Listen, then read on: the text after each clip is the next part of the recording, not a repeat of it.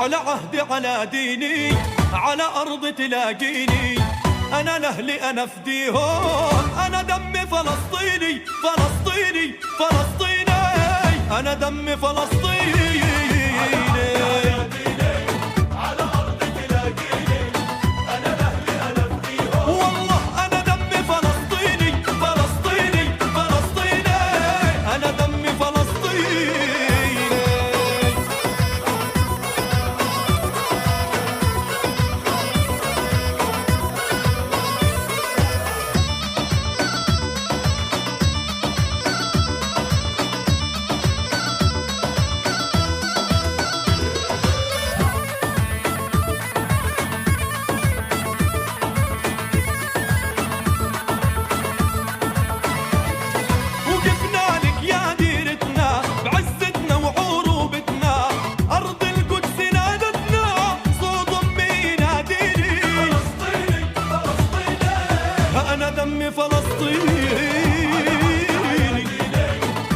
What's going on, everybody? I hope everyone's having a fantastic evening, fantastic afternoon, fantastic pre-noon, no matter where you are in the world. I'm Hasan Piker. This is the HasanAbi broadcast coming to you live from sunny California, Los Angeles, folks. We're live and alive, and I hope all the boys, girls, and MPs are having a fantastic one because today's a beautiful day. Today's a wonderful day. Today is a very special day. That's right, ladies and gentlemen, boys, girls, and MBs. We are live. We're alive. And I hope everyone's having a fantastic one. Because today is a beautiful day. Today's a wonderful day. It's ceasefire day, baby.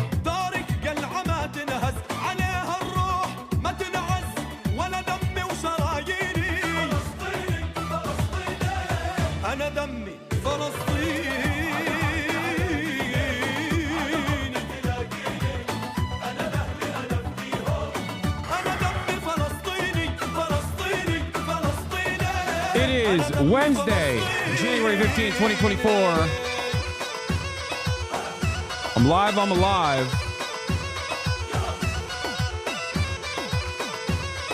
And I hope everyone's having a great one. I certainly am.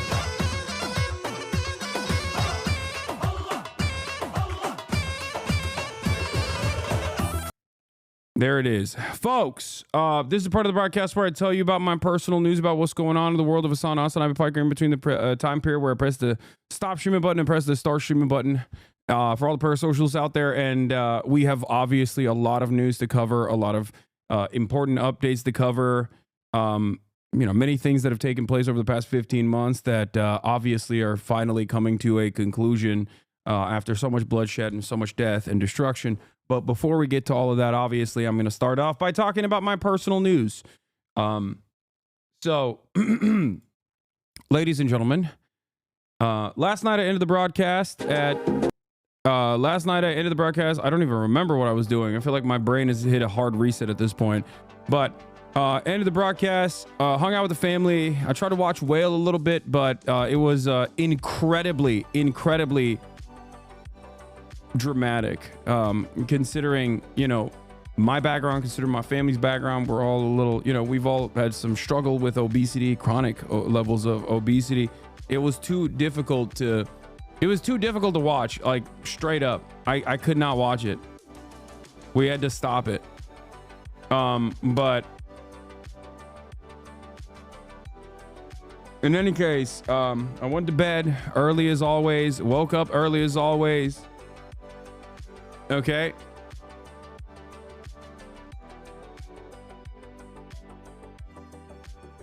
Woke up early as always. And I have a journalist here with me from an outlet, and he's doing a piece today for a major publication. But as is the case, as you guys know, just like with Donny O'Sullivan, I made him go work out. And unlike Donny, he actually did a pretty decent job of working out. Okay. He did a fairly decent job of working out. Respect. But after that workout, it's Don Lemon, ain't it? Okay, stop trying to figure out who it is. You're never going to be able to, and it doesn't matter. And I'm not going to reveal it regardless. But it is not Don Lemon. Anyway, do we need to behave for the guests? Yes, you do.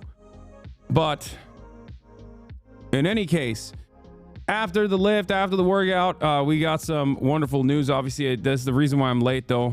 Unfortunately, I was doing an interview. I was conducting a little bit of an interview ahead of time.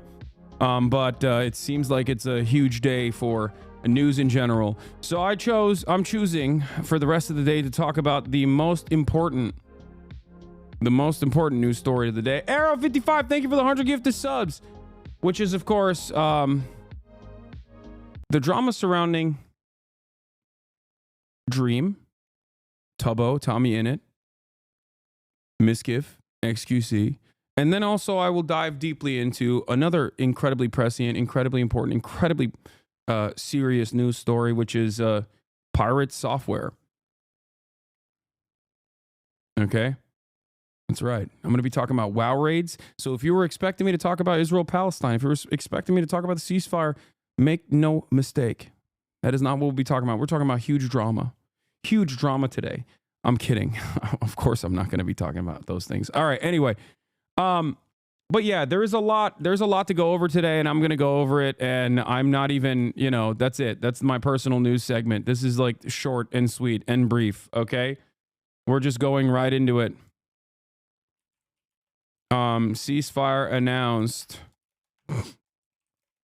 What Biden couldn't do in 15 months, Trump did in a week. What are the details? Why is Brandon, trying to take credit and more? But yeah, I literally didn't go to sleep last night so I could watch the stream. If you unironically did a drama stream, I would have video gamed. Yeah, no, I'm not going to do a drama stream. Don't be crazy. My podcast episode with Teamsters President Sean O'Brien, Teamsters leader Sean O'Brien, is also out. This is the first episode of Better Bad Ideas with Sean O'Brien. So I'm going to need you guys to go and show that some love as well. Okay, it's out. It's going to be dropping every Wednesday, it seems, but go show that some love. It's an hour and 20 minutes of us back and forth having a conversation about labor unions in America, unionization in America, and what Sean seeks to get out of the Republican Party potentially in this new upcoming administration. But we will get to that when we get to that. There is some time for that as well later. But like I said, ceasefire announced.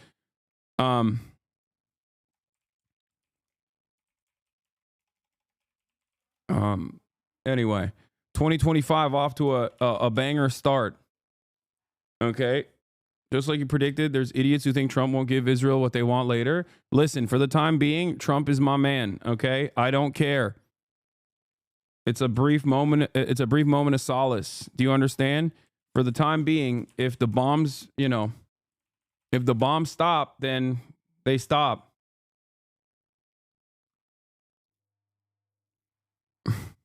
Anyway, if Trump gets Ukraine to ceasefire, they give him a Nobel Peace Prize. I mean, yeah.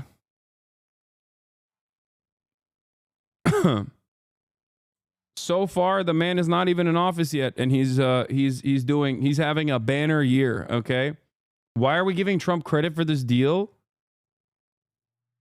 What? Why are we giving Trump credit for this deal? Who do you think facilitated the deal? You think it was Biden?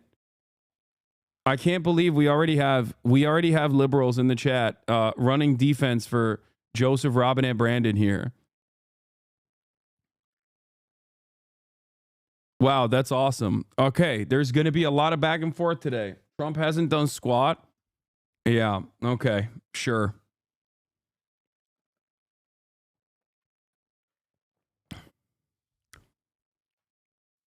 I thought you negotiated a ceasefire. Yeah, like my input on the negotiations of the ceasefire is the same as Anthony Blinken's. Okay.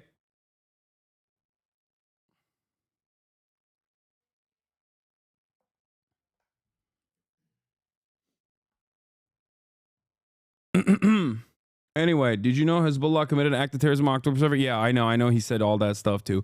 All right, we're going to get to it. We're going to get to all of it. But I'm seeing that a lot of people are basically choosing to give credit to the Biden admin here, which is the most insane thing I've ever heard in my entire life. But it's great. I'm glad that we have insanity that is alive and well. Okay, I'm glad that insanity is alive and well in this community. Okay.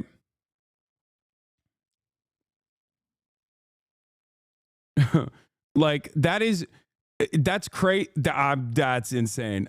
That's more insane than I thought this community would ever get. I'm not gonna lie, but it's cool. Fuck it, we ball. Okay.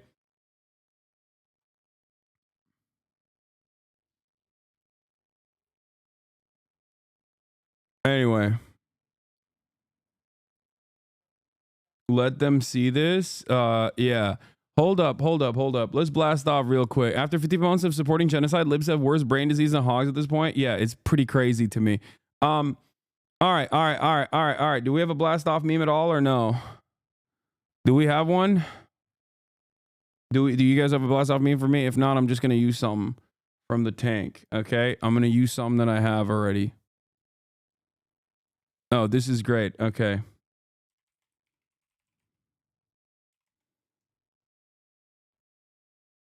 Okay, I'm gonna use this. All right, this is good.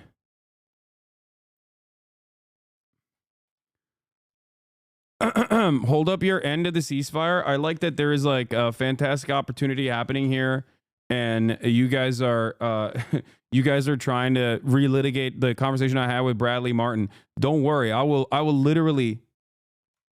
Don't worry, okay? I don't personally believe Donald Trump is a peaceful dove. Make no mistake. And I don't personally think Donald Trump is going to be good for the Palestinian population. Make no mistake. I don't think he's going to end the Israeli apartheid. If you think he's going to do that, you are also delusional. Okay? But on this day, on this glorious day, it's hard not to say, look, the big dog, he did it. The big dog did it. Okay?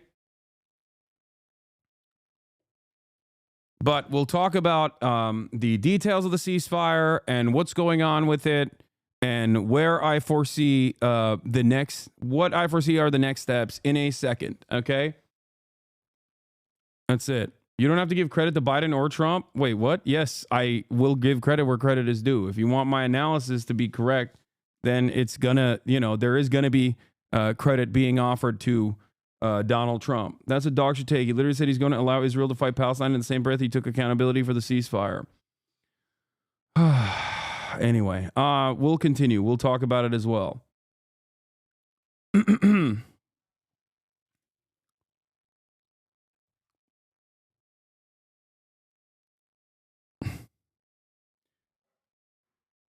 All right, where are we? Where were we? I'm already annoyed. Okay, I just got started and I'm already annoyed with everyone.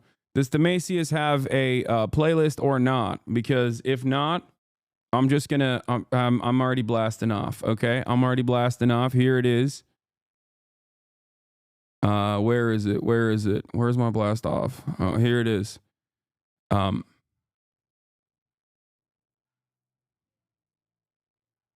No credit Israel's Dome of Gaza. Anyway, Israel's a wasteland. What? They have the West Bank to take over now? Okay. We'll get to the live coverage as well. We'll start off with Al Jazeera. There are already celebrations taking place on the streets. Hours turned this whole area into a stage of celebration, something that we're not used to see as early hour of this morning. And what we see in the past days, this area here at the hospital used to be a stage for funerals for bodies that are killed and brought to the hospital, much of it filled with agony and sadness. But the past couple hours have been particularly different, more of an expression of much of the feelings that have been suppressed for the past 15 months. And without going into the details of the terms, people came together and got in groups here celebrating, whether in the hospital or in the streets on 10 sites across the Gaza Strip and further in the northern part of the Strip in Al-Mawasi. Damn, my guy would have given Reagan credit for releasing the Iranian hostages. I think the thing that you don't understand in that process is that even if there was incompetence, you're talking about a foreign adversary, not stopping a foreign ally. Okay? Joe Biden had the opportunity to do this with one phone call. I talked about this virtually every single day for 15 months, that Joe Biden can stop this today. He can stop it tomorrow. He can stop it yesterday. He chose not to do so. Do you understand? He chose not to do so. Israel was the party that was responsible for refusing to recognize the conditions set forth by Hamas early on, the conditions that Joe Biden represented as the conditions that Israel had placed on the ceasefire negotiations on July 2nd. And the deal that is in place right now is virtually identical to those deals. There have been more than 30 different instances where Hamas tried to facilitate a ceasefire. Israel refused it every step of the way. Joe Biden made it seem as though Israel was not the actual responsible party for refusing to deal with a ceasefire, and it was actually Hamas that was ruining it. And that's what's crazy about the situation, because Joe Biden had virtually every moment, every opportunity, all the power, all the cards to stop this by forcing Israel to meet his demands. And for a lot of liberals, I think this is impossible to contend with. Okay? Giving Donald Trump the opportunity to take credit for the ceasefire is entirely in the hands of Joe Biden. Okay? That's it. It is entirely in the hands of Joe Biden. If you think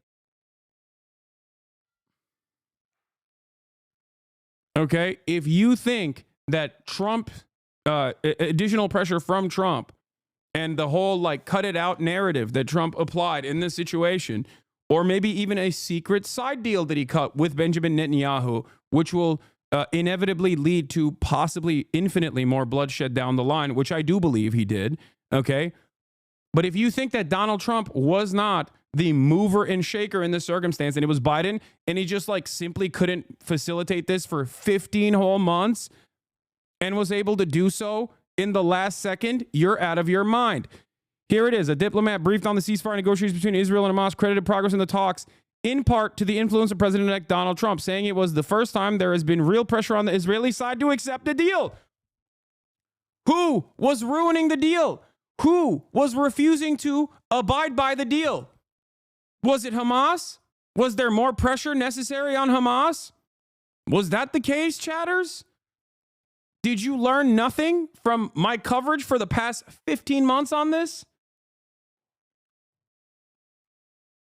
Is that, you didn't hear anything? You just went, la, la, la, la, can't hear you? No, Biden kept lying over and over again.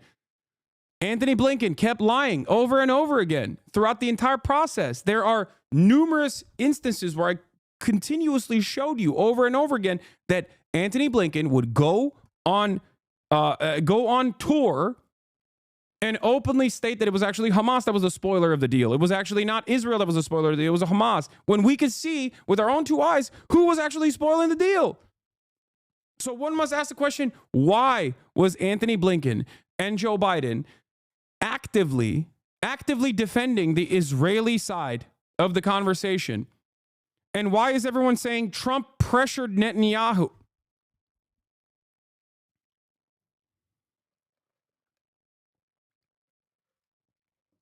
Come on, man. Y'all are out of your goddamn minds if you think that the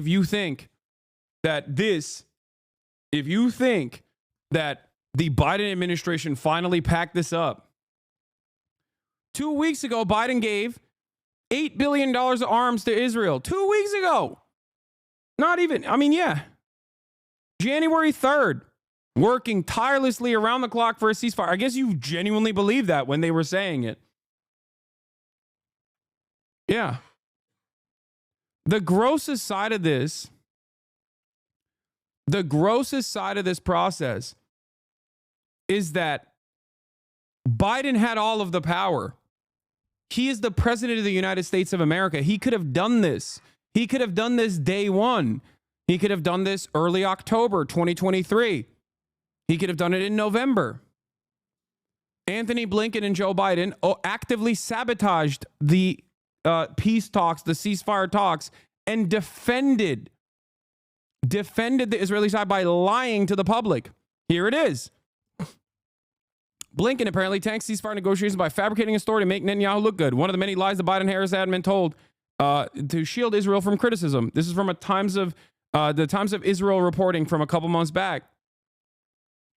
He pointed to a meeting Blinken held with Netanyahu in August, after which the secretary announced that the Israeli premier had accepted a U.S. bridging proposal for a hostage deal. The Arab official, along with a member of Israel's negotiation team, told the Times of Israel that this was empathetically not what had unfolded in the meeting, and that Blinken's comments had thrown a major wrench in that round of talks, which ultimately fell apart. How many times do I have to show you the receipts? I was there. I was covering it in real time. If Democrats knew, this was a funny tweet from Ryan. If Democrats knew that losing the election might lead to a ceasefire in Gaza, they'd have fought harder to win.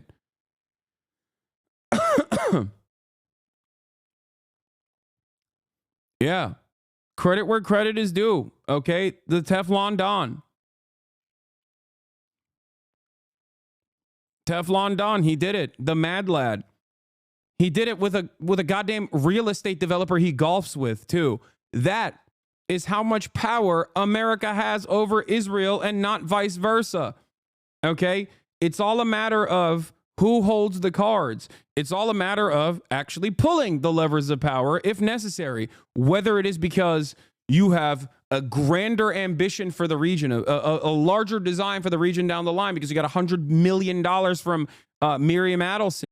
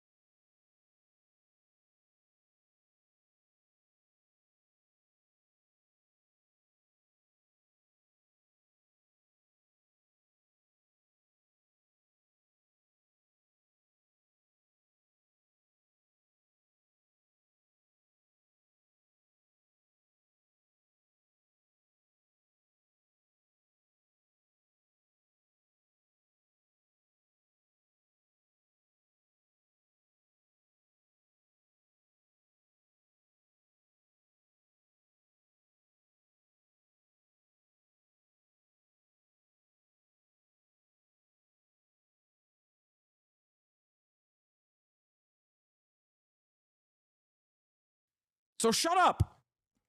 What is this argument? There is no defense for the Democratic Party on this day. There is no defense. It's just untrue. You want something. You can be critical of Donald Trump. You can shit on Donald Trump, and I certainly will for the rest of this day. Okay? But in this very moment, if you are reaching so far and wide that you make it seem as though Joe Biden had anything to do with this, aside from routinely allowing Israel to just do whatever it wanted over and over and over and over again, you're out of your mind.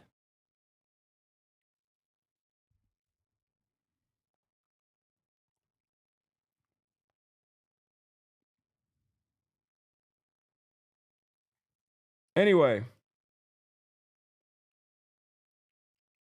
Yeah, remember the ceasefire button was a youthful TikTok fantasy.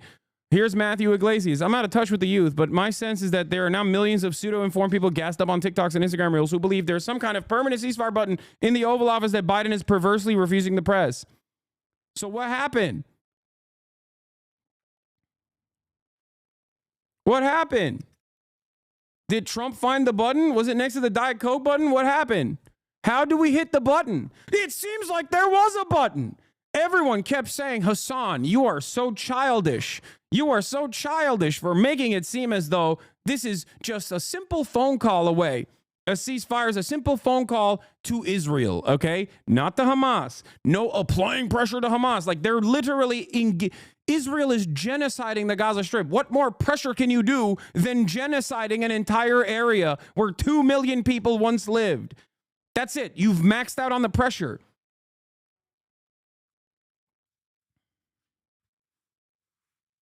Ridiculous. By the way, make no mistake, if Donald Trump also, just take photos is correct. If Trump is also able to overturn the TikTok ban too, oh my God, dude. It's an endless faucet of pro-Trump sentiment coming from, Trump is going to give the Republican Party the Reagan advantage for generations to come. Okay?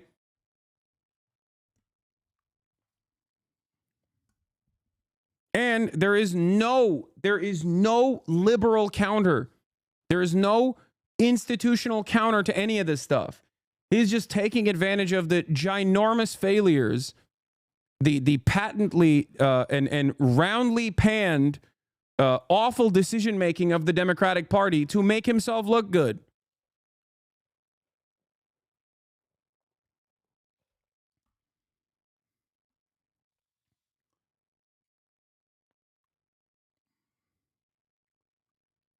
The button was Bibi's candidate of choice for winning.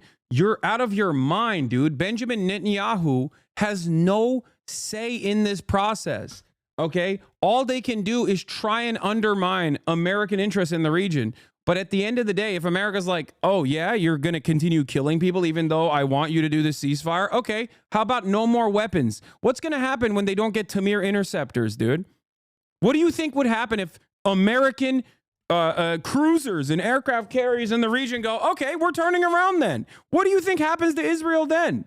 What do you think happens to Israel without the 2,000-pound bombs that we were consistently sending to Israel as they kept literally running out of ammunition because they dropped multiple nukes worth of munitions on Gaza?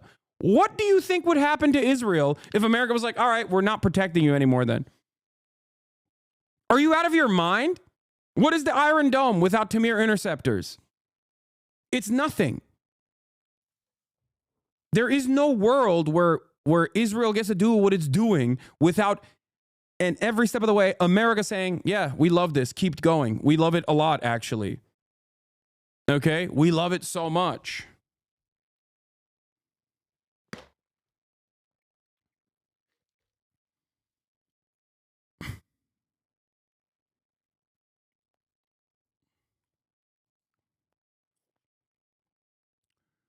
Huh. Yeah, the Iron Dome without interceptors is an umbrella. It's not even an umbrella. It doesn't stop anything.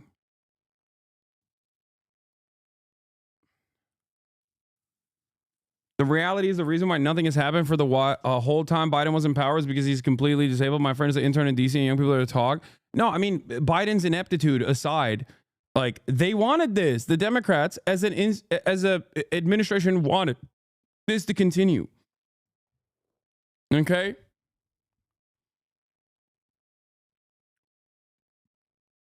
The narrative for Hawks is now Trump is just better at applying pressure.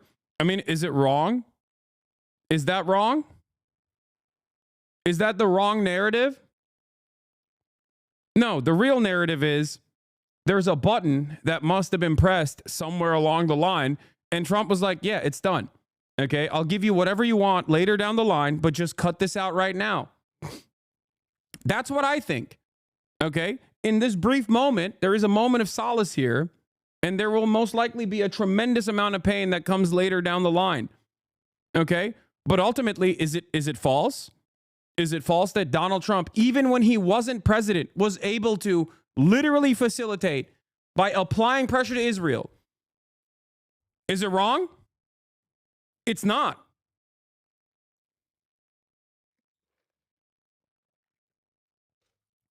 You got so much information coming out of the Biden White House where they actively told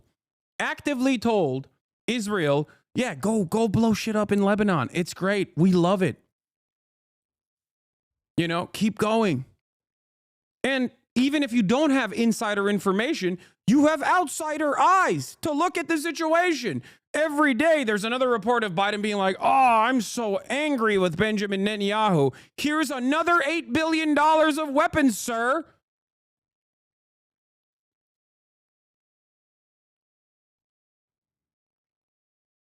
That's crazy.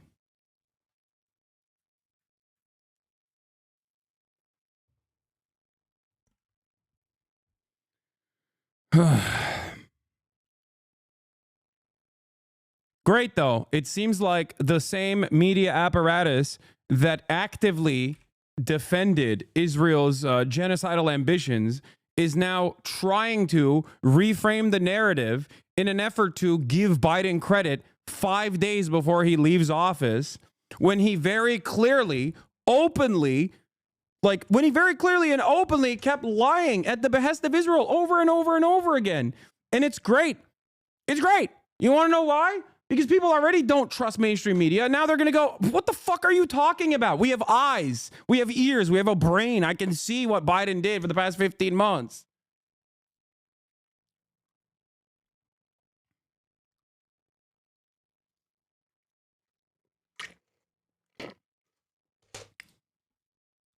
Do you think Trump gets credit? I mean, Trump is going to get credit regardless. He's going to get credit from, obviously, every single outlet on the right. That's number one. And this is a credit-worthy moment, okay? And last but not least,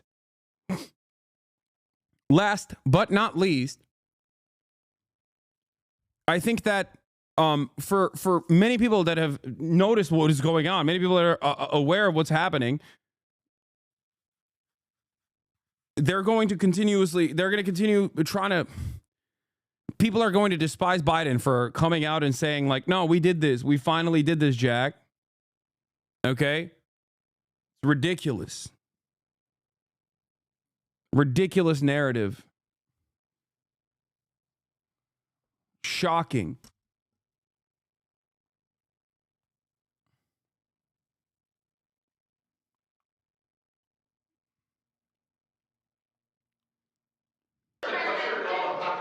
Will hold. I'm confident. Thank you. Brooks credit for this, Mr. President, you or Trump? Is that a joke? Oh, thank you.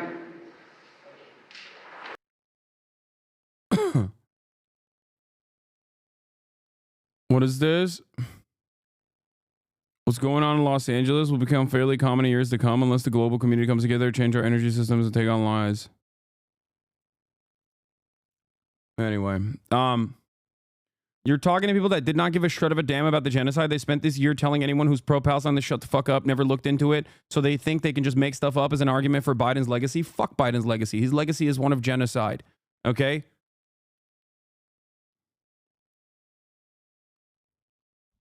Does this mean the no new wars narrative is real? No, it's not.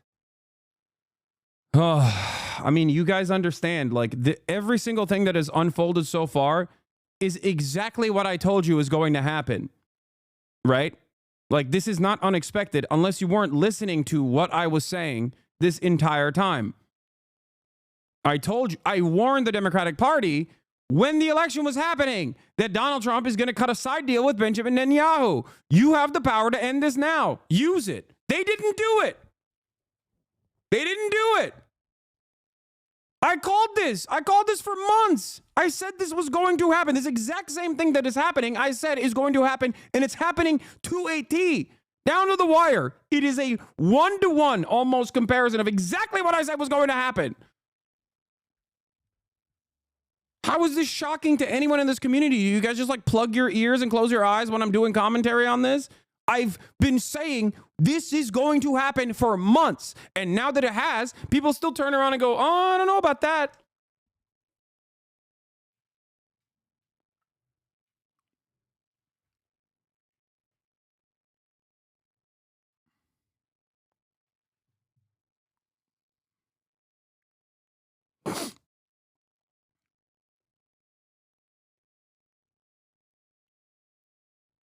Now, it's not fully done anyway. Netanyahu says the Hamas folded on the dispute over the Philadelphia corridor, but as the several items in the framework have yet to be finalized, we hope the details will be finalized tonight.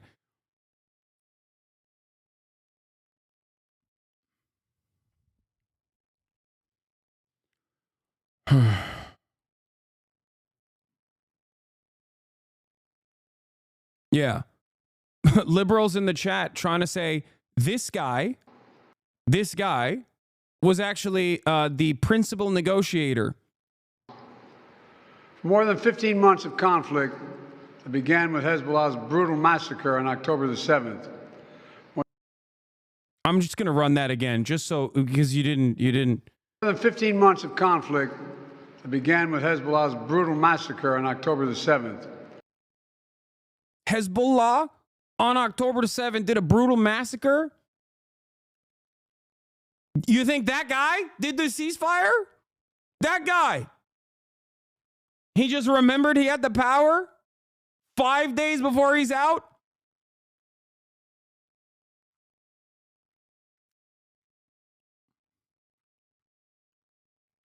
What kind of ridiculous false reality are we living in where people even like entertain the notion that this is competent leadership in display? Of course, liberals are going to lose permanently and forever. You are making the most reactionary, stupid, mouth-breathing losers look sane when you try to literally justify anything that you're seeing here. Anything. Like, it's psychotic. It's QAnon. This is QAnon, okay? There is no difference functionally between trying to say Biden is a competent leader and he really tried really, really hard to facilitate a ceasefire, even though all evidence points to the direct contrary, okay? And he finally did it 5 days before his administration ended. The foreign policy genius, like, to me, running with that narrative is unironically no different than QAnon, being a QAnon supporter, thinking that there is like. He also said he spoke to the Emir of Kuwait to thank him for the ceasefire deal when he was, oh God, it was the Emir of Qatar.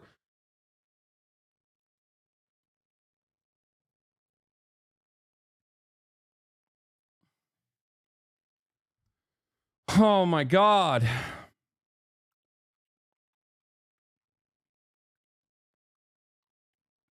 He doesn't have a PhD in foreign policy, chat. He's just that good.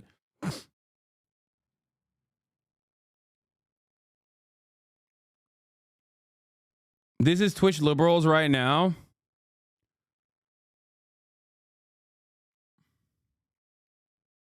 Most vindicated image in political history. Okay, smart guy, let's see you take a crack at it. Oh, I love that. Yeah, it turns out someone else did take a crack at it, dude. I mean, I covered this yesterday. Even the flex mode that, like, the fact that Donald Trump used a random real estate developer that he golfs with to be his envoy, to be his voice in the room. The fact that his envoy, his voice in the room, told Benjamin Netanyahu, I don't give a fuck about Shabbat. Like, and forced him to talk on a Saturday. These are aesthetic moves that is exactly in line with the way that Donald Trump plays hardball, okay?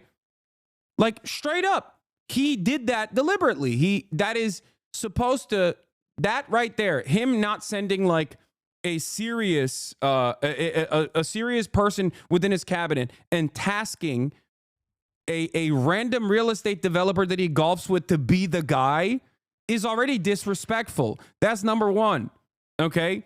It's a way to reassert dominance. It's a way to show who's in charge here, okay? That's number one. Number two, the fact that that guy was also actively being like, yeah, I don't care. You're going to work on Saturday. I don't give a shit. Like, that is disrespectful. That is incredibly disrespectful, okay?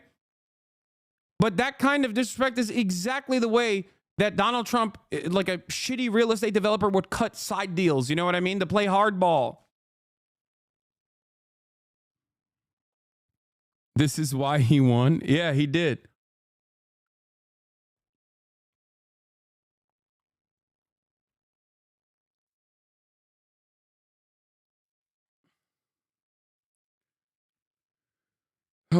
Lib chatters parroting Matthew Miller. Miller says the ceasefire was conceived by this administration, and admin officials traveled the world to garner support for. Miller says this proposal dates to late May, and Biden went around the world getting support for it, which left Hamas isolated and alone. In fact, Hamas accepted the terms in May and again in July. They're still lying about it. That's what's crazy. Like, this is Hamas's proposal from May. And they're still actively lying to defend Israel after Benjamin Netanyahu fucked Joe Biden, okay? Think about that.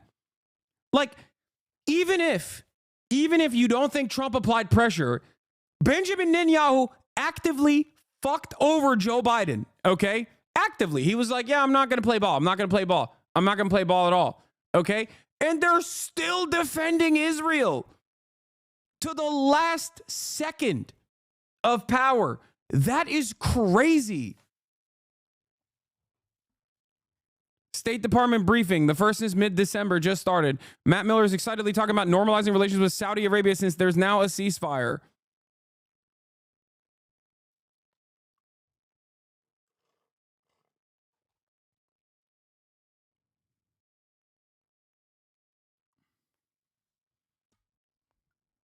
So it wasn't Biden then, but mainly Netanyahu. Oh my God. Oh my God. Oh my God. Oh my God. Of course it was Biden. Biden holds all the cards. Biden controls the levers of power. We are the American government. Okay? What are you saying? Biden's incompetence in this process doesn't change the dynamic, doesn't change the power that he has, doesn't change that, like, the people in his inner circle actively wanted this to happen. Okay? Actively wanted this genocide to continue. That's it. That's it. Biden loves genocide. Make no mistake. He loved it, okay? He loved every moment of it. And luckily for him, it is going to continue until the last day that he's in office, okay? The Democrats alongside Biden also loved it, okay? They did. Seemingly they did. They didn't do enough about it. They didn't do anything about it. They applied zero pressure. There were a couple Democrats who did, and that's it. And they were cast aside.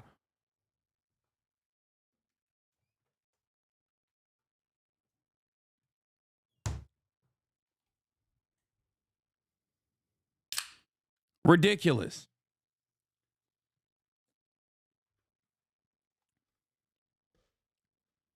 Ridiculous. If you expect me to just sit here and lie to you and act like Biden actually did this last-ditch effort to finally press the Netanyahu government, that's ridiculous. It's not going to... You want me to lie to you. You know what I mean? You want me to actively lie to you to feel better. Okay? I get it. I hate Donald Trump. So I understand why in this very moment you're like, well, still, maybe it wasn't. Why are you giving credit to Trump? It's like giving credit to Reagan. It's like, what are you doing? Why are you giving credit to Trump? He cut a side deal with Benjamin Netanyahu. Okay. Whose fault is it that the genocide continued in that process? Who's doubly at fault here for allowing this to be an election defeating issue? It's Biden.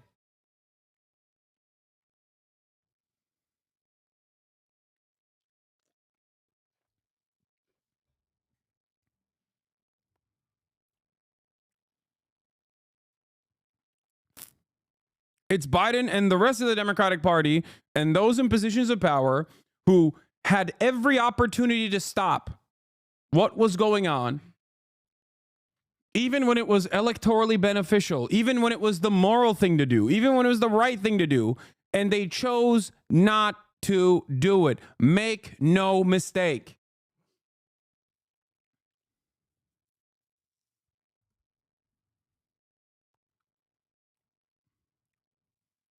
That's it.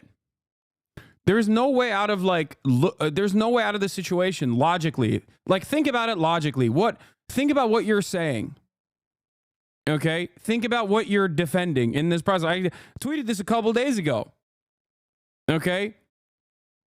I said, I guess Trump is an infinitely better statesman than the foreign policy genius Biden. Or maybe Biden wanted to continue killing Palestinian children so bad, he was willing to throw the election away. And now for $100 million, Trump will likely allow the permanent annexation of West Bank. So what is it? Is it that Trump is a better deal maker? Or what was it that Biden just couldn't do this for 15 months and simply got himself ready to muster up the courage to finally do what's right? Is that what you think? Hasan, definitely a CIA operative. It gets more clear every day. Bro just ignores the Republicans unanimously support Israel for the last 4 years. Hasan, definitely a CIA operative. It gets more clear every day. Yeah, totally. Yeah. Yeah, I am a CIA operative. That's right. I'm a part of the deep state, working to defend Donald Trump, actually.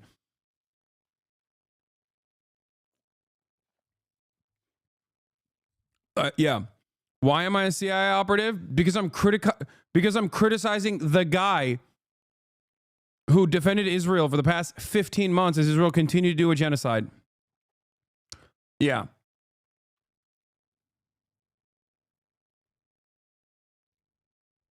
Okay. Go ahead. If you are oblivious to the reality of what unfolded for the past 15 months, and if you still choose at this very moment to give some semblance of support to a dying man who is a genocidal monster, Joe Biden, okay, as though he had any say in this process whatsoever, you will forever be blinded to the truth. You will always find yourself going, I wonder why. I wonder how I got things so wrong. And it's not like this was unexpected. This is something that I told you was going to happen. Okay?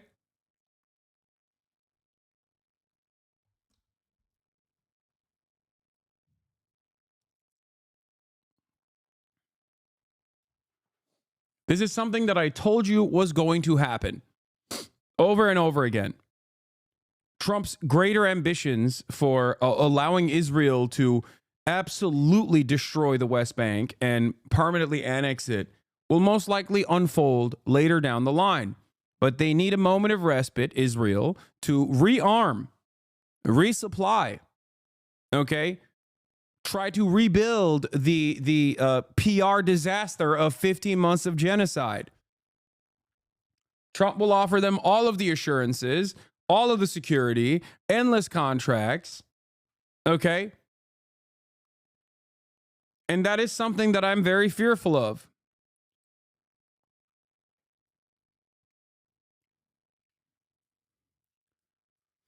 They've attacked Jenin already today. They haven't stopped attacking Jenin. They haven't stopped attacking the West Bank.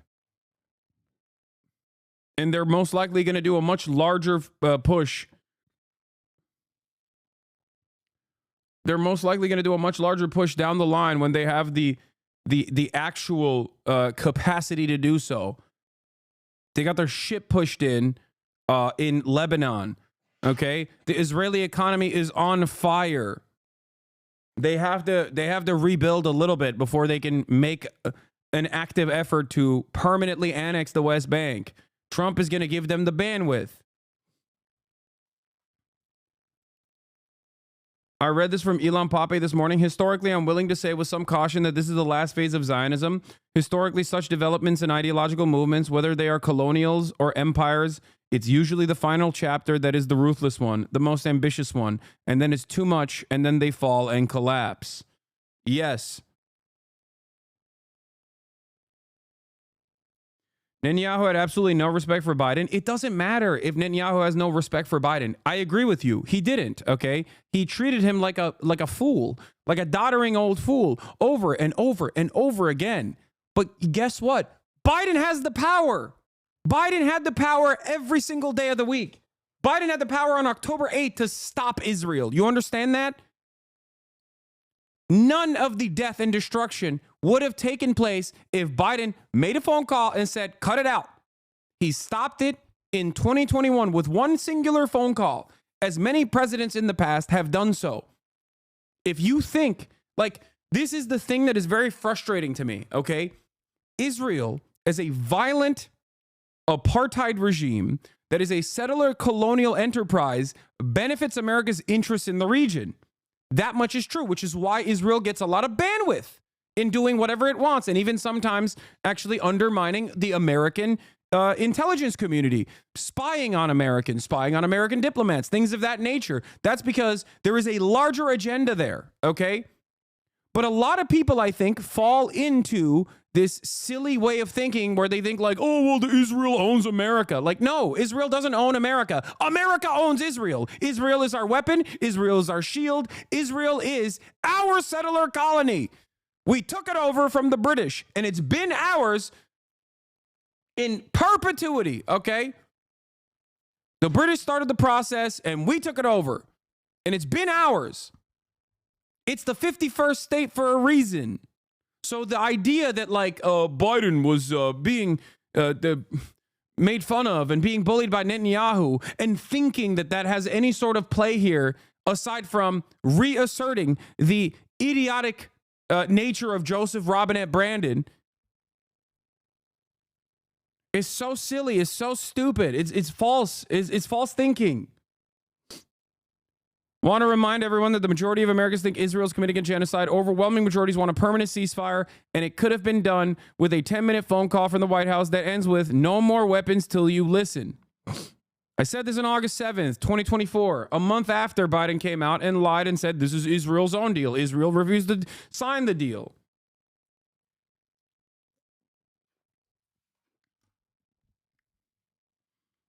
Scahill said today that the Trump won the ceasefire narrative is true, but it also shouldn't be overstated, as it also works to give Netanyahu domestic political coverage with it being so unpopular. What do you think about that? It doesn't matter. I'm not covering this from like the Israeli side of things. Benjamin Netanyahu is self-interested, and part of the reason why he probably did this is because he truly believes that Trump has his back. Okay. Hold on.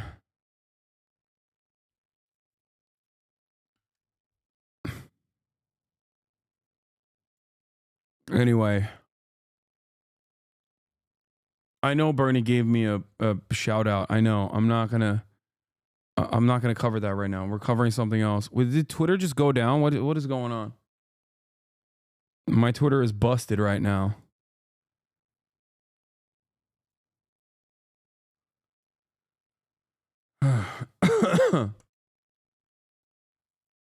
Yeah. Here, I want to show you two different things as well that make no sense in terms of like the way that Biden and Kamala Harris operated. Look at this. Number one, adults' historical rating of U.S. presidents. How do you think each of the following presidents will go down in history as an outstanding president, above average, average, below average, or poor? 37% said poor about Joseph Robinette Brandon. The lowest, the number one at the, it has the highest level of disapproval, okay? And the second highest net positive or disapproval, net negative approval rating. After, well, I guess the third, technically wrong. Or no, that's positive. What am I saying? It's the second lowest. Basically trying to compete with Richard Nixon. And the only reason why Nixon actually ended up defeating Biden in that equation of historic levels of unpopularity is not because of his net disapprovals, or not net, sorry, his disapproval rating. It's because of the fact that there were very few people, there were less people that were saying he was doing a good job.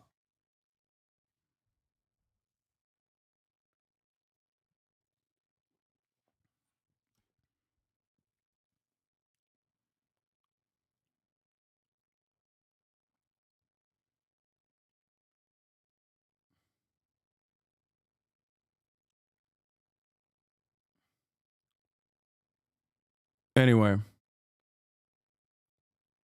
Are you gonna play Dummy Falastini? I already did. New poll. It's clear Harris lost a lot of votes because of Biden's admin support for Israel's genocide. Our poll out today with YouGov finds Biden 2020 voters who did not vote for Harris name ending Israel's violence in Gaza as the top issue affecting their choice to vote. Oh, wow. That's shocking. Even higher than the economy. 29%. When Biden 2020 voters who do not vote for Harris in 2024 were asked which one of the following issues was most important in deciding your vote, they selected ending Israel's violence in Gaza. The second most important was the economy. Third most important was Medicare and Social Security.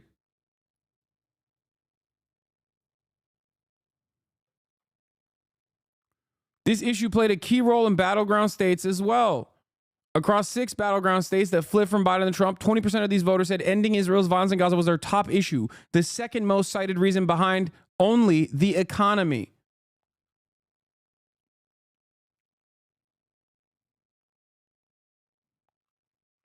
Remember that. And I showed you 30 plus polls on this matter throughout the election. And I begged people to listen, and no one did. And here we are, and people are still trying to play catch up and you know, actively make it seem like the reality that unfolded in front of your eyes is actually not real.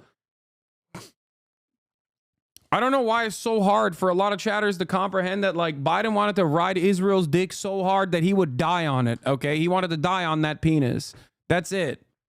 And he killed the Democratic Party's chances of thwarting the second Fourth Reich installation in the United States of America. That's it.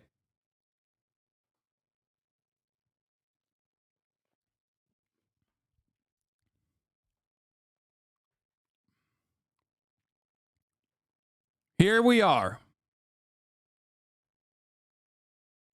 Here we fucking are, dude. And people are still trying to actively make it seem as though he did a fantastic job here. It's crazy.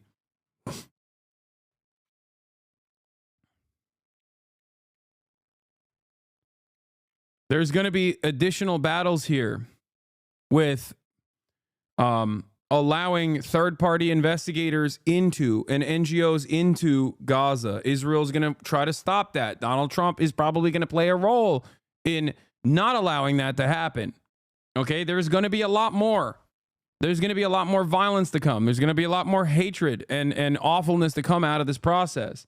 I do not for a second believe that Donald Trump is in any way, shape, or form invested in the defense of Palestinians. But make no mistake, that doesn't mean that Joe Biden was in any way, shape, or form invested in the defense of Palestinians either.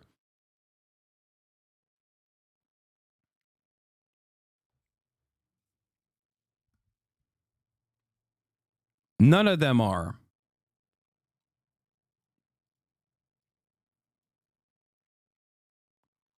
Of course, the only judge that ruled for Israel gets to be the next president of the ICJ.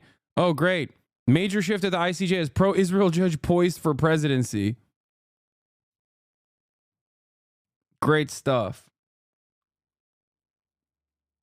This is why I'm so frustrated.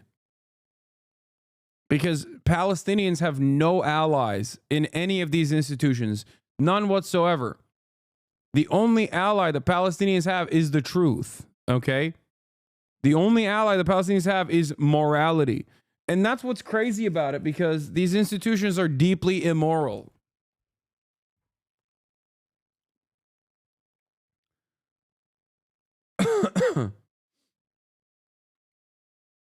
It's a terrifying predicament.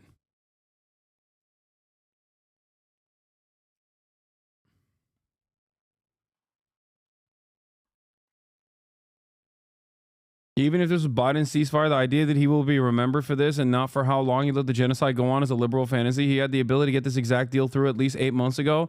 Could have done something else even earlier. Also, normies are never going to see this as a Biden's deal. They'll see it as Trump's deal if they remember it at all. Yeah.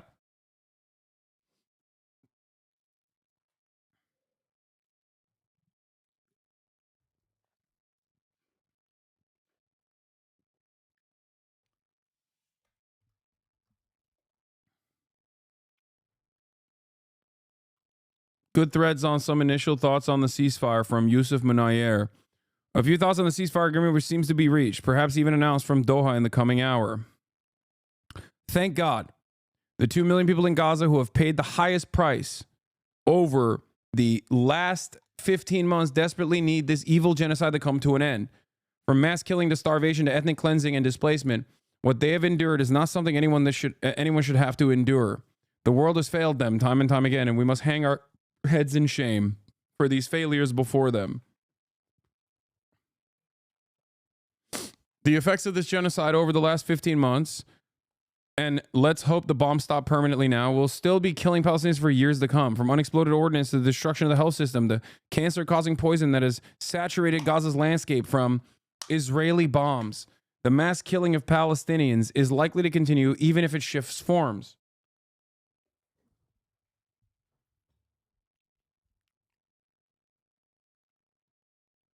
It is also highly likely that Israel will continue to bomb Gaza after the ceasefire agreement, just as it did in Lebanon. The exchanges make this a little different, but constant monitoring from the guarantors will be needed to ensure it doesn't just continue after or during phase one of the exchange. From the U.S. end, the enforcement will come from the Trump admin, so we will see how that goes. This ceasefire could have been achieved months ago. Since the 7th of October, the Biden administration and Netanyahu have been navigating a process of finding out how to swallow the failures of that day, and their only answer has been to attempt to wash it away with ever more Palestinian blood. This didn't work despite their best efforts, though Netanyahu, for now, is in a more secure political place than he was in late 2023. That is the main reason we are seeing a deal be agreed to by Israel, even as Palestinians have been offering an exchange and calling for a ceasefire since October 2023. Netanyahu and Trump would like to make it seem like the ceasefire is a product of Trump's magic, but it is primarily a product of Israel's failures on the ground. Their military has succeeded in destroying Gaza and civilian life, but Hamas's numbers, according to Blinken yesterday, haven't changed much, which is the least shocking thing of all time. After 15 months, this is exactly what happened with the Taliban too. After 15 months, the Israeli military was still taking losses in towns they cleaned multiple times. In the process, the Israeli military probably killed numerous Israeli hostages.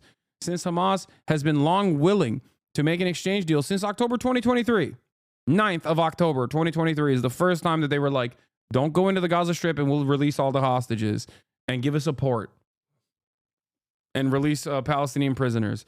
Some shape or form of this ceasefire negotiation that has been implemented has been pushed by the Hamas side since October 9th. Okay? Straight up. 30 plus times they put forth a deal for a ceasefire that looked almost identical to the ceasefire deal that is in front of us now. They could make a deal when they were ready to say yes, so they played it out alongside American politics and delivered this little victory to Trump while thoroughly embarrassing Biden, who has done everything possible to suck up to the Israelis anyway, even if it meant losing the White House to Trump. He will truly go down as the worst president in U.S. history. Netanyahu knows this round has run its time out, and he's hoping to cash in his credit with Trump, whom he will have less leverage over in the short term to continue his theocratic expansionist dreams in the West Bank. Lebanon and Syria. While the pace of killing will hopefully slow in Gaza, Israel will likely escalate and extend its violence elsewhere. Do not take your eyes off Palestine. This is precisely what Netanyahu was counting on. Exactly. Haaretz is reporting that Netanyahu is already starting to sabotage the deal. Netanyahu's deal with Smotrich means abandoning 65 hostages in Gaza.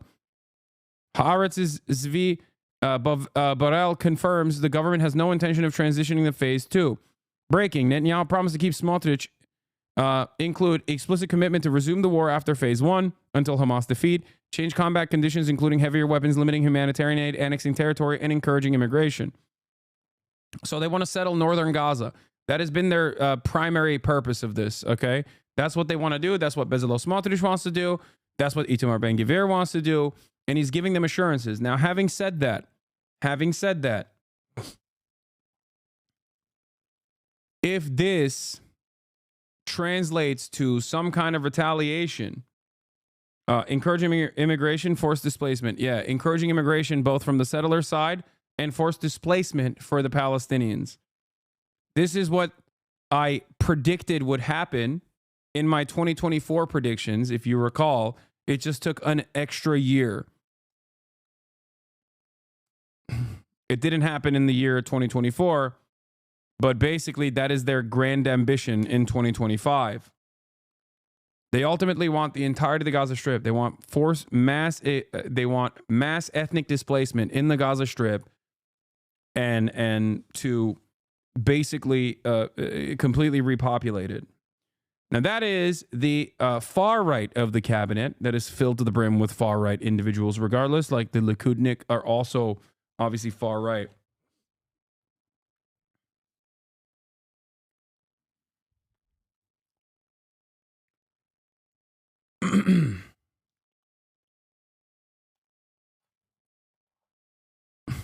Anyway,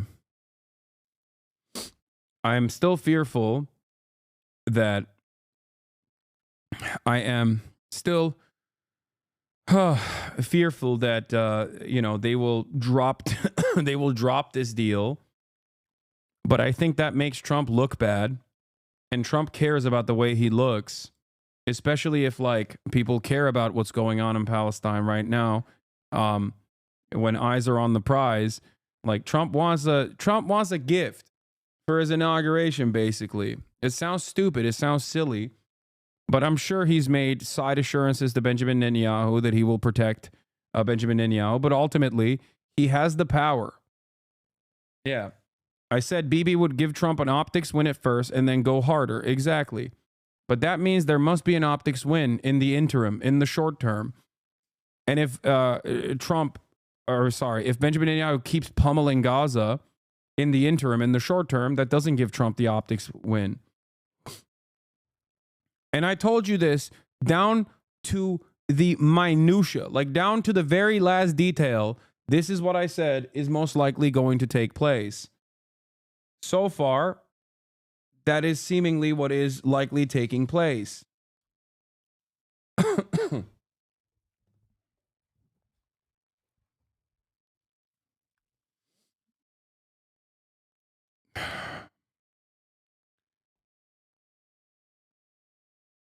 Do I think anyone from the State Department will get legal recourse? No. Anyway. On his Truth Social. This epic ceasefire agreement could only have happened as a result of our historic victory in November, as it signaled to the entire world that my administration would seek peace and negotiate deals to ensure the safety of all Americans and our allies. I am thrilled American and Israeli hostages will be returned. Didn't you say you'd praise Trump if he had a hand in this? I did. I gave him I wore the Trump hat. Everyone got mad at me. Yes, I said that.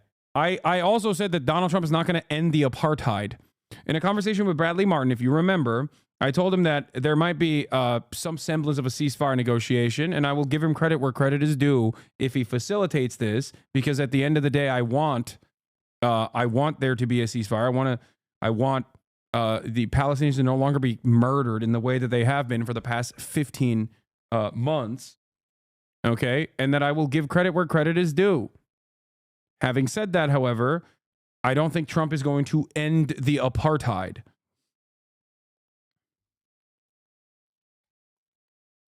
And he certainly will not. If you think that he will, well, you're delusional. Returning home to be reunited with their families and loved ones.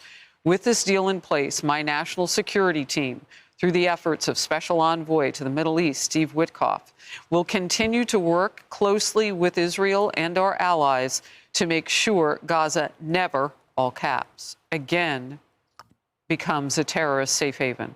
We will continue promoting, again, all caps, peace through strength throughout the region as we build upon the momentum of the ceasefire to further expand the historic Abraham Accords. This is only the beginning of great things to come in America and indeed the world. We have achieved so much without even being in the White House. Just imagine all the wonderful things that will happen when I return to the White House and my administration is fully confirmed so they can secure more victories to the United States.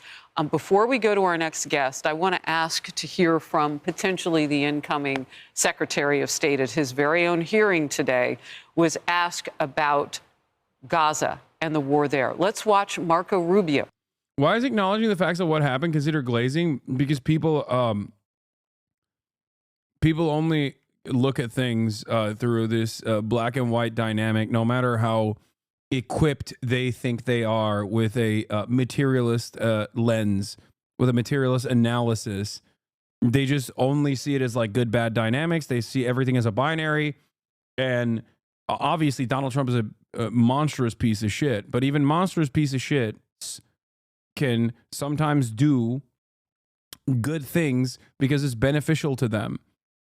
Okay? Or sometimes do good things in the interim so they can do horrible things later down the line when people aren't paying that much attention. Donald Trump's reinforcement of the Abraham Accords, okay, something that the Biden administration also continued, by the way, just so you understand, is in line with exactly what I'm saying. Okay? Donald Trump is going to further isolate Palestinians from every other regional actor. Donald Trump is going to continue the Biden administration's agenda of letting Israel do whatever it wants in the region to erode whatever resistance capabilities that Iran and Iranian proxies have, okay? And then try to deliver a final blow, most likely to Iran. They have a grand design, okay? Yeah, bro, pretend you are not super happy about what happened. You have the mental faculties of a sea cucumber. If you think that I am not celebrating, I did. And I do continue to give credit to Donald Trump for applying the pressure necessary in the short term. And I will continue criticizing the Democratic Party for refusing to apply this pressure, and actually change trajectory. Because I understand that the Democratic Party and the Republicans are in line when it comes to like operating like neocons do. The Democrats just did a better, the Democrats basically did a worse job overall, not better job, but did a worse job overall of just like presenting it as like pure, straightforward neocon nonsense.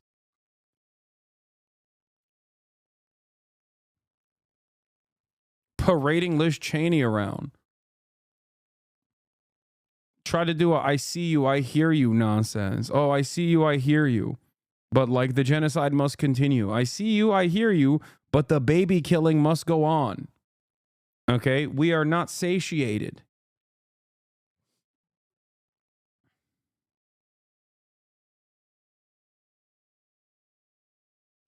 Yeah. Here is a drop site, more drop site coverage on this. Became the president. With Mohammed Shahada, Jeremy Scahill, and Professor Sami Al-Aryan from Istanbul. What's your assessment of how significant Trump's interventions have been since he became the president-elect? Monumental. So until recently, mediators would tell me that everything would change if Biden would only name and shame Netanyahu, call him out publicly for rejecting and refusing the ceasefire repeatedly since May last year. So basically, everything that was changed is just Trump jumping in and doing that, nothing more. All he needed to do was just apply a little bit of pressure on Netanyahu and say, get a deal done. Netanyahu got it done immediately. Whereas for Biden, as a senior Arab diplomat put it recently to me, she said, Biden is just ideological. Trump is transactional. He's a businessman. Biden, his heart is in it. He's fully devoted to supporting Israel. And he sees any pressure on Israel as, quote, tainting his legacy. He wants his legacy to be the most pro-Israeli president there is ever. So he chose that legacy over Kamala Harris's chance or opportunity to win. Now with Trump, there is another dimension, as Dr. Sami mentioned, there's a transactional dimension that we don't know about yet. We know, of course, that Trump's pressure on Netanyahu sealed the deal. That is something that is undoubted. In the very last minutes of the negotiations, Netanyahu tried to maneuver by insisting on a couple hundred meters of the buffer zone. So now it's 700 meters. He wanted it to be 900 instead. And then Steve Witkoff had to press him and get that compromise out of him, and other issues as well, without which a deal would have never been sort of completed. But on the other hand, we are getting reports from Israeli media that are saying that Trump gave Netanyahu a gift bag in return, and that gift bag includes a promise to allow Israel to violate the ceasefire and provide them with cover for it. So in other words, to resume the war in Gaza as soon as the first phase is completed, never going into phase 2, just getting 33 hostages out and then back to war again. The gift bag also reportedly includes lifting all Israeli settlers. I agree with everything that Mohammed is saying here, by the way. Okay? Trump is no friend of the Palestinians. Make no mistake. Okay? Trump is no friend to the Palestinian people at all. And he is as good as an ally as Israel can ever get. Okay? So we shall see what happens. But in the interim period, remember, if you consider Joe Biden to somehow be better than Donald Trump, you have to remember that he had the power to do this months ago, a year ago. At any step in the process, he had the power to do this. Okay? And he chose not to. So functionally, there is no difference when genocide is ongoing. You are a genocidaire. And it's doubly messed up that you can turn around and give Israel's greatest ally another W in the Western world and another W in the eyes of the Palestinians as well. That's it.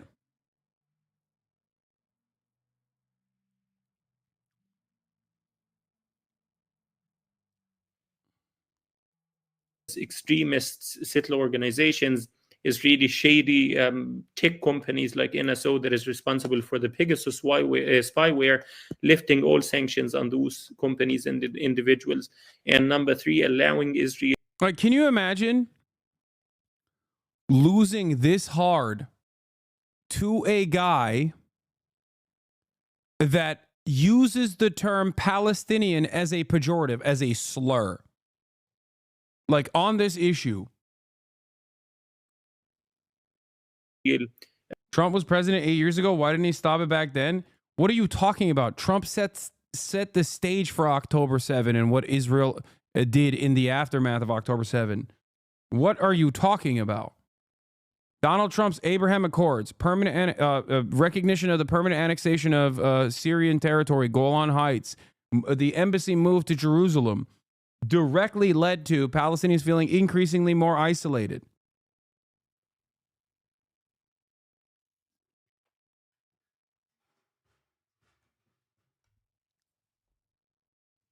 Okay? He set the stage. Biden also continued it. Didn't go back on any of those decisions. And then kept steadily rearming the Israeli government as it continued its genocide, while simultaneously going, oh man, we're just really working tirelessly around the clock for a ceasefire. Okay? American foreign policy is uniparty. It is bipartisan. Okay? American policy on Israel only goes in one direction. And Republicans do have a tendency to make things worse, at least historically. And I suspect that Trump will make things worse for what is to come down the line. But if the Democratic Party actually wanted to stop this because they cared about the Palestinians or the bloodshed or anything, if they cared about winning this election, they would have applied this pressure instead of Donald Trump. And they didn't.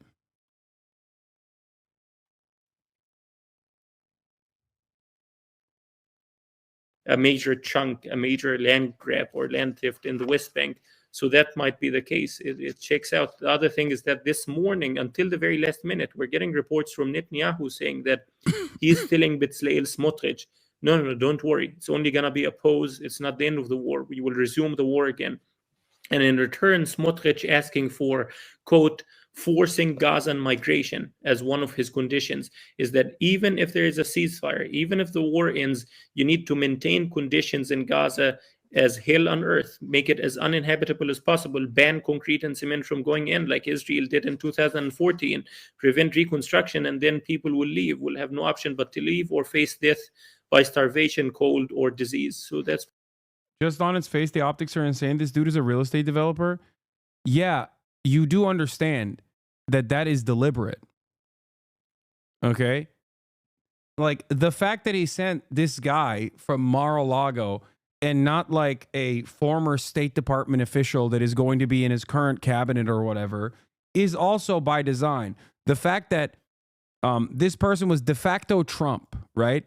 Like, this guy is Donald Trump. Stephen Witkoff was going to operate as though he is Trump, right? So Donald Trump sending him over is a fuck you, okay? Is a way to reassert dominance, to basically say, like, we are the ones who hold all the cards. That's number one. Number two, like, forcing Netanyahu to come and work on a Saturday. That is optically something that Democrats are terrified of doing, that Donald Trump would absolutely do. That's like a classic real estate, like shady real estate guy who's like, no, I'm the one with the dick, okay? I'm the one who holds all the cards, not you. Okay? And they did that. They pushed for... They were the ones who actively, according to people involved in the deal-making process, they're the ones who finally actually pressured the one party that was stopping this deal from going through, Netanyahu.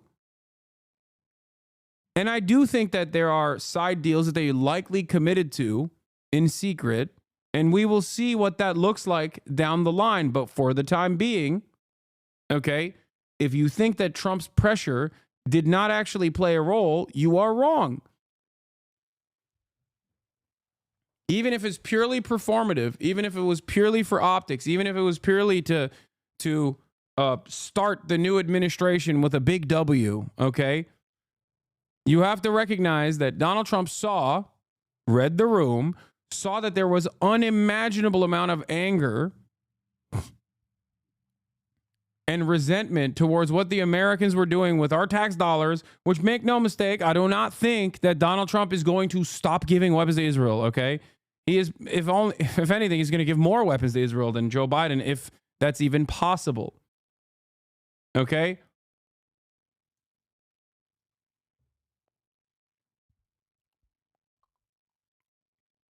But understand that he basically he played a very significant role in, you know, forcing Netanyahu to heel here, at least in the short term. So keep spamming. I agree with you on a lot, but giving Trump credit for this is insane. You can spam it all day, every day. Okay? I still fear that what will come next is going to be significantly worse. But in this moment, it was Trump's pressure. Okay?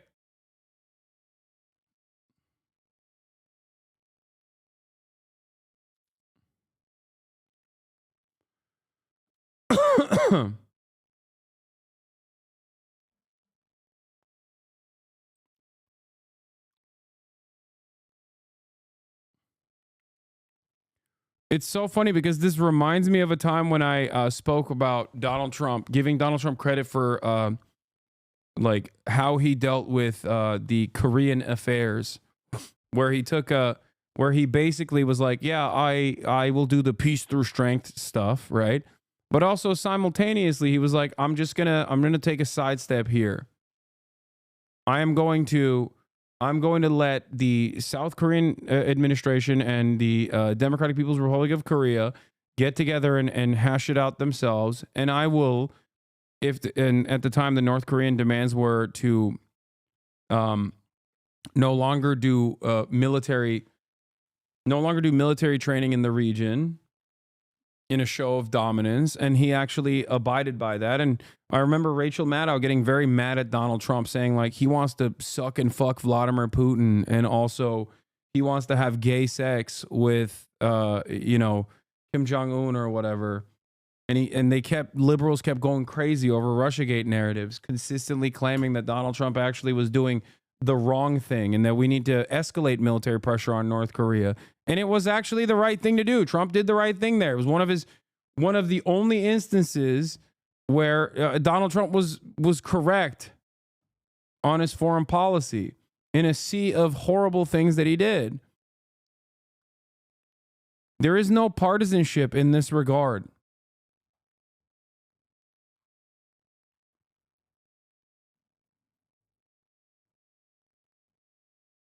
Anyway.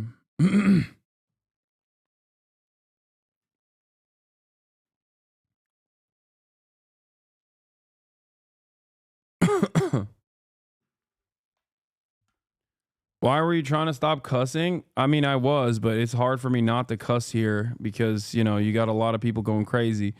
Here's Washington Post's own reporting on this from Evan Hill. A diplomat briefed on the ceasefire negotiations between Israel and Hamas credited progress in the talks, in part to the influence of President-elect Donald Trump, saying it was the first time there has been real pressure on the Israeli side to accept the deal. A diplomat, this is from Susanna, Georgia, WAPO. A diplomat briefed on the ceasefire negotiations between Israel and Hamas credited progress in the talks in part to the influence of President-elect Donald Trump, saying it was the first time there's been real pressure on the Israeli side to accept the deal. Indirect talks between Israel and Hamas were deadlocked for months. The contours of the current deal suggested the Israeli negotiators offered concessions on issues that had previously impeded a breakthrough, according to the diplomat, who spoke in an interview Wednesday on the condition of anonymity to discuss the closed-door discussions. Trump's Middle East envoy, Steve Witkoff, has attended the talks in Doha, the Qatari capital. The negotiations also have been aided by Hamas's diminished position, the diplomat said. Hamas doesn't have the capacity to say no to anything. Since the October death of Hamas leader Yahya Sinwar, the militant group's officials in Doha have held fewer high-level meetings and rarely used its official office in the Qatari capital, the diplomat added.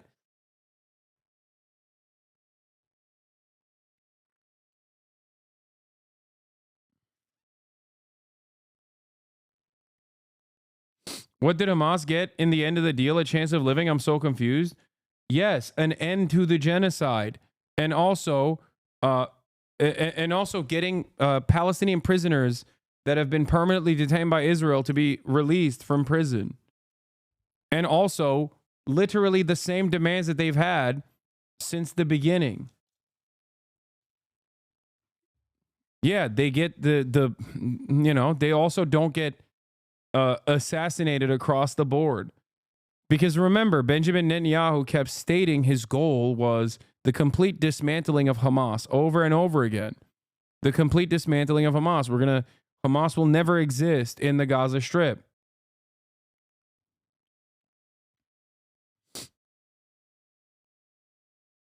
And instead of actually doing that, which was already something that Israeli generals openly stated was an impossible goal, by the way, some of those generals were removed from those positions too.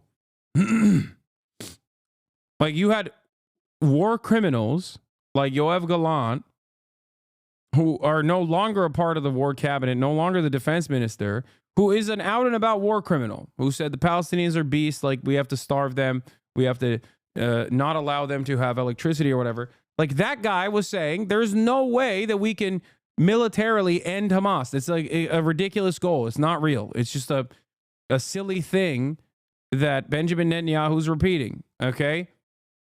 That war criminal was correct in that assessment.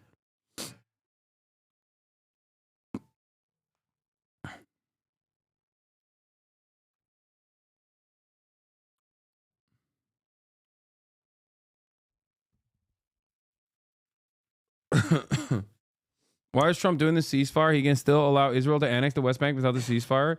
Israel cannot annex the West Bank while it's also simultaneously having its troops get blown up with IEDs and bathtub homemade rocket launchers in the Gaza Strip. Israel has to lick its wounds and re-up and rearm in order to do a full-blown permanent annexation of the West Bank.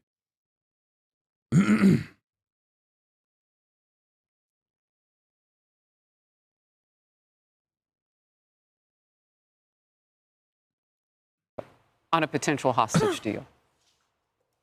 Do you agree that a permanent ceasefire in Gaza absolutely must include the release of those hostages?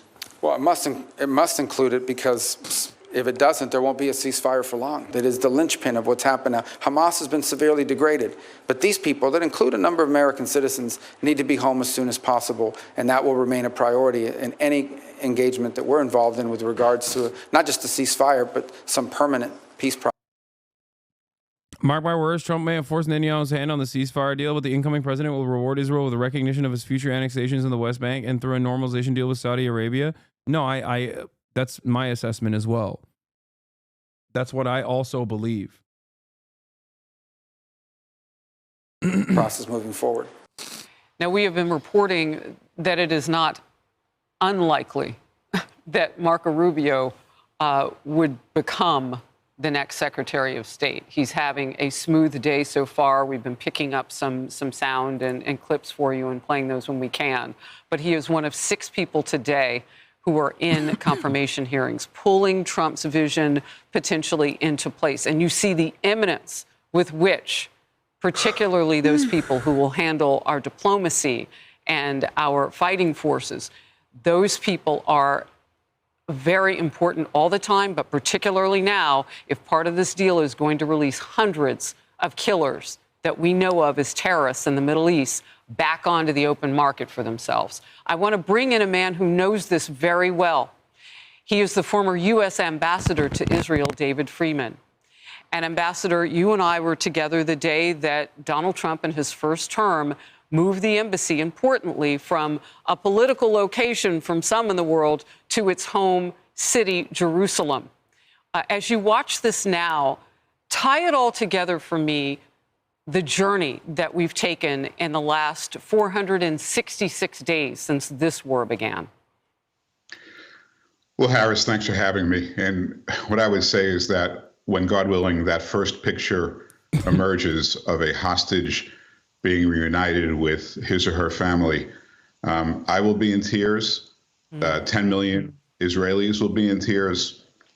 And probably hundreds of millions of other people around the world will be in tears. It's been that traumatic and difficult. And my enduring thanks to my old friend, who I knew could do this, President Trump, for getting this done. It's so important to so many people.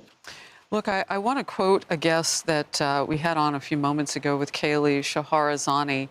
He said something that made such an impression on me. As long as Hamas is in power, war will never end. So he said whether the ceasefire potentially would last 42 days or whatever it would last, Hamas is going to do what it does until Hamas is no longer.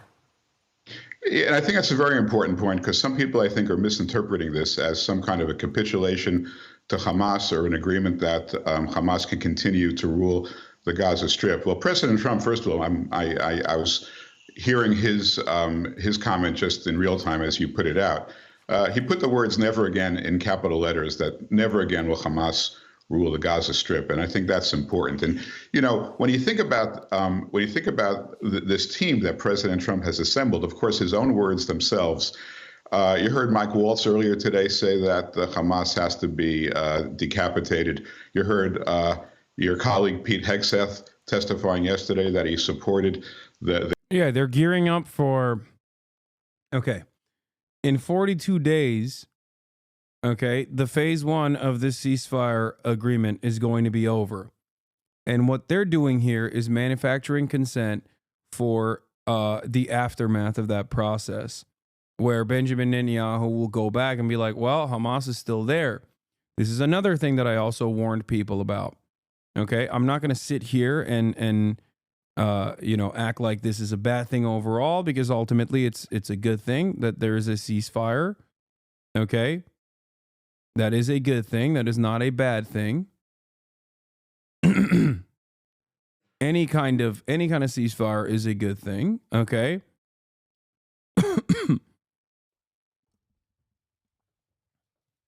Like, what's the alternative? That we just keep letting Gaza get bombed over and over again, nonstop? Like, even if there is a 42-day respite from the bombing, that's not a bad thing. That's a good thing. Okay.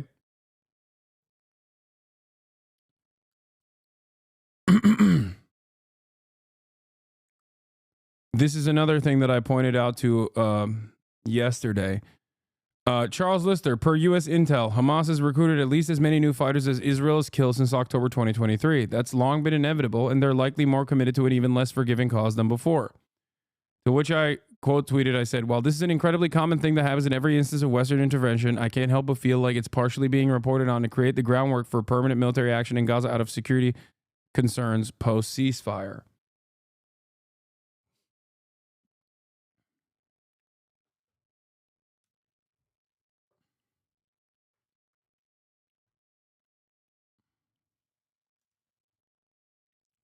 So I think that all the conversations that you're having about people, all the conversations that you're having, that you're seeing on mainstream news, whether it be from the left or the right, whether it be from Fox News or other liberal outlets, about Hamas's resurgence is specifically to run defense for what is to come. The killing of every single member of Hamas. You heard future Secretary Marco Rubio saying that there'll never be a ceasefire if Hamas stays in power. You've got Brian Mast, who's the incoming leader of the House Foreign Affairs Committee. When he was asked, where do you stand on Hamas? He said, I stand on their throats. So there is no ambiguity here that there's no future for Hamas. And frankly, I think it's the recognition by Hamas that their days are numbered. You know, that there is no future for them, that caused them to make a deal today that frankly, people had thought they agreed to 7 months ago, but apparently weren't willing to do. So I think this is all because of their recognition that with the incoming administration, they have no future. Well, they cut it close. We're 5 days away. Can you just stay with me for a moment? There are two things that are playing out simultaneously that are a little unbelievable. So on the left of your screen in Tel Aviv, there is the celebration of hope and anticipation that hostages will soon be freed. On the right side, they are celebrating in Gaza. Let's listen to Gaza for a moment.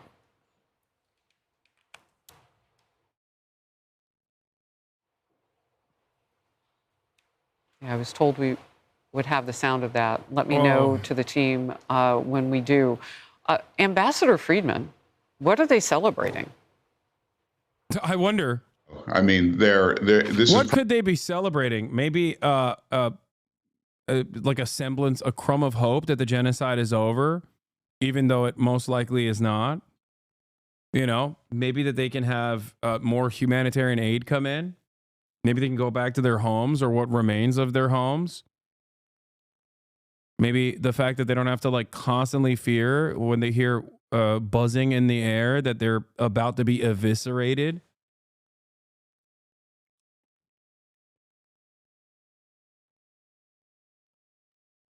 Probably being sold to them as some sort of a victory. And look, it's hard.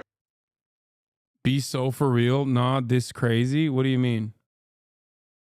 Bros de Lulu? Wait, you think that's not what they're celebrating? What do you think they're celebrating? Oh, I cannot wait to do more anti-Semitism. Oh, not you, Hasan. Like, I can't wait, brother. We are going to do so much anti-Semitism now. Oh, no. The fact that they... The fact that they have stopped the genocide for 1 second, the most moral military, means we can do more anti-Semitism.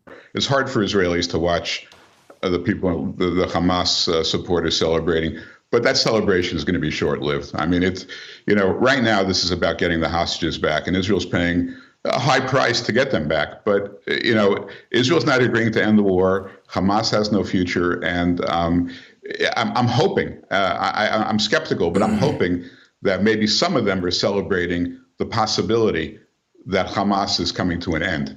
That with this.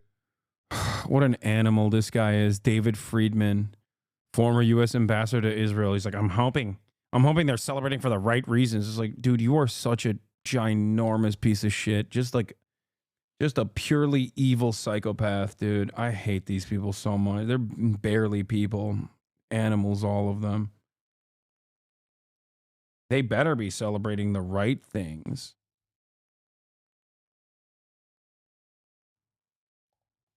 This, Hamas loses its leverage, and maybe someone can come in and rule the Gaza Strip, which is less malign.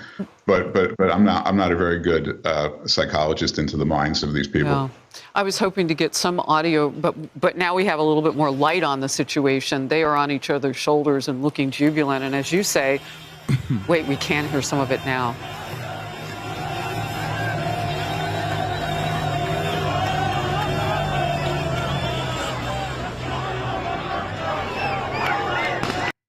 Israel fears human rights organizations actually going into the Gaza Strip to show the full scale of the damage and the atrocities. So I think that they will probably do everything in their power to stop that from happening. I suspect that they will try to do everything in their power to ensure that this does not happen.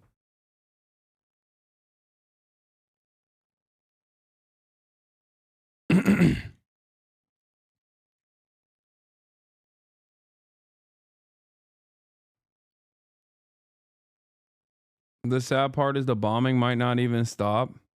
Yeah, I mean, the way that these things goes, the next 4 days are going to be bleak. Israel has a tendency to escalate the violence. Israel has a tendency to escalate the violence all the way until the very last moment. Okay?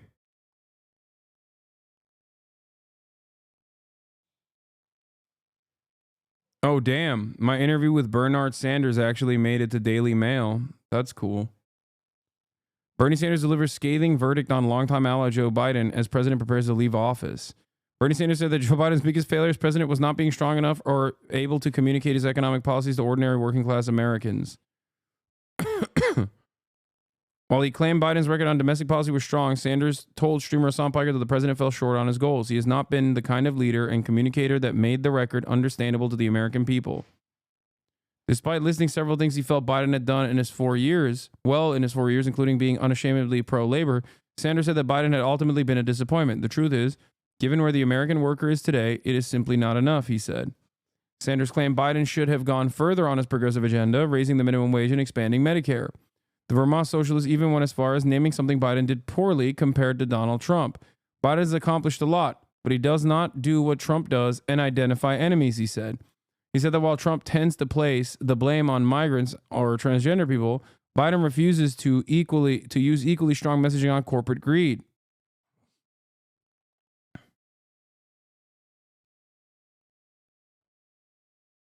Uncle B. Trump considers executive order hoping to save TikTok from ban in U.S. law.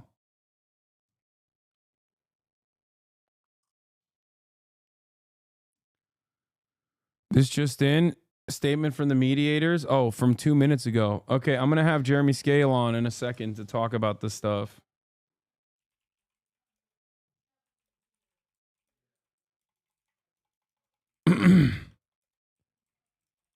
Hold on.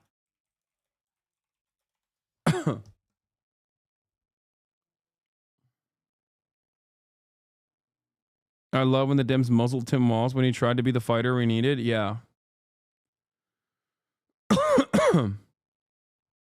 I also told you, like, I'm not like a believer that TikTok will definitely get banned. I don't think that is the case, but hold on. Journalists think the aftermath is inevitable. When it finally happens, do you think any consequences will unfold for Israel? I'll just say this. I'm talking to some journalists who have operated inside of Gaza, who are from Gaza, and I'm working already to potentially go in as well if there is ever an opportunity to do so. I'm just letting you guys know in terms of going into Gaza. It is very dangerous, obviously, with how Israel operates in that area. But let's see if there's a way to safely do such a thing.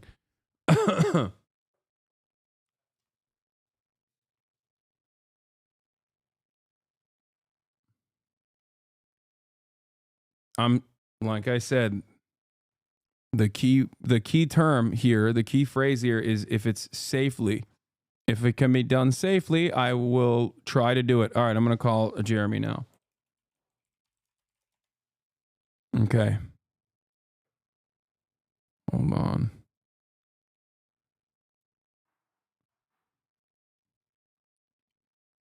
Hello?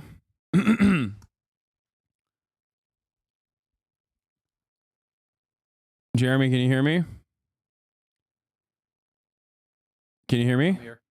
Okay, I can hear you, but you are a little low. Hold on. Let me pop this out real quick. Boom. Can you hear me? I got you. Am I still low? Yeah, you're still low, but I can also increase your volume on my end. All right, we're good. We're good. This is fine. I'm an old man. No, I feel you. Ladies and gentlemen, investigative reporter Jeremy Scale of Drop Site News, formerly of The Intercept and many other places, is here with us right now. And we're going to be talking about the events that unfolded earlier today, or that finalized earlier today, and what might happen down the line. Jeremy, thank you so much for your ongoing reporting on everything that has been happening. Thank you for your reports recently, also where you were talking to the firefighters. And I mean, like, it's such a treasure that we have you, man. Oh, thank you. I mean, I try my best. But in any case, there is a breaking story coming out of Drop Site, as a matter of fact, from the mediators on the Gaza ceasefire, from your institution. But before we get into that, I wanted to hear you break down everything that has happened in the last week or so, if possible. Can I show you one thing? I'm going to pull this up on my phone. I just want to show you something that relates to everything that we're talking about here, which is that I obtained today. I'm in touch regularly with people that are on the Palestinian negotiating team. And I want to share this. We didn't do this as a story, so like this is an exclusive here. I obtained a document that was agreed to by Hamas on Monday. It's Wednesday right now. We're speaking. On Monday, I reported and others reported that Hamas had told the mediators from Qatar and Egypt that they accepted the ceasefire framework.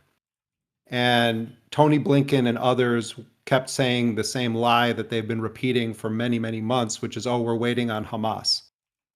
So what I received was the actual signed and stamped document of the ceasefire agreement that now is public, with the signatures of each of Hamas's negotiators.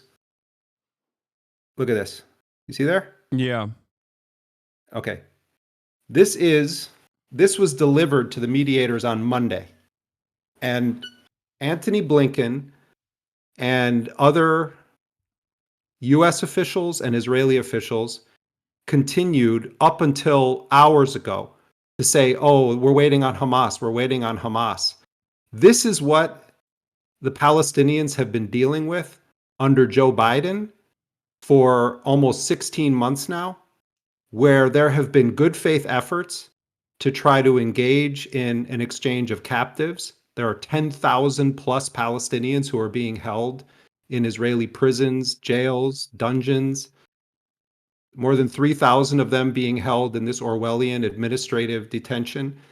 And the negotiators who are working on behalf of the Palestinians, everyone says Hamas, but it's not just Hamas. There's multiple Palestinian factions that are involved with this. They agreed on Monday, and they actually put it in writing, stamped it, and they all signed it, all of their mediators. And Antony Blinken knew this because he was shown that document. And yet the lie continued to be promoted. This is concrete evidence, and there's other evidence, but this is a piece of concrete evidence in the thing that you and I are going to talk about right now, that over the past few days, what has actually happened is that the Israelis were trying to insert new conditions. The Israelis were refusing to provide actual maps of where they would withdraw their troops to. And the reasons the Palestinians wanted those maps is because when Israel doesn't do what they're supposed to, they want to be able to say this is a violation of the agreement. The Israelis want everything to be vague. So, like, I didn't mean to come in hot fire at you here, but it's like, I'm watching the commentary on this, and the notion that it's been, Hamas that has prevented a ceasefire is a lie. How many we're going to see, hopefully we're going to see a lot of living people come out of Gaza. There are children, the Bibas children. I hope as swiftly as possible that they are returned. They and their mother, are immediately released. How many Israelis have been killed, in Gaza as a result of this kind of lie factory when deals were on the table? We don't even know how many Palestinians have been killed. The Hamas numbers, it's more than 46,000. This is a dramatic undercount. Yeah. You were talking as I came on about wanting to go in there. One of the reasons the Israelis don't want, non-Palestinian journalists in there is because when they start telling those stories, then people are going to have to take it seriously. When it's our Palestinian colleagues who they're hunting and murdering and killing their family members also, it's like, oh, well, they're all Hamas.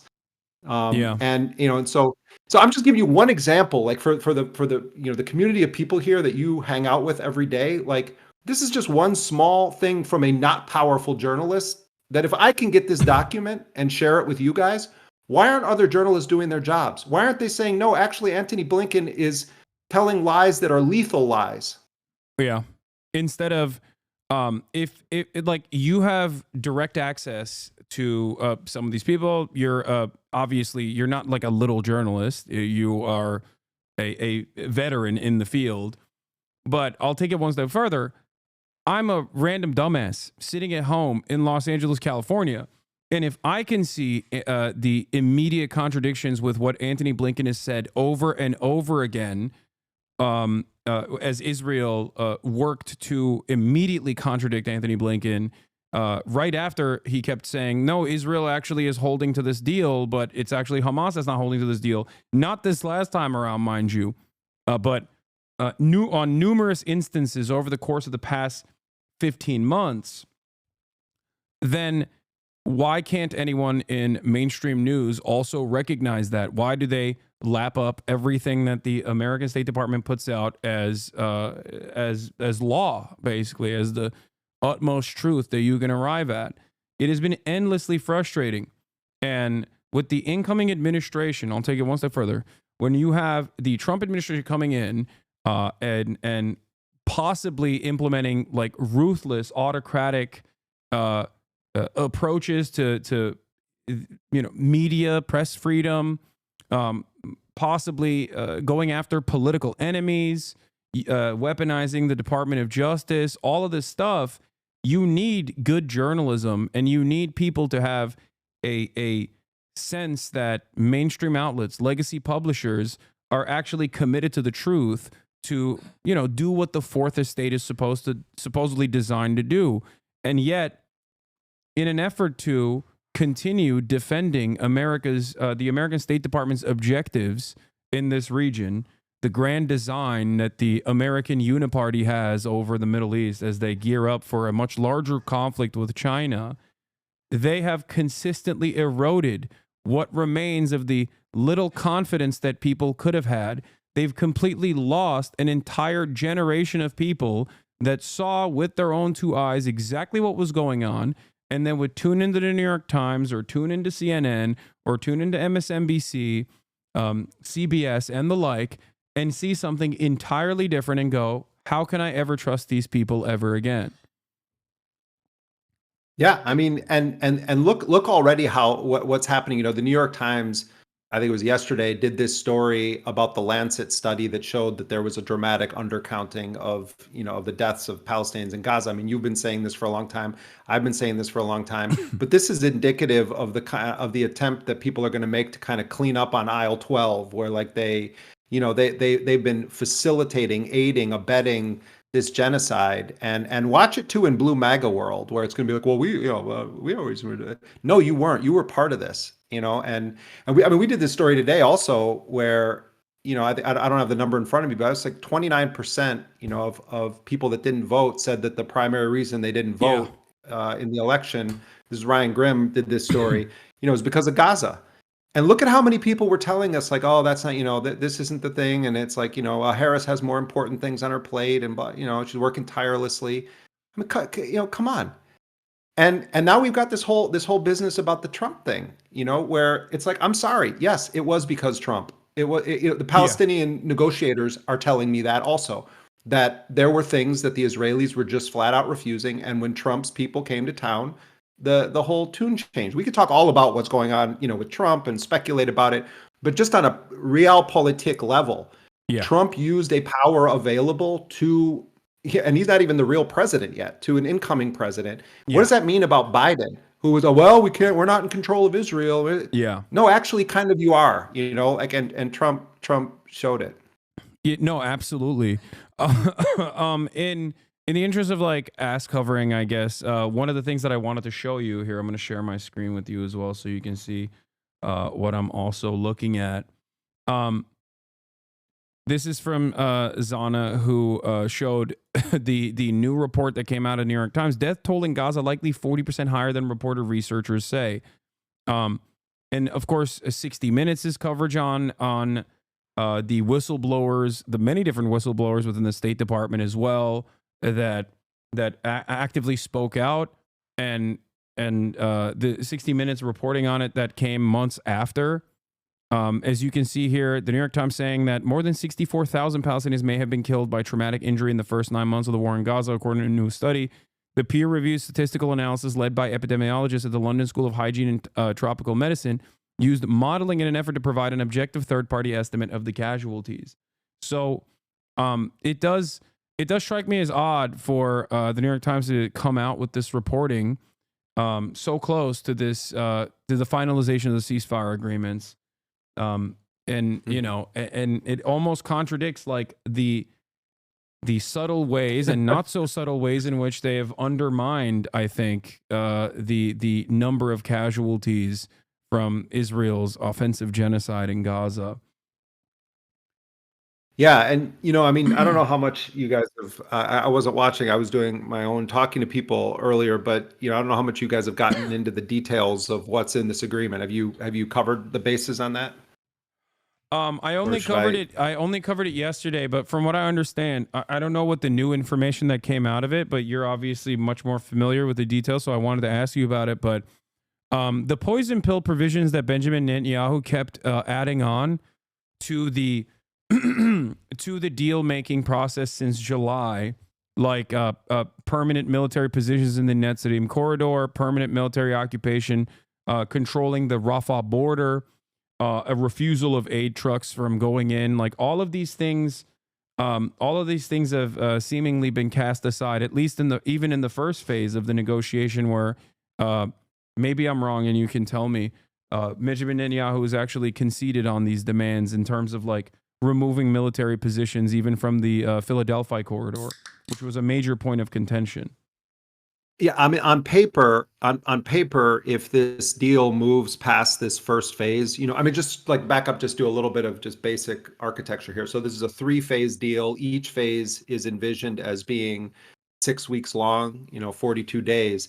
And in that first phase of the deal, you have 33 Israelis that fall under what they call the humanitarian category that are going to be released. It's on the first day, it's supposed to be 3 people. People are presuming it's going to be Kafir Bibas, Ariel Bibas, and their mother, these two kids. Kafir Bibas was 9 months old on October 7th when he was taken to Gaza. So those are supposed to be the first 3. And then they have a mathematical formula for how many Palestinians then are released. And among that group also is 5 female Israeli soldiers. And then for those, you have a different category of Palestinian prisoner. But at 50, the same time, right? Yeah, exactly. Yeah, 50 for each of the female IDF soldiers released. Right, for each of those. And then, then you have 600 aid trucks coming in, and then there's going to be the Israelis pulling back and eventually, withdrawing. And if they then make it on the 16th day of the first phase, they're supposed to be no later than the 16th day. They're supposed to be discussing the terms for the second phase of the agreement, technical details of how many Israelis are going to be released from Gaza, how many Palestinians are going to be released from Palestinian prisons and other facilities. But that second phase also has language in it that envisions a total withdrawal of Israeli forces from Gaza. In this first phase, they're going to be going into like a buffer zone, and there was a lot of disagreement over how many meters into Gaza. Gaza is a really small territory, relatively speaking, and so what the Israelis basically have carved out is kind of drawing a thick marker ring around Gaza where they can where they're going to put their forces. And so there was a lot of discussion going up all the way to hours before this thing being announced on like literally how many meters are they going to be allowed to remain inside of Gaza. But on paper, this is full withdrawal and then envisions a permanent ceasefire. Part of what Netanyahu has been trying to sell to people, in his coalition and in Israel is that Israel, we're really just making a deal for phase one.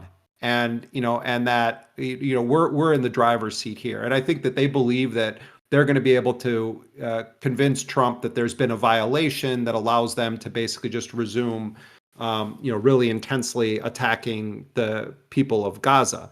But so there are loopholes that Israel can try to exploit, and the Trump dynamic is a wild one, as you know. Like I don't think any of us are under the illusion that Trump's motivated by love of the Palestinians of Gaza or humanitarian concerns. And there's certainly like a gift bag. Mohammed Shahada, the Palestinian journalist who's been covering this in an really in-depth way, I was just talking to him, and he's like, there's a goodie bag that Trump is giving to Netanyahu, and the reports in the Israeli press indicate that it's filled with a lot of really significant things, including this possibility of resuming the war in Gaza. So, I think we have to be able to walk and chew gum at the same time. Trump absolutely was a decisive factor certainly in the timing of this, but really in kind of finally forcing Israel to agree to it. That's true.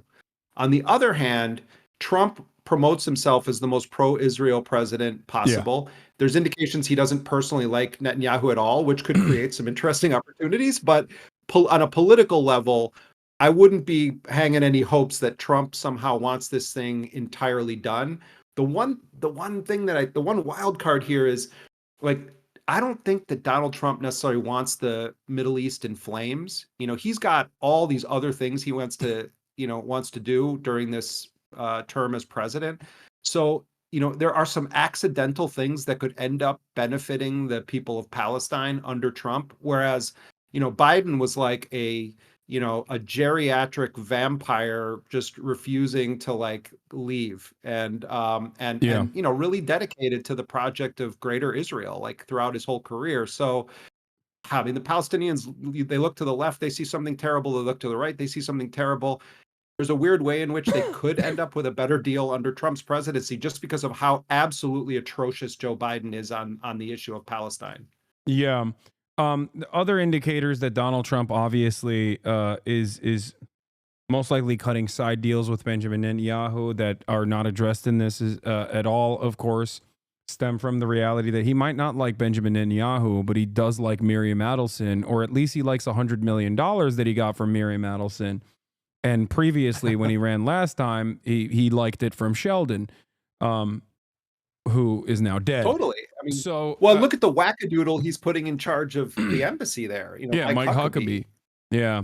A complete evangelical Zionist rabid sociopath, like worse than anything anyone could have ever imagined. A person who says Palestinians don't exist, and a person who refuses to call the West Bank, calls it Judea and Samaria. I mean, he is like a Itamar Ben-Gvir type in American Power. Like it's the equivalent, basically. So I totally understand that, and that's why, like, I've been trying to explain to people, because there's a lot of people in my chat that are saying, how dare you give Trump credit for this?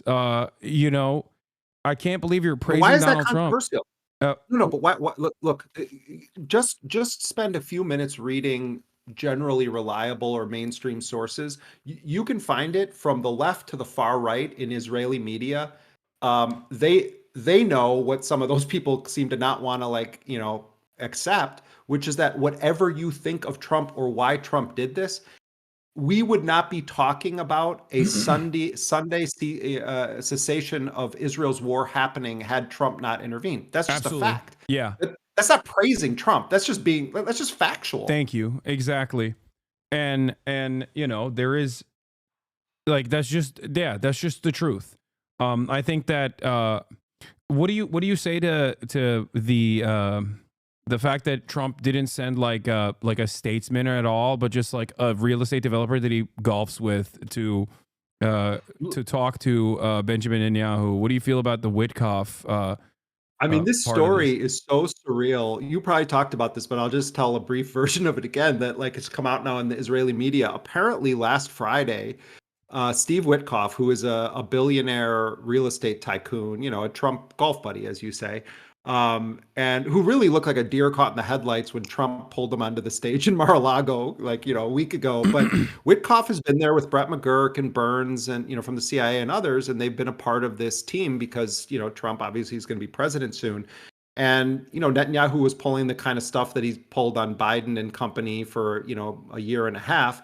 And so Witkoff, Trump's envoy, is in Doha, and he's meeting with the mediators, and he calls Israel and says, like, I'm coming tomorrow to meet with Netanyahu.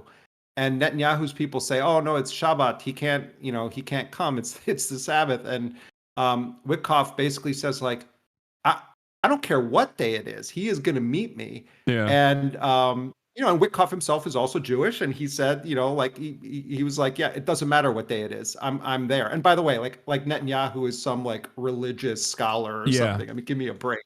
You know, the guy's like receiving Cohiba cigars and like jewelry, you know, according to the new Alex Gibney movie, like literally handed this stuff. No, so I think that was deliberate is what I'm saying. Like I suspected that it's like a very that is something so like remarkably shady real estate developer type where you're like strong arming your opponent by humiliating them to just like undermine them and tell them like who's the real person in charge. And it feels but also like that disrespect I feel like is like deliberate. It is, but also like, you know, Antony Blinken, none of these people take him seriously. Like he's, you know, he's just not taken seriously. It's just a fact. You know, he's just a creature of the Washington blob.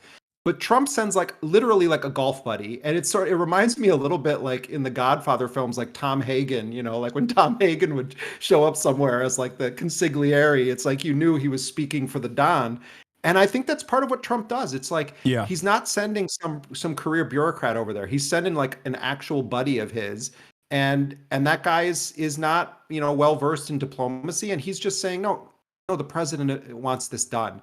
And I think probably that really took the Israelis by surprise, with the caveat that this narrative in a way benefits Netanyahu because he can kind of Trump kind of force the hand, and you know they're going to get all of these other things out of it. Same thing with the sideshow of Ben Gvir and Smotrich, like, oh, we're going to break up the government. Like that far right flank of Netanyahu is kind of good for his propaganda right now. He's kind of trying to have it all ways. So like, yes, I think there's a real thing that happened there that is serious, but part of this is all show, you know, is show, and part of this is spin. So, you know, take it all with a grain of salt, you know, read all sources, but, you know, there is no question. Palestinians recognize it. The Israelis recognize it. I'm talking about people that are making this deal. Trump played a decisive factor in this. And I know it's making people's heads explode, but we have to be able, this is going to be a long 4 years ahead of us, a long 4 years. And we have to learn to be able to walk and chew gum at the same time when we analyze the Trump presidency. And remember that Joe Biden was one of the most bloodthirsty warmongers in American history with this war, facilitating a heinous genocide and gleefully doing it for large parts of it. So let's be accurate. Let's be honest. Let's call a spade a spade. Let's recognize the dangers of Trump. Let's talk about the dangers of Trump. But also we need to be able to speak honestly about it. Like, you know, we have to tell the truth. Yeah, absolutely. Now comes a moment of speculation, because I know I've listened to some of the conversations that you had with Mohammed, and And I agree with the assessment that was made in said conversations about what the future of Palestine looks like. Whether there's been some whispers of a potential side deal, a side agreement that Donald Trump might have conducted with Benjamin Netanyahu in Mar-a-Lago. But also on top of that, there is this idea that like the next 42 days will be of utmost importance. First and foremost, the next 4 days will be incredibly important because Israel does have a tendency to escalate its bombing campaigns in the build-up to a ceasefire. They've always done this historically. They're doing it as we speak. And right they're now. doing it as exactly. Like, they're literally. doing it right now as we are having this conversation. So every single Palestinian I've talked to that is in Gaza right now, I'm like, how are you feeling about this? Are you feeling joyous? Has said, I'm waiting for Sunday. Like Sunday cannot come soon enough because I don't like every single person, no matter what age they are, is like, I will celebrate when it's Sunday, when the ceasefire is actually implemented, because they all know that Israel's modus operandi in situations like this is to really escalate the bombing until the very last moment of the facilitation of ceasefire. But then after that, there is obviously 42 days of supposed peace.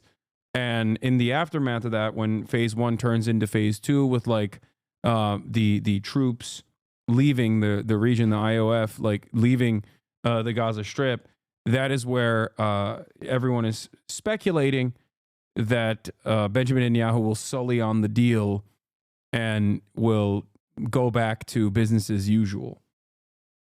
Could happen that way. Although, you know, once you get this kind of a framework in place, there will be different forms of challenges to Israel trying to do that.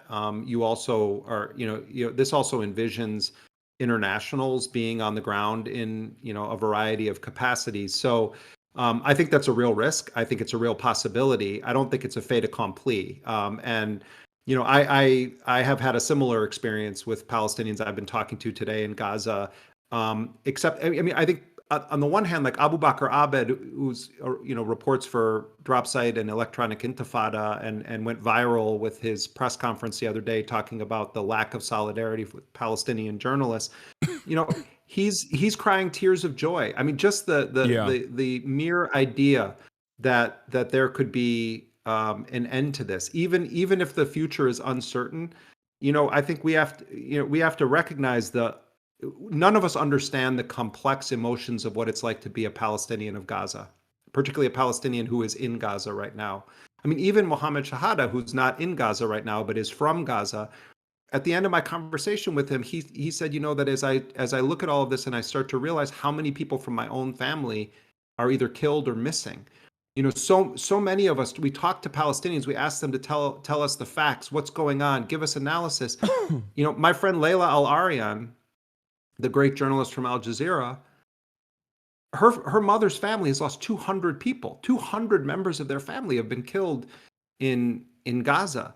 And so, I think it is important for them to be able to celebrate this moment while recognizing that they are dealing with liars, warmongers who are intent on erasing their people from the world.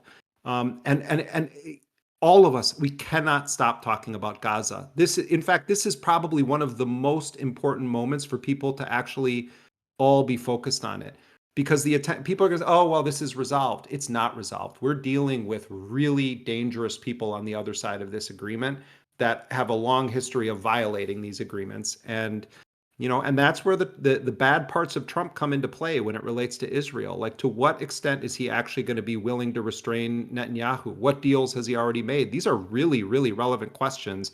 Trump is dangerous on Israel. For sure, he is dangerous. He's dangerous for the Palestinians. But he's the one that at least got this to stop for now when it comes to, American officials or American figures. Absolutely. So what is, what's your speculation as to what will happen in the next couple of days, though, if you don't mind me asking? Yeah, I mean, well, I think that there was an order issued. Israeli media is reporting this, that the Israeli forces are supposed to continue full spectrum intense attacks right up to the moment that this thing officially kicks into effect. It's supposed to be on Sunday. Um, I think that one dynamic here, when Israeli captives start to get released and we start to learn who's alive and who's dead, I think that there is going to be pressure felt from the Israelis to punish the Palestinians again, depending on who's living, who's dead, what's described about their conditions. So, we should pay close attention to this. And what will often be lost in this is those kinds of stories from the Palestinian side. Palestinians have been raped in Israeli prisons, sexually abused, Raped to physically death. abused, tortured, raped to death. Had all sorts of sadistic experimentation happen on them. And I think that it is important that we also focus on those stories, the individual stories of Palestinians who come out of those prisons. We all watched what was happening in Syria. I mean, those first days when the Assad government was brought down, and Syria is still very much up in the air, but just on a micro level, looking at what does it look like when the prison bars are broken down? What does it look like when people get free? And you see the emotion, and I think any human being seeing people released from dungeons, if you're a normal caring human being, it pulls at your heart in a very real way. And it's like the Palestinians have been waiting 77 years to have those moments for their people that are locked up in these Israeli prisons. And we don't do enough work on telling the individual stories of the Palestinian hostages, of the Palestinians who've been snatched.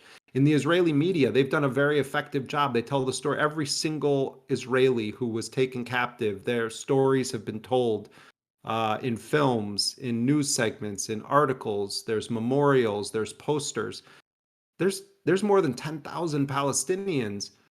There's no posters for them. There's no stories being written about what's happened to them. I mean, look at the children who've lost limbs. There's no additional $250 million from a governing party in the interest of doing more propaganda to the West either on the Palestinian side, in the way that like the Israeli Knesset has offered additional budget allotments to doing just that, to Hasbara operations. And this obviously works effectively to humanize only Israelis in this process, and actively undermine and dehumanize the Palestinian victims in the hands of Israel, despite the numbers showing a far different reality than the one that is presented in mainstream news. I guess the last question I have for you, Jeremy, and thank you so much for spending time with us today, is in terms of going into Gaza. This is a real question that I have both for myself. I've been talking to some people that have worked inside of Gaza in the past as well, like some of the journalists. And if the Rafah corridor is open in the aftermath of this, ceasefire, is there a possibility to go into Gaza, and how dangerous it is? Like, do you think that Israel will allow foreign journalists and foreign humanitarian rights groups to actually go into Gaza to conduct investigations and to shine a light to the full scale of the atrocities? Because I'm very fearful that this goes completely against Israel's interests of maintaining this faucet of propaganda. And if all of a sudden, as you've mentioned, the claims being made by Palestinians are laid bare and are now being shown by Western reporters, these trusted institutions that Western chauvinists seemingly only care about when they are reporting on it, all of a sudden the dynamic will be very different, and it will certainly play a role in undermining Israel on the global political stage. I mean, there's a real question of whether Israel will even be able to would even be able to prevent it. And the Egyptian government has not exactly been the great facilitator of press being able to go cross over into Gaza. I mean, it happens.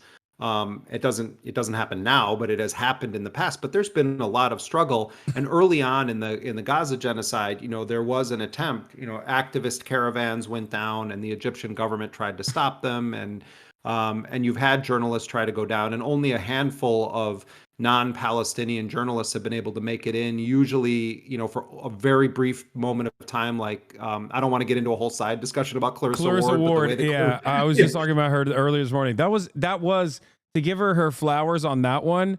That was actually a ballsy move that she pulled off.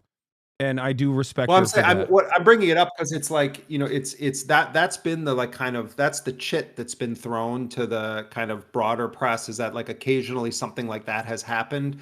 But there's a real question of whether they're going to be able to stop it.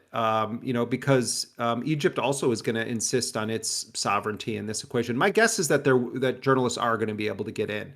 On the issue of safety, look, you're in an unstable environment where at any moment the Israelis could decide that there's been a quote unquote violation. But I think journalists have to try to go in, and I think journalists Absolutely. need to continue the pressure. And to their credit, Western reporters have gone through a process of Israel where they filed litigation saying that this is undemocratic and anti-press to not allow journalists to go in there.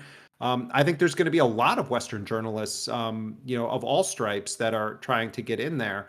It's like, I mean, if you're talking about yourself going in there, I think you have to trust local reporters and journalists and listen to them and take seriously their assessments. But that kind of work is always dangerous. This is not like you're going on, an organized field trip or something. Like this is this is real. This is serious, and the Israelis are very, very dangerous. I think that we also at Dropsite we have to talk about how we're going to approach this. I mean, very, very early on, we were trying to get people in. When I was back at the Intercept, we had discussions about it. We've had discussions about it at Dropsite. We have great Palestinian colleagues that have done a remarkably heroic job covering this. It's important also that non-Palestinian journalists go in there to pick up some of the pressure on our Palestinian colleagues and start telling the world. And the reality is, unfortunately, that sometimes people listen more to to non-Palestinian journalists. I mean, that's just like, it's horrible, but it's true. And I think that it's going to be an undeniable crime scene that people are going to be witnessing, and that's why the Israelis don't want anybody in there. Yeah. I don't know. I mean, I'm thinking about the logistics. Like, this just happened, so it will be like, the nature of my coverage is that it's real time live stream broadcasting. So I don't know if that offers a crosshair or a shield in that regard, where it's just like it's something that is impossible to reckon with or avoid, I guess, in that regard. I mean, look, I was in Yemen at the height of Obama's drone wars, and in Somalia and other places where, is there officially a war declared? No, but there's, part of the nature of war. I mean, I think people who watch too many films think it's just like all the time. One of the most terrifying things about being in a war zone is that nothing ever happens in a predictable manner. You can think that, we're like, we were out in the field. Let me just give you an example. We're out in the field. We're filming people. We were filming this thing, but now we're back to wherever we're staying and we're safe. Well, why do you think you're safe? Anything can happen there. So it's the unpredictable, unexpected nature of it that often is kind of the most terrifying. And I think that's true also of civilians. How many stories of Palestinians did we hear where a parent says, "Oh, I went out to forage for food," and then their family is killed when they go out? Or someone gets sent out to go and do a mundane task. "I'm going to fill some water," and they end up getting killed. I mean, to me, that's the war is not like you see in films. It's like one of the most terrifying aspects of it is that bad, horrifying things can happen at any moment. And I think that vibe is still going to be true, even if there's this quote unquote, cessation of hostilities in that first phase. But that's what journalists do. They go and they take calculated risks, and sometimes the calculations have to be thrown away because of that unpredictable nature of what can happen in a war zone. Well, I'd like to talk to you more about that offline as well, in terms of like what the best possible way to do that as well. But thank you so much, Jeremy, for coming on and enlightening us as always. And also, thank you so much for your consistent, continued coverage. And thanks to you also, like, you really helped get Dropsite off the ground, and like so many people from this stream are now like subscribers and write us, and so we're super we're super grateful, like, for your solidarity and your help, and also helping Dropsite launch into the world.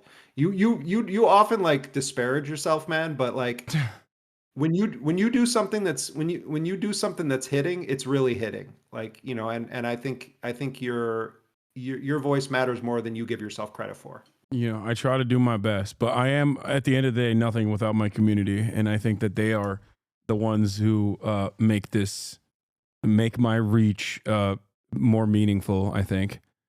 But once again, thank you so much. All right. All right. Take care, everybody. All right. Bye. That was Jeremy Scahill of Dropsite News, ladies and gentlemen. We're going to continue with our coverage right now. I've been trying so hard not to cough, and there was still hella people complaining about me clearing my throat. Okay, you guys lock in. Okay, eyes on the prize, man, for once.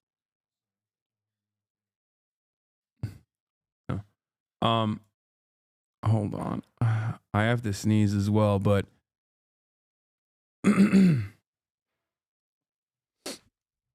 heard Unc, don't be so down on yourself. Anyway, where was I? Kind of breaking news on TikTok. Yeah, we're going to talk about that as well. Is the air quality, or are you sick? I think it's a bit of both. It's like the air quality index keeps saying that the air is safe to inhale, but I don't know if that's the case, because maybe there's just like too many particulates in the air or something. Even if the air quality index is saying it's safe, it may not be. But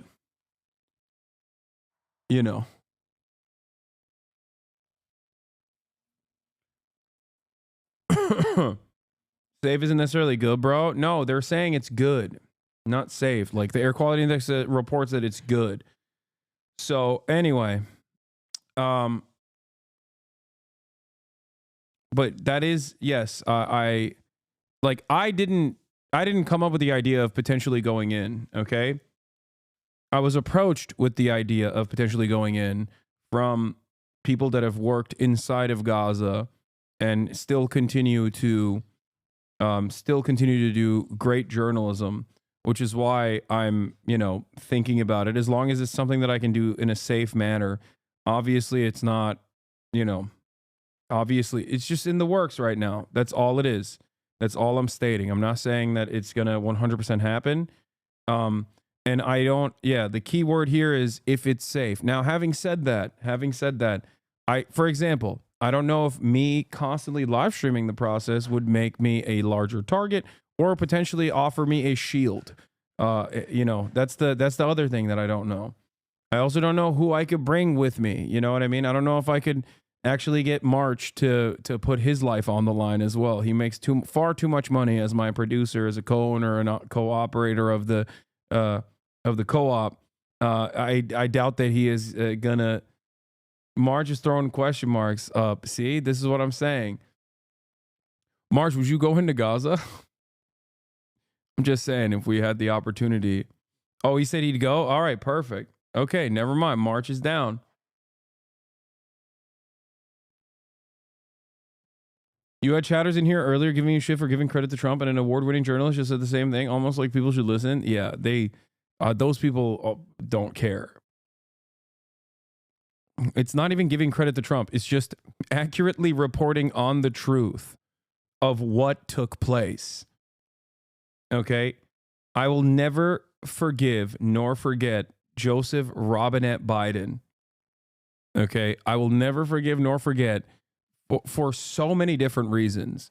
But the very fact that, like, he had this opportunity and he did nothing. He had this opportunity and he did nothing with all the power that he had, all the influence that he had. The fact that he also let Trump take credit for this because Trump applied pressure in the last moment. I mean, it's just crazy.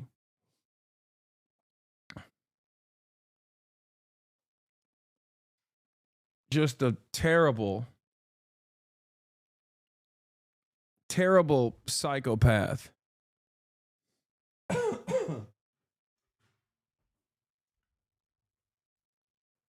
Terrible sociopath who enjoyed the killing.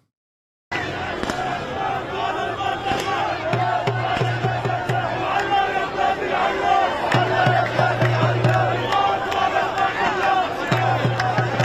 want to ask you just real quickly, Ambassador, if you could understand any of what was being said, and if you think that what you think this is now that you can hear some of it. Oh, God. Oh, my God. Come on. I'm not sure. But again, No, he can't understand what's being said. And he already lied about what's being said anyway. This person does not care about Palestinians. He literally said they're all supporting Hamas. Their only source of information is what Hamas tells them. Right. So, maybe they're being told by Hamas because, again, this is going to end up being a defeat for Hamas. It may take 6 weeks. It may take another year, before this is all cleaned up. But this will end up in a defeat for Hamas. Maybe the Hamas is spinning this to their people that somehow, they're going to remain in power, and maybe that's their narrative. But it's not. It's going to be short lived. My colleague Charles Payne is here with a question for you, Ambassador. Ambassador, thank you very much. The Biden administration initially gave so many mixed signals on this that in many ways, I felt, at least as an outside observer, it emboldened Hamas. We know President Trump will not do that. Will there be a way, Sun Tzu's and talks about an avenue for your adversaries to retreat? What kind of efforts are being made, if you can talk about it, to at least find sensible people in Gaza that understand that the path they're on now means total destruction, and that if they do want to rise up, because there has to be a lot of dissatisfied people there, they will get some help from Israel and perhaps the United States so that they can take control of their nation, and it's not Hamas who's once again leading them down this path of destruction where they put hospitals, babies, and everything else in the line of danger. Well, Charles, it begins with the eradication of Hamas. As long as Hamas is there, it's absolutely impossible for anybody to rise up who will put the interests of his people and his children ahead of the grievances of the past, ahead of the hatred for Israel. So as long as Hamas is there, it's virtually impossible. But the key point here, as you talked about the difference between Biden and Trump, the key word is daylight. There was massive daylight between Biden and Israel over the last 15 months. And every time Hamas saw that daylight, it empowered them and made them think that they can hang in. This level of copium is so funny. Because, like, it's so far removed from the reality. Saying that Biden actually had a lot of daylight between him and Israel is hilarious. While also simultaneously trying to give Trump credit for the ceasefire, but also, like, recognizing that it's bad. Because for him, it's bad. David Friedman doesn't like the ceasefire. By his own metric, if there's daylight between Biden and Benjamin Netanyahu,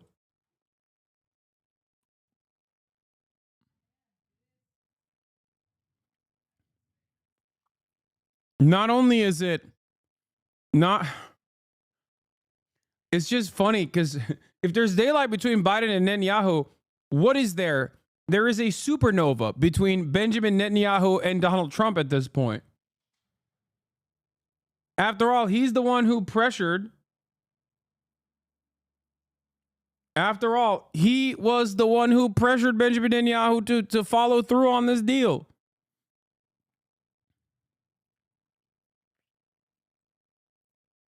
That's crazy. in there that they could potentially emerge victorious and in control. The loss of life was meaningless to them. That's part of their battle strategy, so they didn't care about that. Trump comes in and the daylight's completely shut, right? It's shut by his words. It's shut by the words of his team.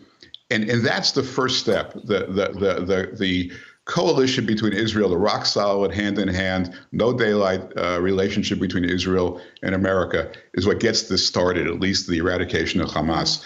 But it's not, there's no.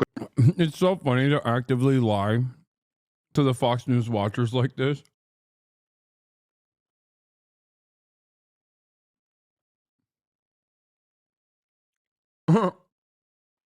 Yeah. No, Benjamin Netanyahu loves this ceasefire. He's the biggest fan of the ceasefire. And I'm sure the president's going to want to continue to engage with all of you in the next couple of days. Okay, Thank you. I haven't seen you in a while. Good to see you. It's good to see you, and thank you so much for taking our questions so often. Thank you. I Really appreciate it. Thanks, Ouija. So, in terms of implementing the terms of this agreement, how confident is President Biden that the incoming administration will do that, and have they offered any assurances that they will carry them out? I think there's a commitment to move forward with this deal. I think there's a commitment to make sure that there's an end to this war. Obviously, hostages are going to be coming home. Obviously, we've been in very close touch with the Trump transition. And the president was asked some variation of that question moments ago after he spoke, and he said he is very much indeed confident. So look, we understand this is going to be implemented by the next team, as I just stated. We are going to work closely, in close coordination with the Trump team. As the president has said, and I have said also moments ago, we want this to be in one voice, right? I think that's what you have seen in the past couple of weeks, how we have moved forward in one voice. And this is what's important for the hostages, to get them home, to make sure that we're getting that humanitarian aid into Gaza, and to ending this war that has taken a lot of innocent lives. And so that is the commitment. That is the commitment that you can see from us. I hate the Democrats so much. I truly believe that. Thank you. Okay, Mary. Thank you, Karine. You and the president have stressed that this. I despise them so much. Like, they're so bad. Like, they're just as monstrous as the Republican Party is on this issue, okay? Maybe not on every other issue, but specifically on this issue. They're just as monstrous. Okay? And maybe even today, the Republicans have outflanked them. But they're also so smarmy, so elitist, so annoying. Like, they're so weak and silly with the way that they just try to hold on to this notion of like international rule-based order that they actually abided by when like no one believes them.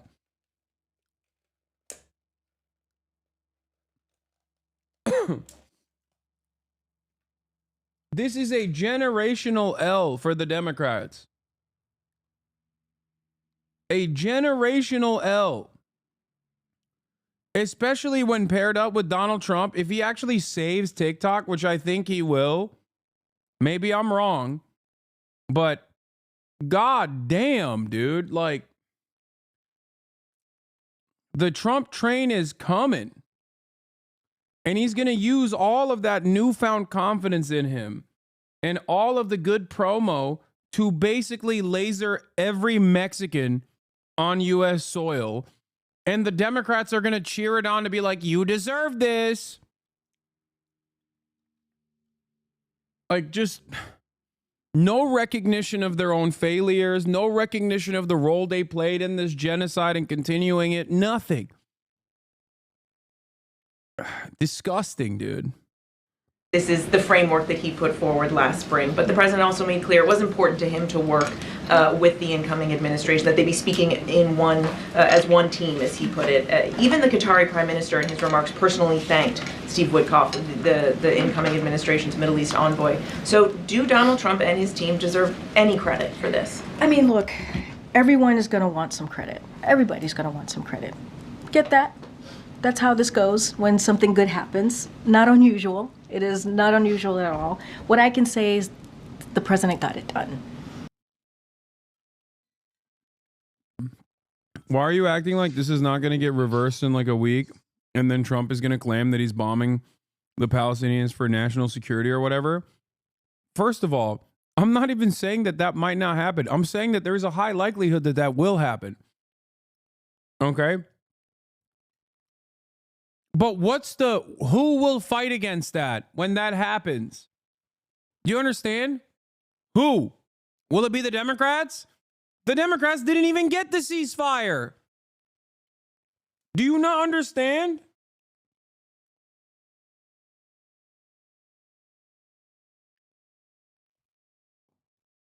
That's the problem. The Democrats did not even get the ceasefire. That's what is endlessly frustrating to me. Is that the Democrats got outflanked by a guy who is the absolute worst.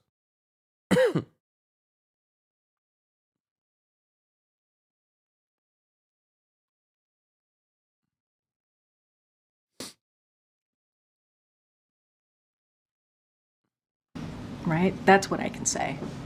And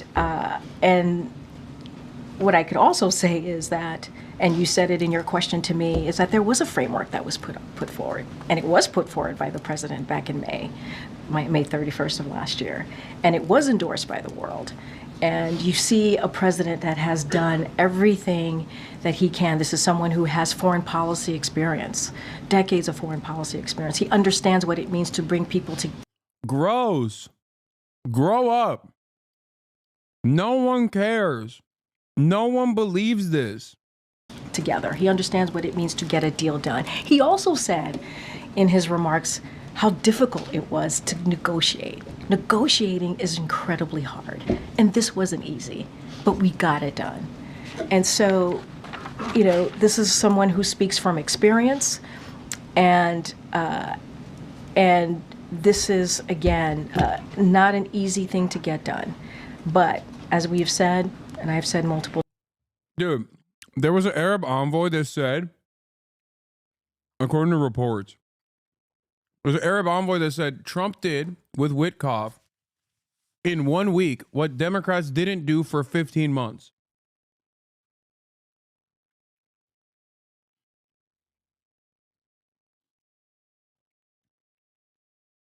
Even if you're not super primed and super tuned into every single thing that's going on and aware of the minutia,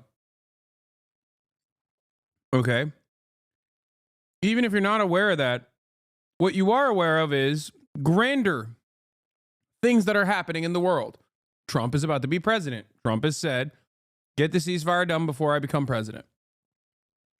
It's true. He has said those things. And for the past 15 months, you're aware that no ceasefire happened, as Joe Biden kept saying we're working tirelessly around the clock to implement a ceasefire. So what are people supposed to have as a takeaway from this? What are people supposed to look at here and go, oh, well, you guys don't understand the complex nature of these dealings? Because no matter what happens, like Donald Trump, even if it was the Democrats that finally were able to push that button to get Netanyahu to concede 5 days before Biden came out of office, okay, even if that was the case, good luck explaining that to Americans who are like, well, why didn't we do that for 15 months?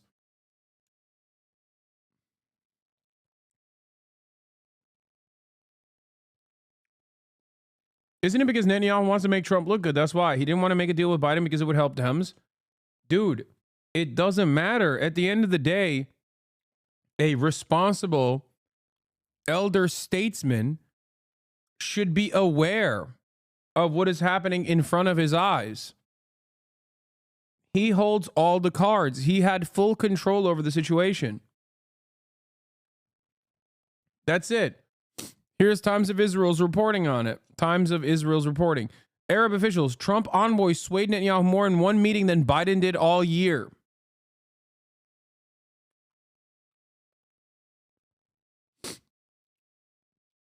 I think liberals are going to get way grosser, by the way, for the record. They're going to turn around and say, well, guess what? The genocide is still imminent to all the Muslims who are now celebrating, all the Muslim Americans and Muslims all around the world that are celebrating a potential ceasefire. They're going to turn around and be like, I hope Netanyahu kills your entire family as well here in America. Times, and I think Jake Sullivan said this obviously recently when he was here on Monday. We were able to work closely with the Trump transition team. Look at this stupid fucking dumbass, absolute moron who is a Trump supporter, it seems.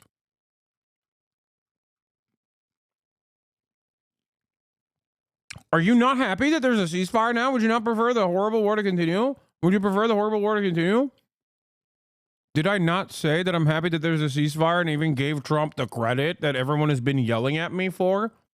Maybe your dumb European mind cannot comprehend the English language well enough, and you just simply can't understand the words that are coming out of my fucking mouth. Stupid fuck.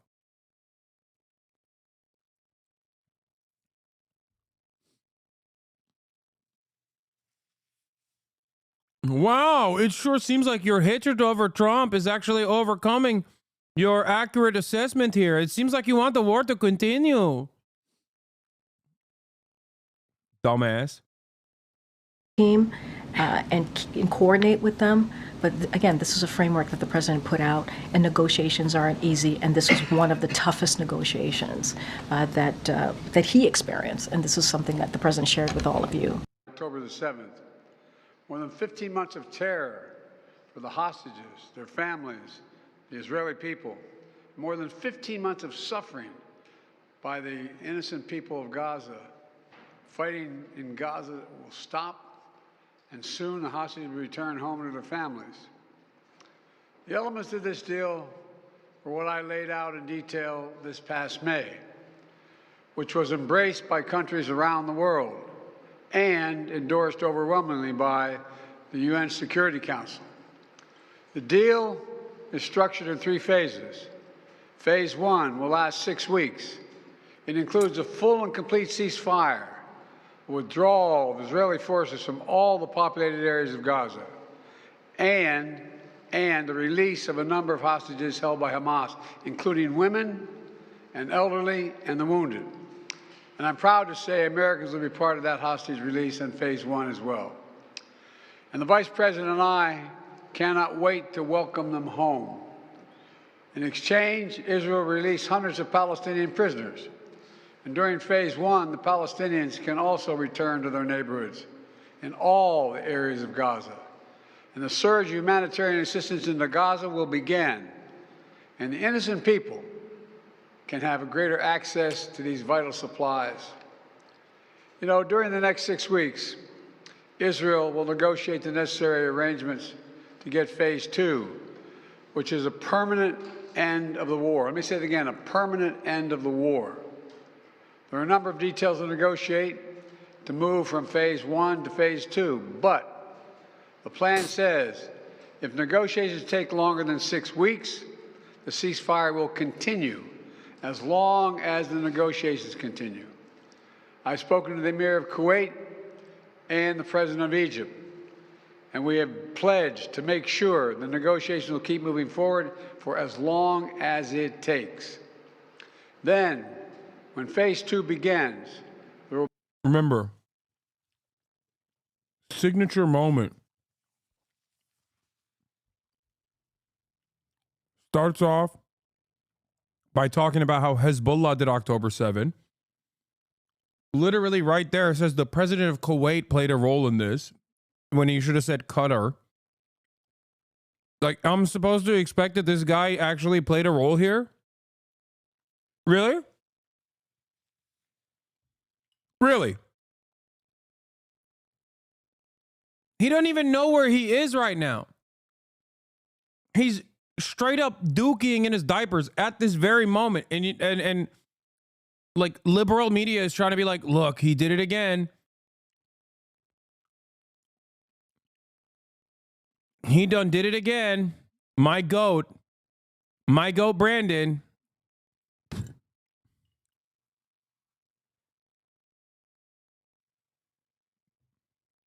He's just that good.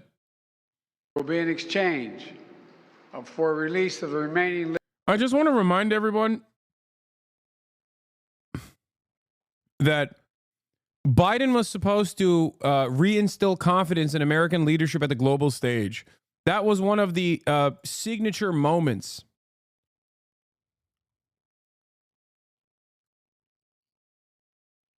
Like, that was the thing that he was better on Trump on. Look at us now.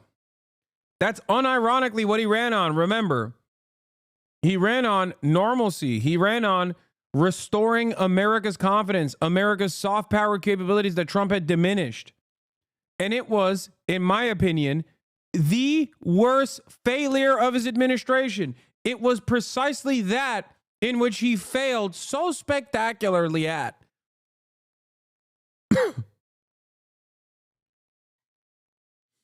Like, it's crazy. There is not one area where he actually has done something that helped America's placement as the leader of this empire.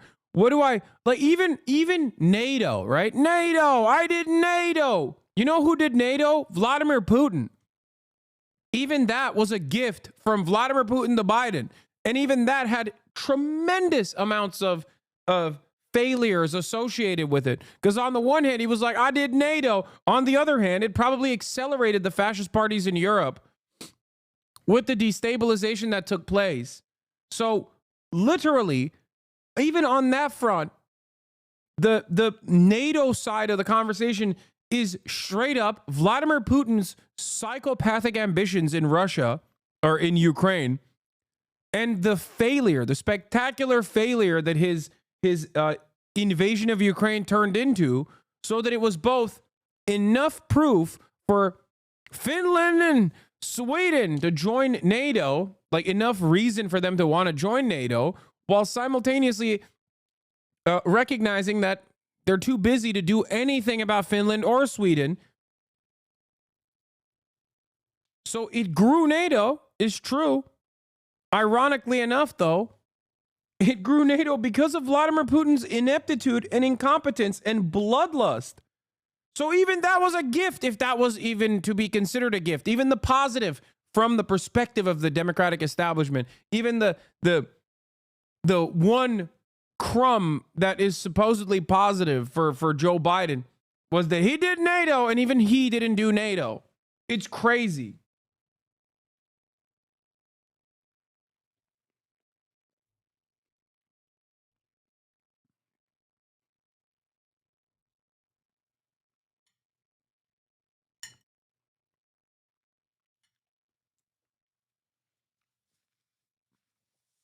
CNN used my interview with Bernie on air. Let's go. Is the GOAT doing actual interviews? Is your favorite Twitch streamer actually doing real news reporting?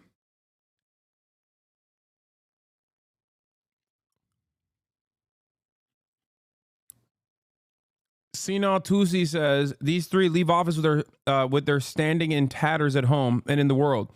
Once seen as the best hope for the liberal global order in the face of Trumpism, they have failed in such spectacular ways that history is bound to neither forget nor forgive. Yeah.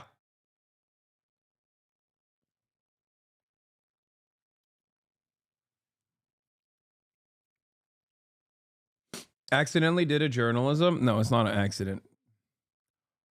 Interviews such as that one, high profile interviews such as that one, also is journalism. Just like doing on the ground reporting on like issues that are otherwise unaddressed would be also considered real reporting. When you're bringing forth from your interview subject a new piece of information that they haven't revealed before, that would be real reporting. Living hostages, including male soldiers, and all remaining Israeli forces will be withdrawn from Gaza, and the temporary ceasefire will become permanent. And finally, phase 3, any final remains of hostages who have been killed will be returned to their families, and a major reconstruction plan for Gaza will begin. This is the ceasefire agreement I introduced last spring. Today, Hamas and Israel have agreed to that ceasefire agreement and the whole ending the war. You know, those of you who have followed the negotiations can attest, the road to this deal has not been easy. I've worked in foreign policy for decades. This is one of the tough. It's just crazy because, like, Trump did it in a week. I'm just not going to ever forgive or forget. I will also warn you, Trump is not a friend to the Palestinians. The man who is the staunchest ally of Israel was able to conduct these affairs in less than a week by sending an envoy that has no business being there. Okay? Disrespecting the Israeli side through and through. Israel, once again, showing the world that they only respond to pressure. They only respond to being bullied. And for some weird reason, Democrats never understood that. And I think that it's not because they didn't understand it. It's not because they're like feckless cowards or whatever, which they are. But I think it's also because they liked it. They liked what Israel was doing. They were on board with it. They were in favor of it. They liked it. They wanted more of it. How else could you look at the situation and go, you know, it's okay to give $8 billion of weapons merely a week ago to Israel?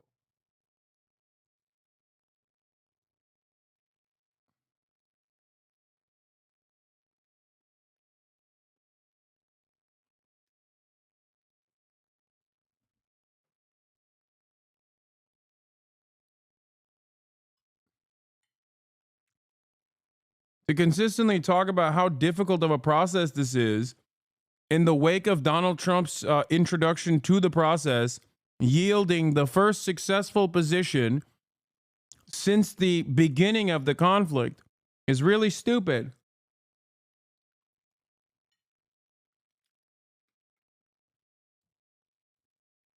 Toughest negotiations I've ever experienced. And we reached this point because of the pressure that Israel built on Hamas, backed by the United States. Or maybe the pressure that Trump instilled on Israel. Hamas's strongest supporter, Iran, launched attacks on Israel. And those attacks failed after my administration organized a coalition of nations to stop them. And after I ordered the U.S. ships and planes to come to Israel's defense, we also shaped Israel's strong and calibrated response, destroying Iran's air defenses, but avoiding an escalatory cycle of an all-out war. The United States also organized a coalition of 20 countries to stand up to attacks by the Houthis, including their missile attacks in Israel. Then Hezbollah. Bro, L after L after L. He just posterizing his L's, dude. It is freaking hilarious. It is objectively hilarious that he just, every aspect of this, everything that he's mentioned so far is just a L plus another L plus another L. Another of Hamas's strongest backers, was significantly weakened on the battlefield, and its leadership was destroyed. With our support, Israel negotiated a ceasefire with them, and after that, Lebanon finally elected a new president who's not beholden to Hezbollah, and he can begin a new chapter for the Lebanese people. All told, that's right. These developments. He's a Maronite Christian, Jack. Totally unique and new to the Lebanese Constitution. Oh, wait.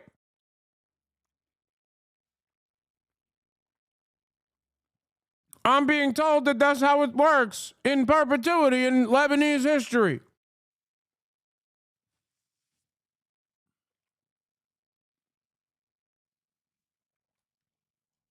Never mind that.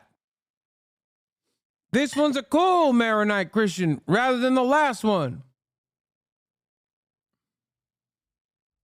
In the region which the United States helped to shape, change. For those of you who don't know, that's like how it goes in Lebanon, because they have like multiple different fairly significant religious populations. So in an effort to create some semblance of like equality and parity, the president is supposed to be from like one sect. It's a silly requirement within the government. The equation. And so now the terror network that once protected and sustained Hamas is far weaker. Iran is weaker. Iran is weaker than it's been in decades. Hezbollah is badly degraded. And after more than 15 months of war, Hamas's senior leaders are dead. Thousands of Hamas fighters are dead. And the military formations have been destroyed. The guy behind him literally undermined this statement yesterday.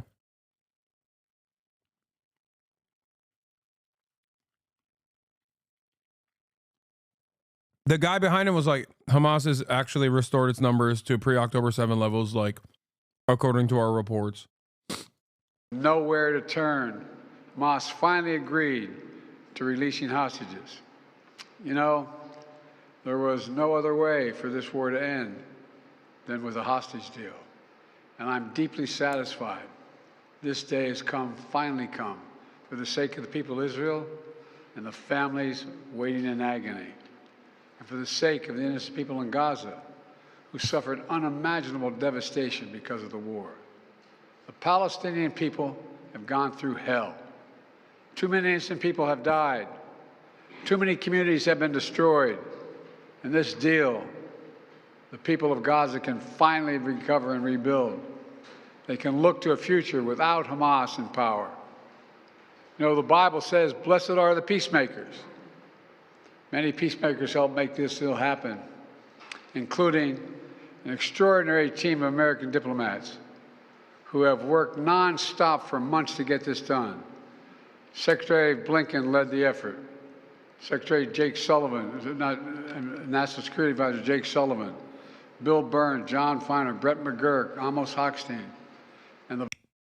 Bro's naming all the war criminals that need to go and face a military tribunal, Nuremberg style. Amos Hochstein, Brett McGurk. They did a fantastic job for months. Yeah, fantastic for Israel, honestly, in terms of like being permanently committed to Israel's genocide. Yeah, they did. They played a spectacular role in the Israel-Palestine conflict, if you want to call it that, just on the side of Israel. The Vice President worked relentlessly as we worked to deliver this deal. I'd also note this deal was developed and negotiated under my administration, but its terms will be implemented, for the most part, by the next administration. In these past few days, we've been speaking as one team. This has been a time of real turmoil in the Middle East. But as I prepare to leave office, our friends are strong, our enemies are weak, and there's a genuine opportunities for a new future. In Lebanon, there's an opportunity for a future, free from the grip of Hezbollah. In Syria, a future free from the tyranny of Assad. And for the Palestinian people, a credible pathway to a state of their own. And for the region, a future of normalization, integration of Israel and all its Arab neighbors, including Saudi Arabia. At the G20 in Delhi in September 23, I rallied key countries behind a vision of an economic corridor from India across the Middle East to Europe. That vision can now become a reality. There are risks as well, including ISIS and Iran, even in a badly weakened state. But we're handing off then to the next team a real opportunity for a better future for the Middle East. I hope they will take it. Let me close with this. My friend for years in the United States Senate, former Senator George Mitchell, who did so much to forge peace in Northern Ireland, once said about diplomacy, he said, it is a 700 days of failure and 1 day of success. 700 days of failure and 1 day of success. Well, we've had many difficult days since Hamas began its terrible war. We've encountered roadblocks and setbacks. We've not given up. And now, after more than 400 days of struggle, A day of success is I arrived. still think he's gonna die in 2025 of old age. Okay, for the Secret Service, I'm saying this is speculation. Okay, it is legally allowed to make this speculation. He's very old. He's 900 years old. Okay, it's not even like an out there assessment. Okay. It is pretty funny that this man, like, people tried to tell us that this man was going to do 4 more years, dude.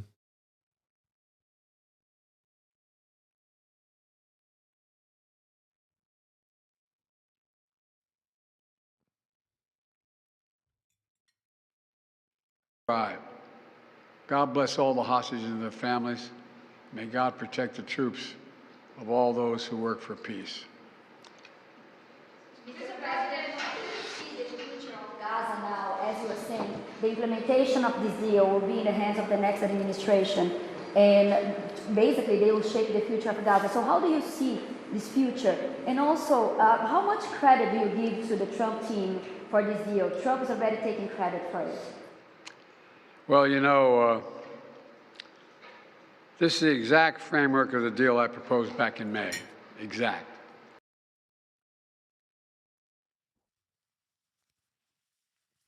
Hey, dumbass. Everybody understands that.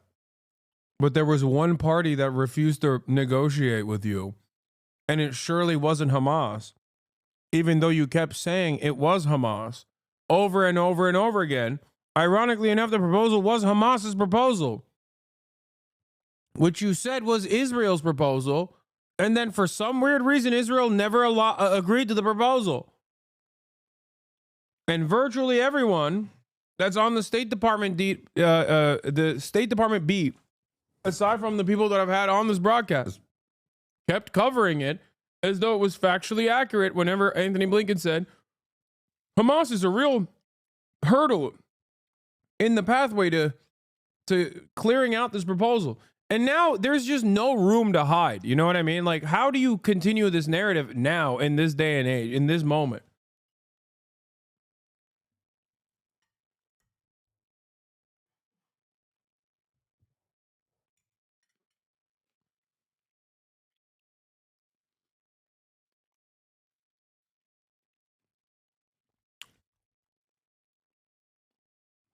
When is Hasan going to pile on like this into Trump? You know why the left loses every time? We don't line up behind our side like the right does.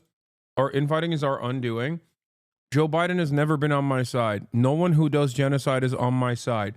You are not a part of the left. You are not even a liberal if you're pro-genocide. Okay? What side? I don't want to be on your side. You are not on my side. You are barely a human being if you look at this conversation through partisan lines. I can't make this clear enough for you.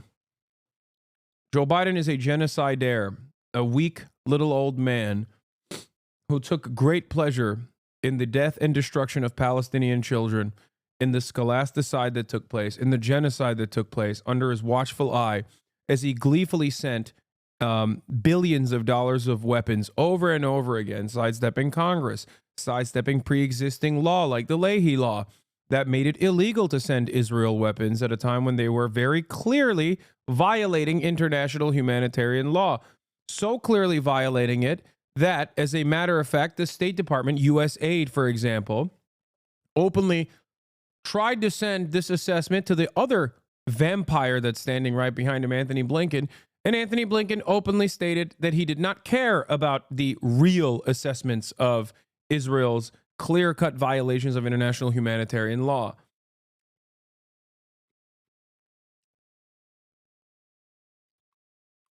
It's additionally ironic that they lied till the very end, as the exclusive reporting that Jeremy Scahill showed on the broadcast, that they lied until yesterday. Anthony Blinken lied until yesterday, protecting Israel, claiming that it was still Hamas that was a bottleneck to the ceasefire when they already had the Palestinian envoy's signatures in their hands since Monday. Think about that.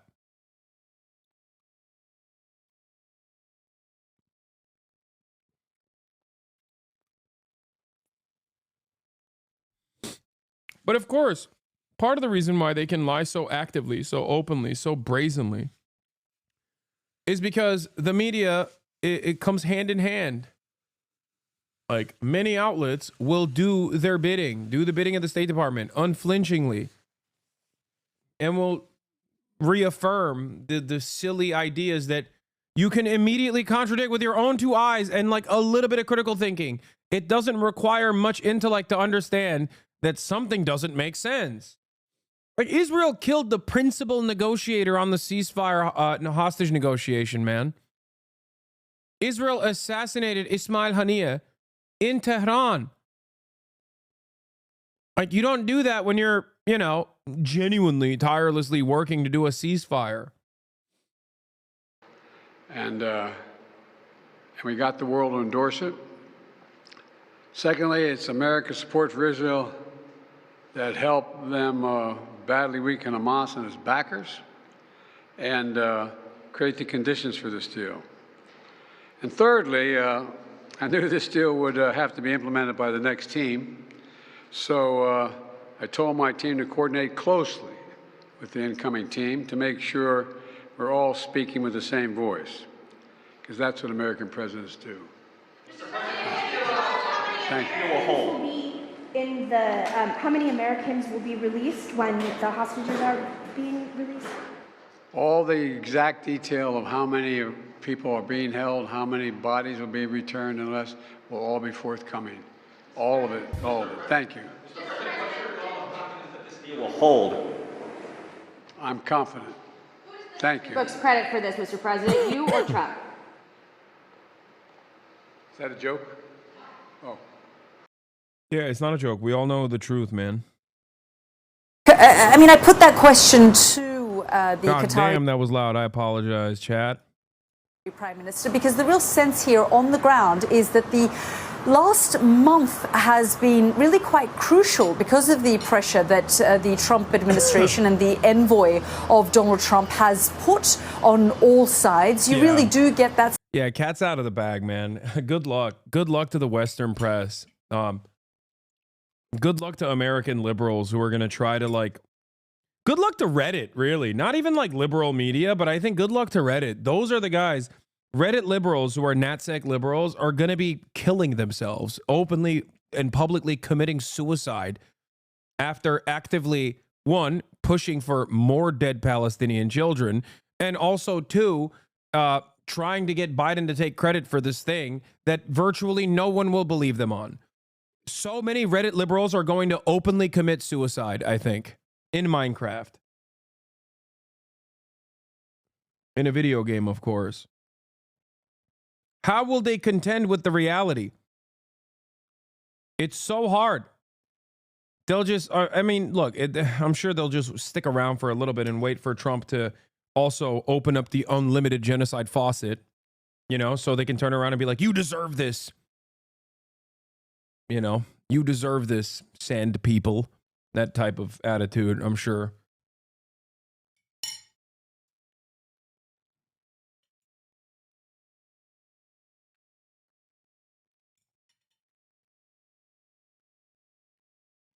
Sense, because when you look at the deal, it's not very different from the deal that the Biden administration has been pushing from about May of last year.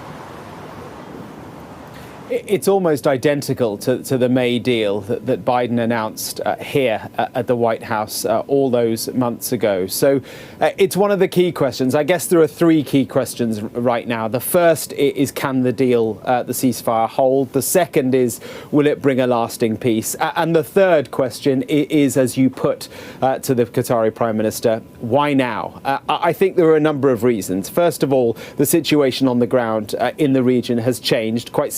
Are you aware that people on the right don't want the ceasefire? They want all Palestinians gone? Yeah, are you aware that people on the left also, well, not left, but liberals also want that very same thing? Are you also doubly aware that my GOAT, my Lord and Savior, Donald Trump, regardless of what his audience wants, regardless of what the right wants, still ended up applying the necessary pressure to facilitate this ceasefire, according to virtually every single person that was involved in the negotiations process, and has now been reported accurately by numerous media outlets, including but not limited to Sky News. Yo voy a votar por Donald Trump, okay? Ay, ay, ay, por Dios. Yo voy a votar por Donald Trump. Suck it, okay? Nothing you can say about it. Even if it's a respite of a collective total of 42 days, probably even shorter than that.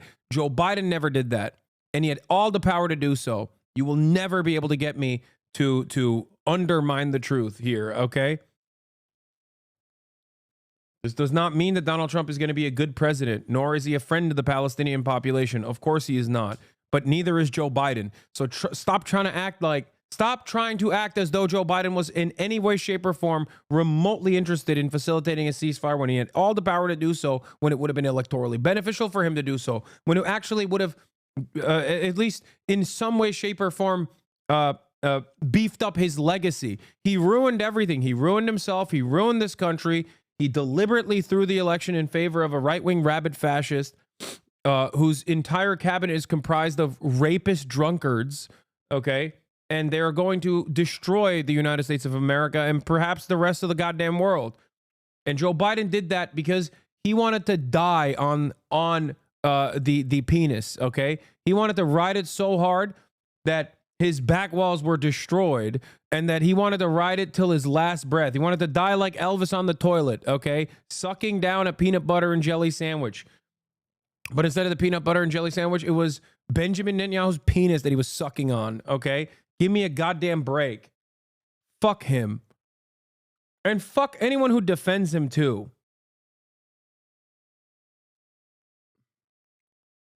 Significantly in the last. You are so brainwashed? On what? Brainwashed on the truth? What are you talking about? You think Biden... Explain to me how you think Biden actually actively, curbed back Israel's worst genocidal ambitions. I mean, you probably don't even think that Israel's doing a genocide, I suspect, if you're saying stuff like this. But go ahead. Explain to me. It's additionally funny to come in here and say this like when... virtually every single thing I said down to the wire came out to be true. And it's the worst part about it is that it hasn't happened yet. Like the worst aspect of my predictions have not even come to fruition yet.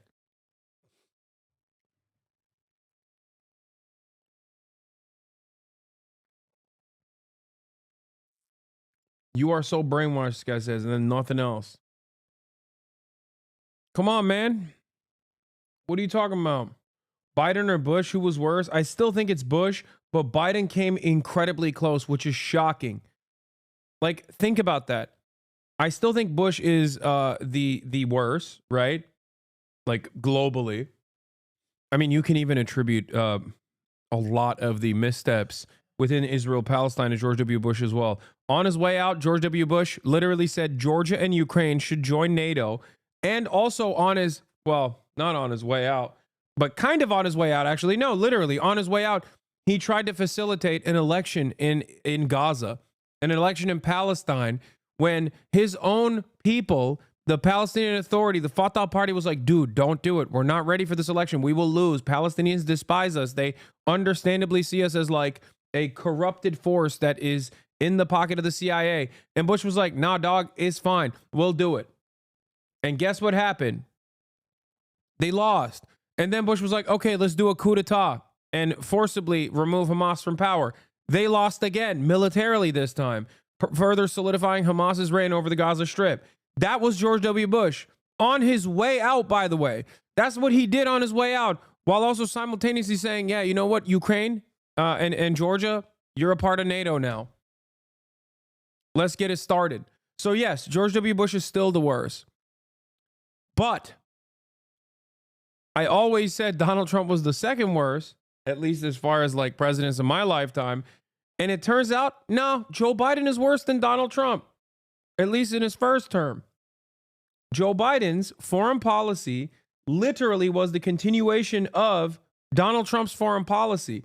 All of the worst aspects of Trump, casting aside the Iran denuclearization agreement, Joe Biden continued that. Abraham Accords, isolating Palestinians, making them recognize that there was no hope, no way out, which led to October 7. Joe Biden continued that.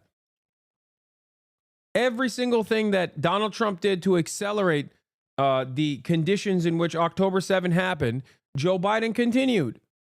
And then Joe Biden continued Israel's offensive genocidal campaign in Gaza. And then Donald Trump stopped it, at least for a couple days so far. Now, it hasn't stopped yet, and it's going to continue, and the bombing is going to intensify because that's how Israel operates, okay? They're going to intensify the bombing all the way until the 19th, the day of the actual ceasefire. I'm unfollowing. I voted for Biden this election, and your hatred for him is a turnout for me. No, don't leave, chatter. We can recover this. I know I said I was riding with Biden this whole time, and maybe you took it seriously, but that was a lie.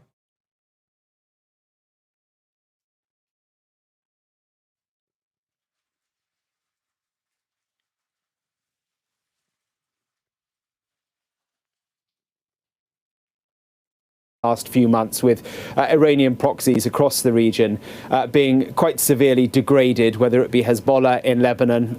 The Syrian regime has gone completely. That, of course, was aligned to Iran. And the continued... Oh, my God, what will Ryan Ruth think? Oh, my God, Ryan Ruth was also pro-Palestine. Dude. Imagine Donald Trump tells Ukraine that they have to reduce their conscription age, mandatory conscription age to 18, and offers additional weapons contracts to Ukraine, and simultaneously facilitated a ceasefire in Gaza. That's literally Ryan Ruth's entire world, okay? He would have to come out and be like, I'm so sorry I tried to shoot at you. Donald Trump hires the 1,000 NATO-trained Afghan soldiers to go fight in Ukraine against Russia. Ryan Ruth in shambles. My goat, the singular median NATO voter, Ryan Ruth, in shambles.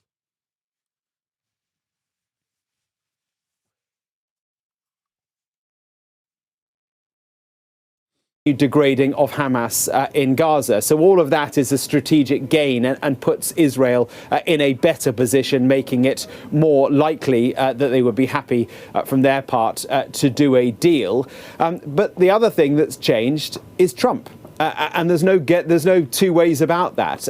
His unpredictability has focused minds. There's no question about that. It has focused minds in Qatar, in Egypt, in Iran, and also in Israel. Netanyahu realized over the course of the past 18 months that he didn't need to dance to Joe Biden's tune. That much was proved time and again by the fact that Netanyahu was able to walk over Joe Biden's red lines and nothing happened.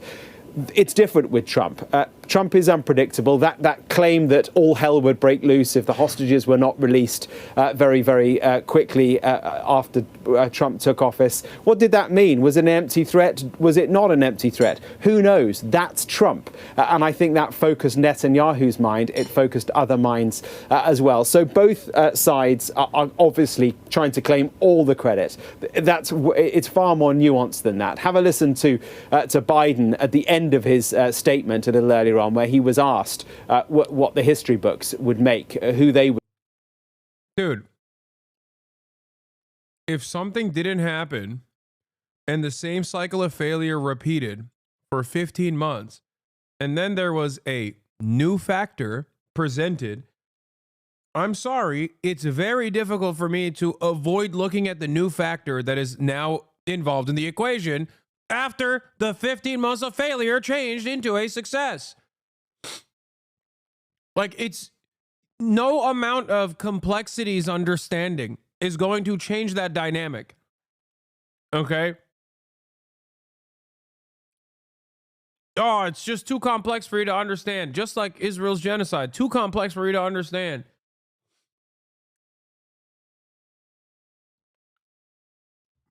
Yeah. No, it's actually too complex for you to understand. That's why you should demonstrate blind fealty to me, okay, and Joseph Robinette Brandon, that he magically was able to finally put this deal together that he was tirelessly working around the clock on 5 days before he was out of office. He just couldn't do it for 15 months until the last 5 days. You're brainwashed? Shut up. No more you're brainwashed. You have to tell me why I'm brainwashed, what your disagreement with me is. It's so boring when you say that.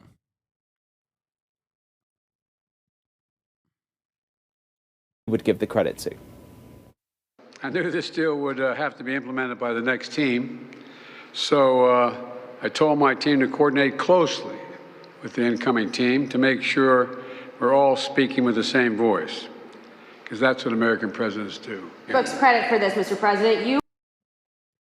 So you don't think the ceasefire negotiation would have progressed if Kamala won?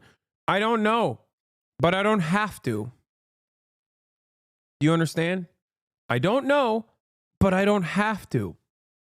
Because Trump is president now, and it is their doing. Those two figures, those three figures really, are primarily responsible for all of the hell that you are going to experience in the next 4 years.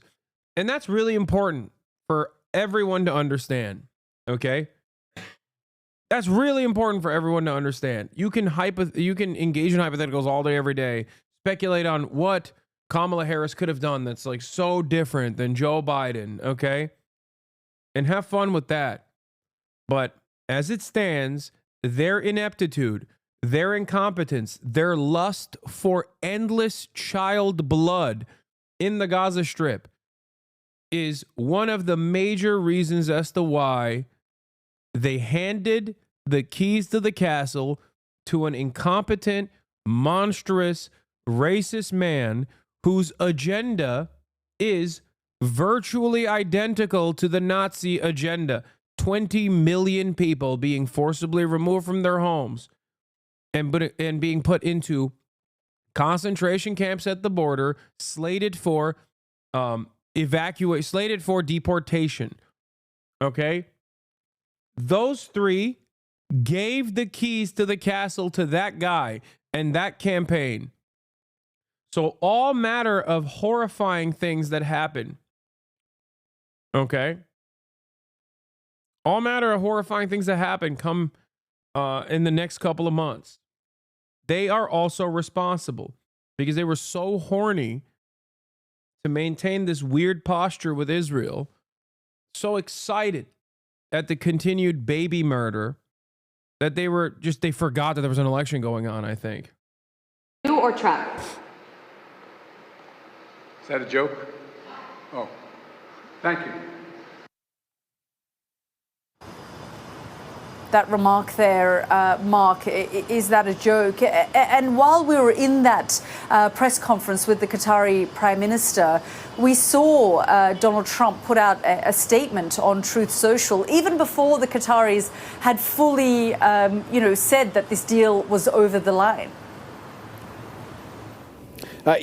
He was the first to make a statement, even before the outgoing administration of Biden made any sort of noises about whether or not a deal had been struck. Trump was on social media, on Truth Social, with this statement. He said this epic ceasefire agreement could only have happened as a result of our historic victory in November, as it signaled to the entire world that my administration would seek peace and negotiate deals to ensure that the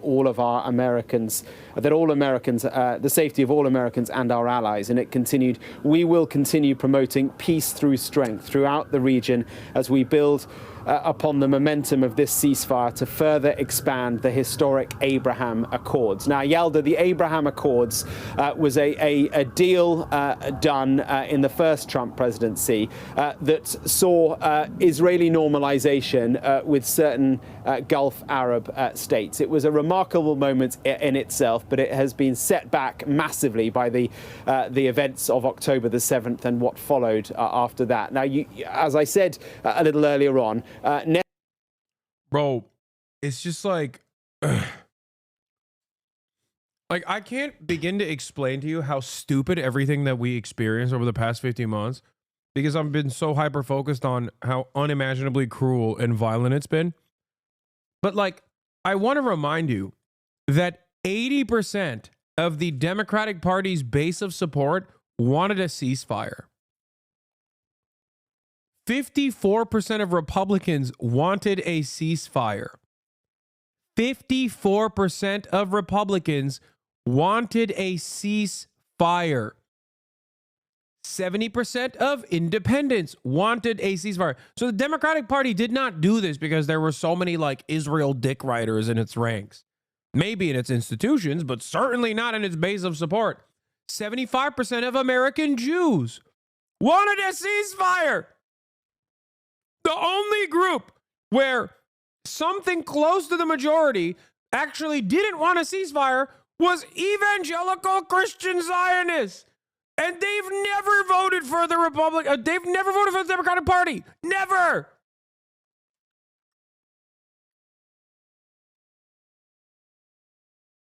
That's so insane to me.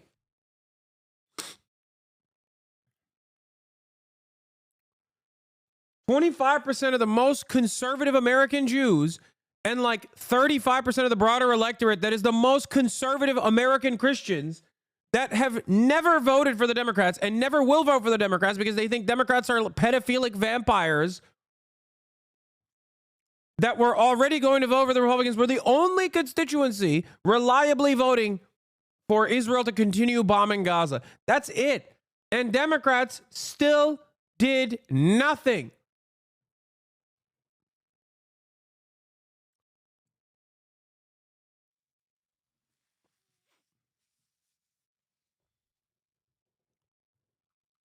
It's so crazy. Netanyahu needs to dance to Trump's tune because he needs Trump. He needs Trump to be able to further the Abraham Accords. What Netanyahu really wants is normalization with Saudi Arabia. Harder now than it was 4 years ago because of what has unfolded in Gaza. And to get normalization, he needs a deal, and he needs a deal that Trump can help with. And I think that goes to the heart of answering that question. Why now? Why this deal came now? I would also add briefly, Yalda, that you were discussing with Ali whether or not this will hold over the next 4 days, this ceasefire. I wonder whether it will, for precisely that reason. The Israelis are not likely to derail anything now because of one word, Trump.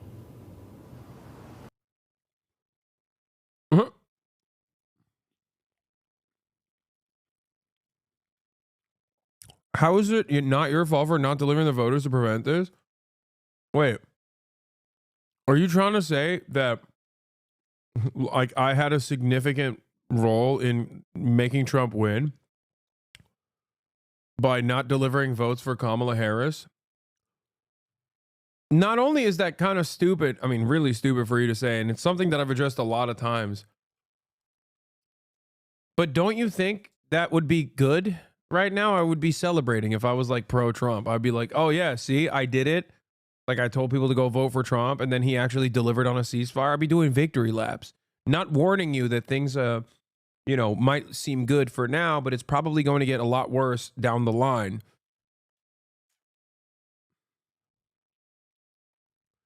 If I played a role in Donald Trump actually winning the election, I'd be celebrating it right now. Don't you think?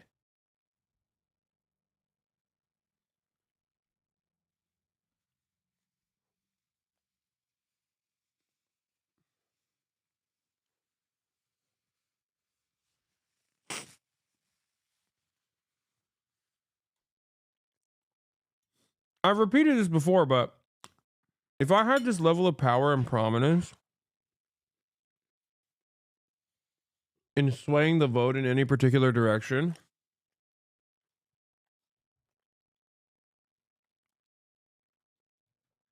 don't you think it was the stupidest decision for the Democratic Party to not kiss my ring?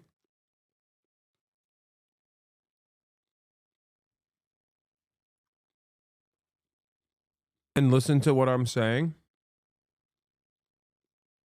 It's interesting because like I don't have this power, but in your fantasy, in your hypothetical, I do.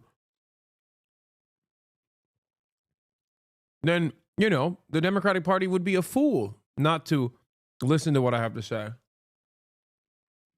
and make concessions to me. Don't you think?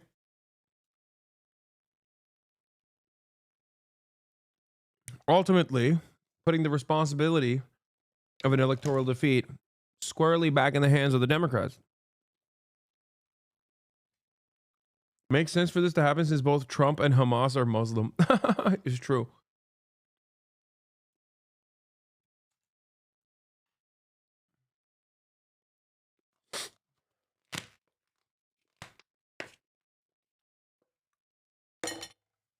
Yeah.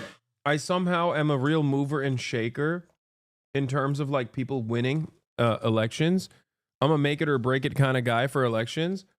But I also simultaneously do not use that power for Bernie Sanders, you know? Weirdly enough, despite all of the influence that I have, I just simply don't use it for my main man, Bernie. If I had that level of motion, Bernie Sanders would have been president. This would be his second term. The Israeli apartheid would have been abolished. Okay, just kidding. He probably wouldn't do that. Let's be real. But since we're, you know, fantasizing, I'm just gonna, you can't stop me from fantasizing further. You know what I mean? Yeah. Bernard Sanders says, we must dismantle the Zionist entity. An enterprise of settler colonialism must not stand. Not on my watch. We will not repeat the mistakes of the past.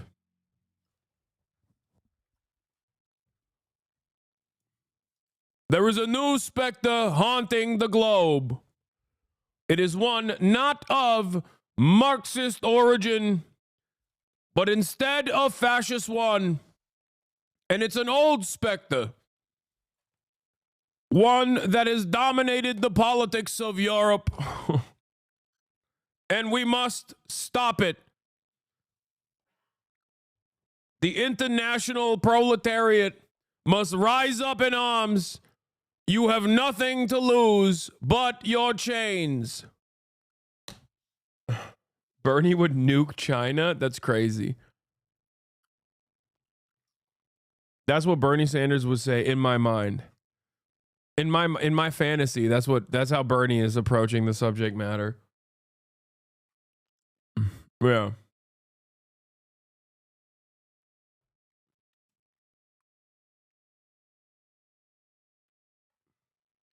Wait, is Israel still bombing stuff? Is this real? Yes, of course. Yeah, Bernie Sanders was a write-in vote for the Lebanese presidential race. I am not a Maronite Christian, as is declared by Lebanese parliamentary law, Lebanese constitution. However, this is an antiquated relic of French colonial ambition, a DEI effort, if you will. So therefore, I, Bernie Sanders, will now be the new president of Lebanon, the first Jewish president of Lebanon. Fuck it, why not? You know, we're fantasizing. Yeah, absolutely. And we're expecting that inauguration of Donald Trump next Monday. And as you say, that ceasefire agreement is expected to, kick in on Sunday. Mark, thanks so much for bringing us up. It'd be so fucking funny if you saw this after the interview you just had. Yeah, apparently CNN used the clip from my interview already with Bernie Sanders on their news coverage. So it's really, it is kind of GG's if any of your parents actually accidentally were like, oh, isn't that socialist kid you listened to? And then like tuned in. And then they saw me doing this. They're going to be like, this is the worst thing I've ever seen. Why? You're no longer allowed to watch this.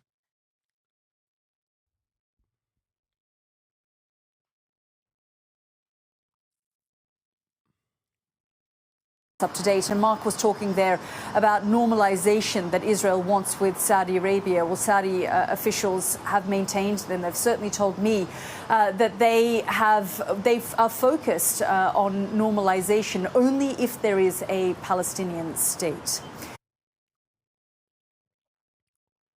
Thank you, Mr. Chairman. Oh, now we're back to the Senate. Thank me later for finding this. We'll see. If Trump stops the Yeah, Israeli government from doing an apartheid, I will do the fucking tasteful photo shoot. No dick, tasteful nude. Yeah, that was ending the apartheid, not ceasefire. For those of you who misunderstood what I was saying to Bradley Martin, because time and time again, I repeated the position that I likely believe that Donald Trump will get an optics victory here for a at least momentary ceasefire, and Netanyahu will give it to him. Semantics, show us your hog. You literally are, never mind. I'm not going to say what you do for a living, but you are a professional journalist, a professional photojournalist. That's crazy.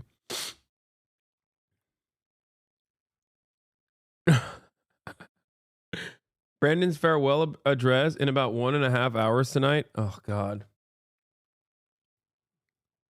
Fuck him. Anyway, my goat, my king, my lord, my savior. Okay, the man, the myth, the legend. He done did it again. Trump considers executive order hoping to save TikTok ban from U.S. law. 2 W's in one day. Say no more. I mean, how can he get so good? How can he do so much?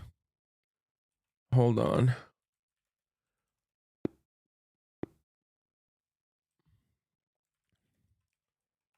I'm trying to find the song. You already know. You already know. Oh, there it is. Someone already linked it. Okay. With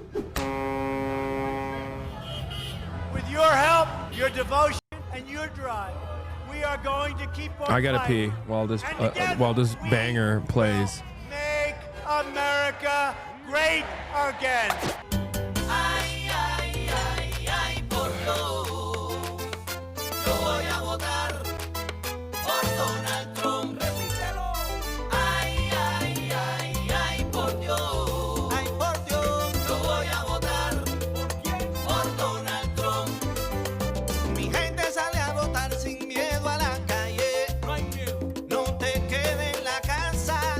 Así que tú no me falles. Oye, sale a votar, vota con los 3 de La Habana. Mano para arriba la gente, ciudadana americana. Ay, ay, ay, ay, por Dios. Yo voy a votar por Donald Trump. Ay, ay, ay, ay, por Dios. Yo voy a votar por Donald Trump. No me creo la mentira que están poniendo en televisión. Y aunque digan lo que digan, mujeres por Donald Trump, la buena vida por Trump, la economía por Trump. No sé tú, pero yo voy a votar por Donald Trump. Oh my God, I will vote. I will vote for Donald Trump. Oh my God, I will vote. I will vote for Donald Trump. Me siento orgulloso de ser cubano y americano. Sube las manos. Si tú te sientes orgulloso de ser cubano y americano, sube las manos. Ay, ay, ay, ay, por Dios. Yo voy a votar por Donald Trump. Ay, ay, ay, ay, por Dios. Yo voy a votar por Donald Trump. Déjate y vote for Donald Trump. I love my freedom. I will vote for Donald Trump. Pero que dura Melania con su vestido y su cartera Louis Vuitton. Yo voy a votar por Donald Trump. Trompita, trompita. This is my favorite part. Trompita. Yo voy a votar Por Donald Trump.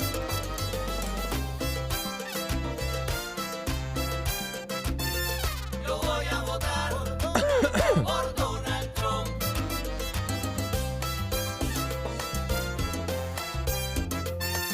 Yo voy a votar For Donald Trump. Imagine saving TikTok and Palestine in the same day. That's crazy. That's crazy. Trump, the infamous deal maker, is exploring unconventional ways to rescue the Chinese-owned video app from a nationwide ban, arguing it will help him reach an adoring audience throughout a second term. He's not wrong.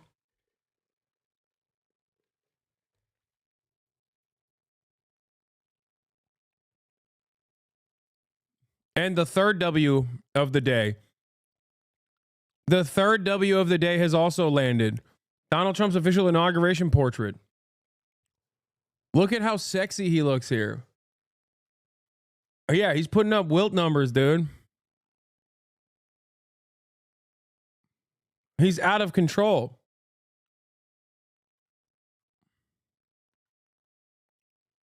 He's out of control.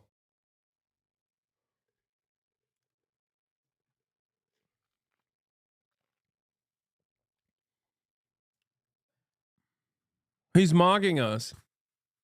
Can Brandon post a photo this sexy? I think not.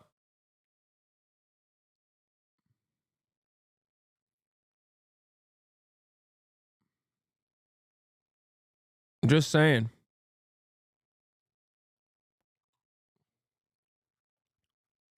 Why is he mocking us? It's because he knows. The MAGA communists were right, dude. The MAGA communists were correct. Donald Trump is undermining the labor aristocracy every day. He is destroying Western Empire. I am more convinced. I am more convinced than ever before that this man is JD Pon Don, baby, as I've said before. JD Pon Don.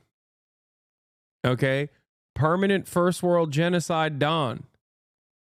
It's clear.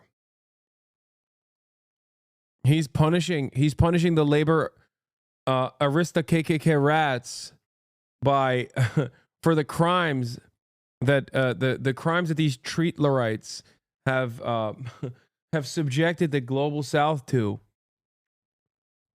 Korean unification. Yeah. He already said he doesn't like borders. He said borders are a scar on this planet. That wasn't Giannis Varoufakis. That was Donald Trump who originally said borders are a scar on this planet. We must take over Canada. What is a border? What is our northern border but a line? A mere scar on the face of this earth. Yeah, he is the globalist king. He said, long live the global intifada.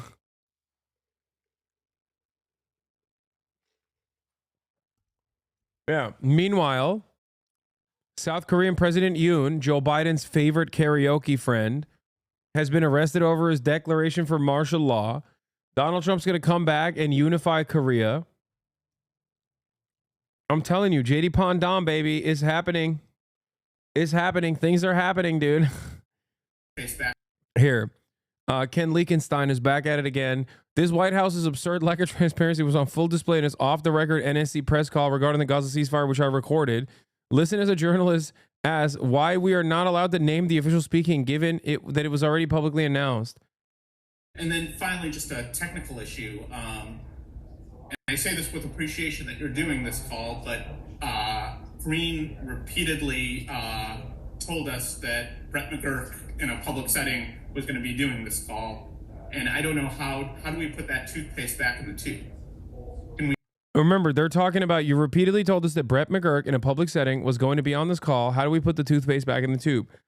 The call is on background to a senior administration official. Right, but the issue is you've told a public setting.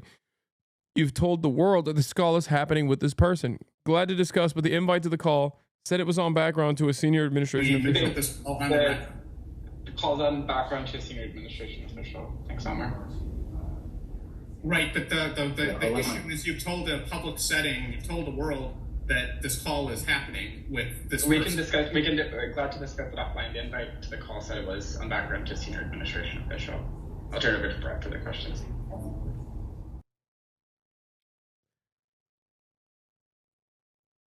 What is this? This fucking leaked NYPD memo that Merrill mentioned briefly. Yes, according to journalist Ken Klippenstein, he obtained a report Hold on. Ken Klippenstein. That's an ill rap name. Hold on. Yo, Big K Clip. Yo. Bow. Okay, clip, nigga. What's up? Yo, that's a fire name. Ran up on him in the street, couldn't reach his clip in time. I had to leak it to the press, like my name was Clippenstein. Don DeMarco, Don DeMarco. Yo, and then they get a reaction. They gotta repeat the bar 7 times, bro. I'm sorry, man. Go ahead. I'm sorry. That's so sick. Oh my God. Highest praise. Incredible praise for Ken.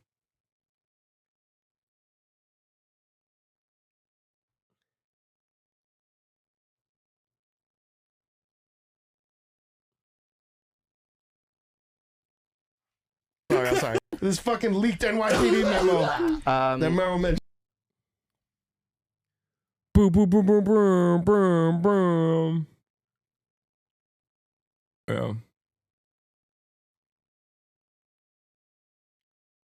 West Side Gun lyrics be like, all right, we're going to do Bill Burr as well, but I just want to talk. I do want to talk about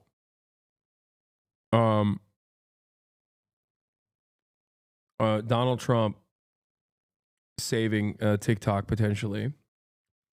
I don't know exactly how he's going to do it, but the Mad Lad says he wants to do it. President-elect Donald Trump is considering issuing an executive order once in office that will suspend the enforcement of TikTok's sailor ban law for 60 to 90 days, hoping for a brief reprieve for the Chinese-owned app that will net him an early victory.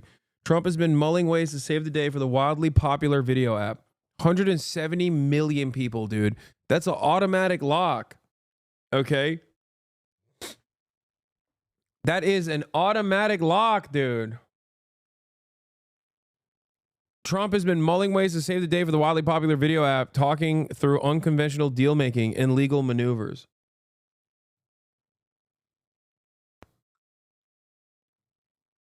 That's crazy.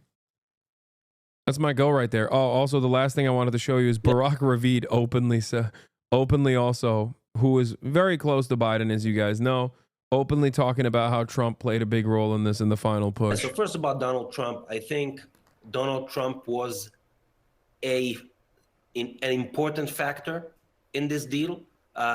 His involvement, I think, was, the 5 cents to the dollar that was missing. I think his public statement threatening that they'll be hell to pay in the Middle East if there's no deal was extremely important.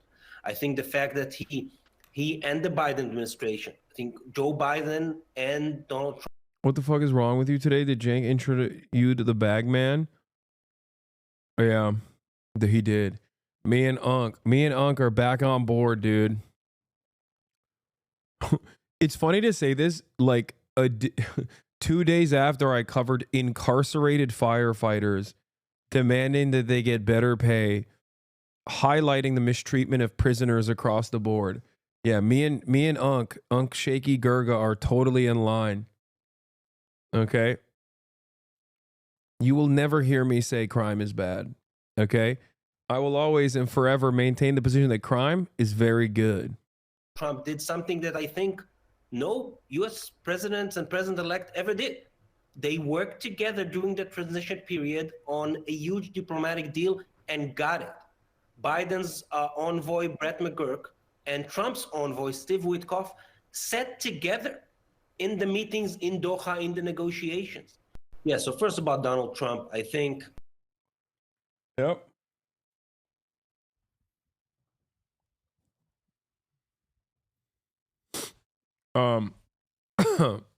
Anyway.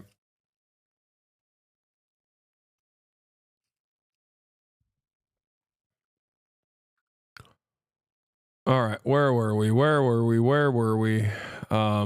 What else? We covered all this. Here's a brief moment of solace from Xiaohongshu.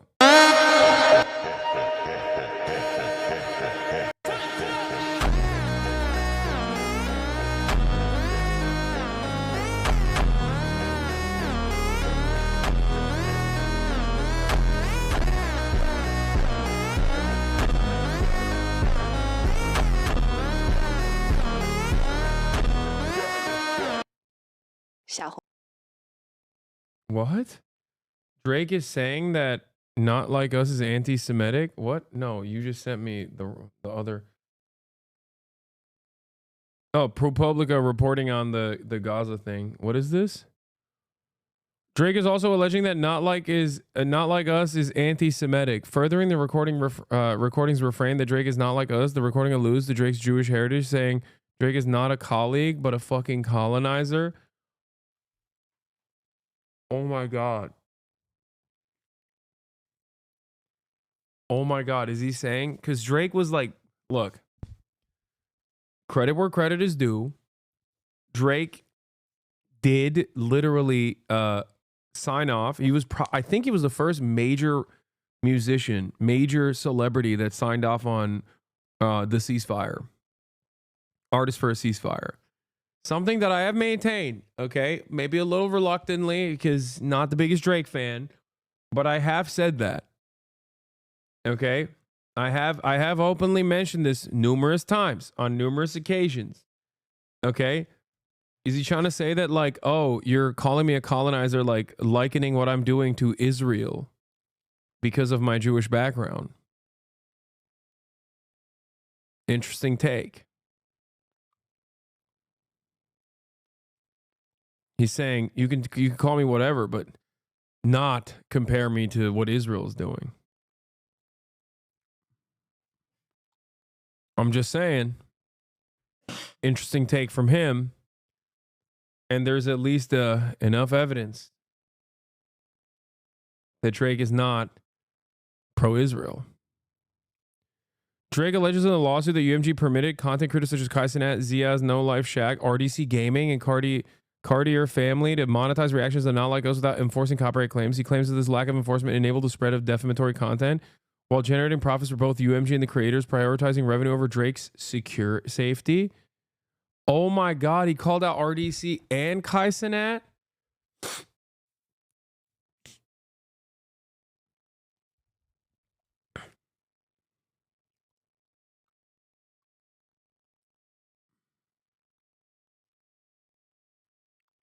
That's crazy.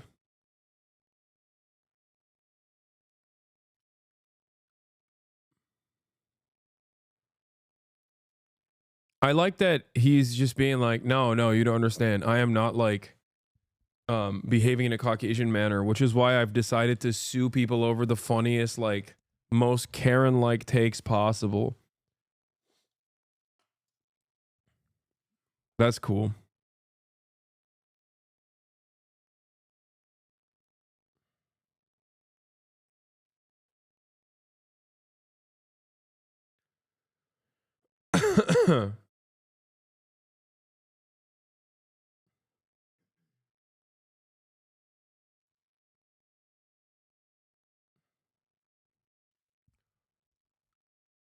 Anyway, Brett Murphy, there's a ceasefire deal, so I want to share the story from my past reporting inside the State Department trying to answer the central question of Biden's foreign policy. How did the U.S. let Israel get away with widespread horrors in Gaza? Since October 7th, Biden and Secretary of State Blinken repeatedly drew lines on humanitarian grounds that the Israelis ostensibly couldn't cross. The IDF crossed them anyway, and each time there were no real consequences. Using leaked documents and interviews, we pieced together scenes from inside the government as diplomats and experts repeatedly tried and failed to change the policy of not holding Israel to account. This is the human rights atrocity of our time, one senior official of state told me. I work for the department that's responsible for this policy. I signed up for this. I don't deserve sympathy for it. In November, State Department human rights leaders met with one of Blinken's top lieutenants and begged the administration to follow through on a threat to cut off arms to Israel for blocking humanitarian assistance. Here's what happened. Several attendees at the November meeting, officials who helped lead the State Department's efforts to promote racial equity, religious freedom, and other high-minded principles of democracy, said the United States' international credibility had been severely damaged by Biden's unstinting support of Israel. Damn, dude. That's crazy. Who could have foreseen that? That's wild.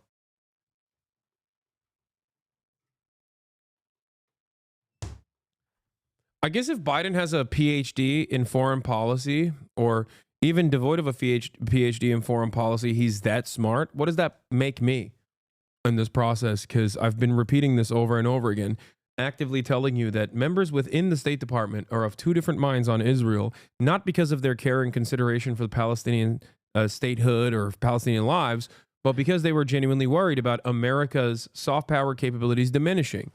If he has a PhD or he's that good, but he couldn't see that, but I could, sitting from my home in West Hollywood, what does that put my brain processing powers at?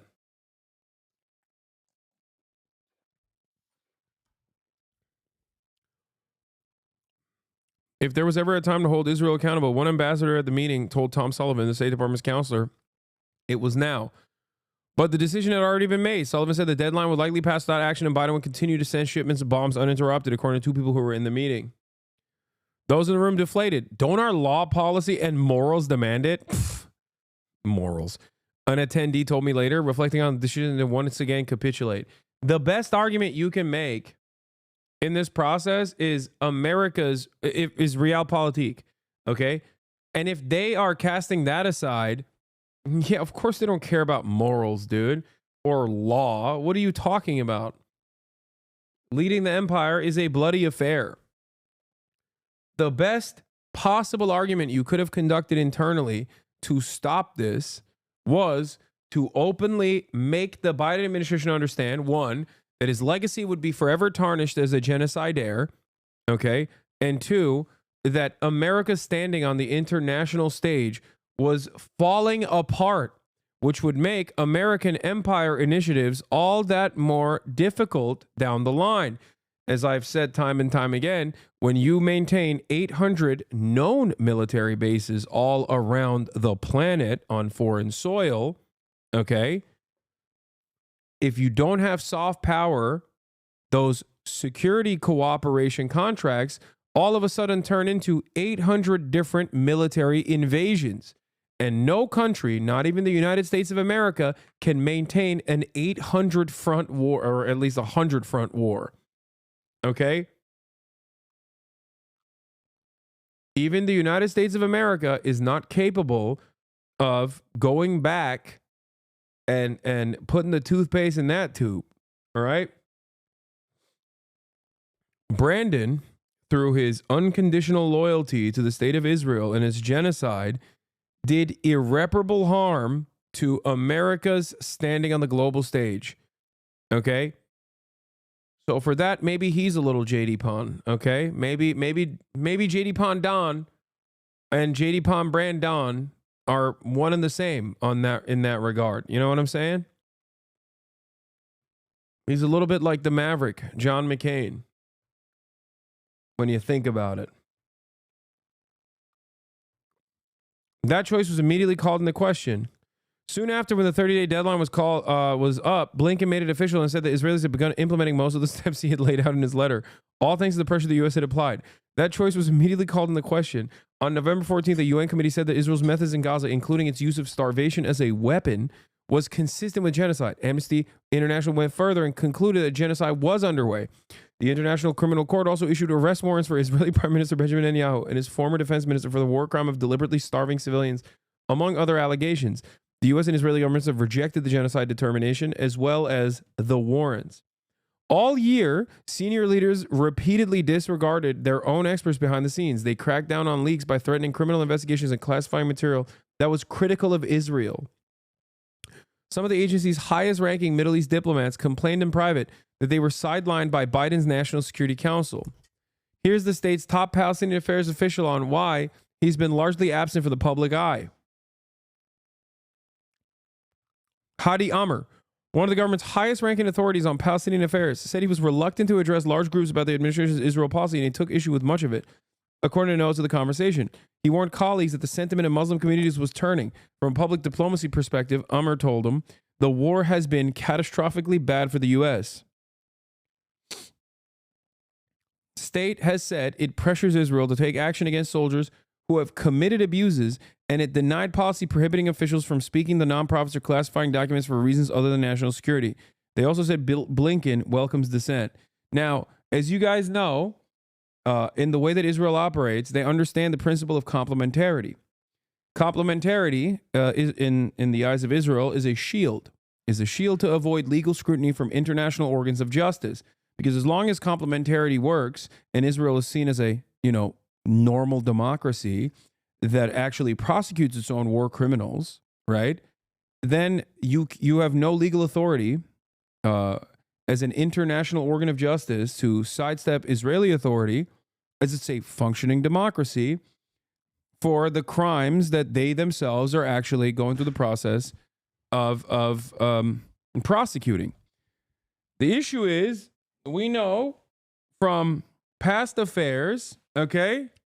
We know from past affairs that Israel has used the principle of complementarity by spying on Bensouda, the previous prosecutor of the ICC, and literally trying to set up internal cases for whichever war crime Bensouda was looking at.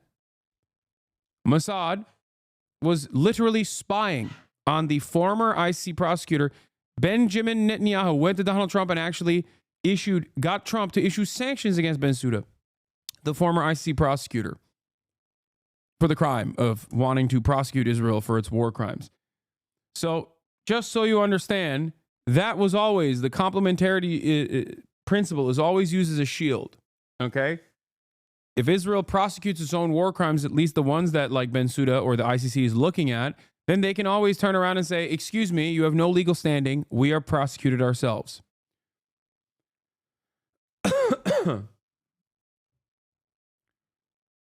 Anyway, I sent the Israeli government questions for our story, and they told me the relationship between the U.S. and Israel depicted in our story is not true to reality.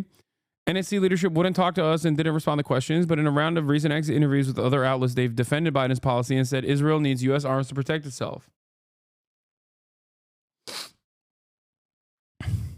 Something that struck with me was this other explanation from Jack Lew, the U.S. ambassador to Israel, the other day. I hadn't seen a senior official make a case like this before. The children who were killed turned out to have been the children of Hamas fighters. Not in every case, but we try to keep that information flowing. But the press moves on. The world moves on. And in policy circles, you can keep people focused saying it's bad. But it wasn't quite what it sounded like. In the world's eye, the first story out there is the one that creates an impression. That is such a monstrous, psychopathic, bloodthirsty attitude to have. You are so far removed from any kind of normalcy. You are so far removed from like any kind of humanity at that point where you're like, nah, you don't understand. The children that were assassinated by the state of Israel are children of Hamas soldiers. They have a program for it. They have a Lavender AI targeting system that creates new targets, many of which are not actually, Hamas militants anyway. But also, it's their children. Why? Because Where's Daddy is a secondary, a secondary targeting system that Israel applies, where drones that are constantly surveilling the Gaza Strip will inform the bombing operators when the Hamas militant is actually home, so that you can kill him and his whole family. That's crazy. People tend to focus the day something happens. The media that is presenting a pro-Hamas perspective is out instantaneously telling a story. It tells a story that is, over time, shown not to be completely accurate. 35 children were killed. Well, it wasn't 35 children. It was many fewer. The children who were killed turned out to be the children of Hamas fighters. That is your argument? That's your argument, dude? No, you don't understand. The children that we killed are children of Hamas fighters. Like, that's the best argument you could come up with? Absolute psychopath.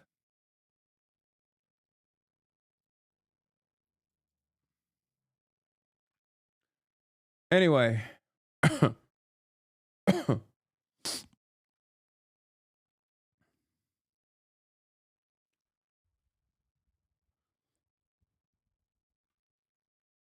What? Why don't you debate Jared Lazar on this? I don't know who the heck you're talking about, chatter. I never know if someone is just like even being for real when they bring up like a random name.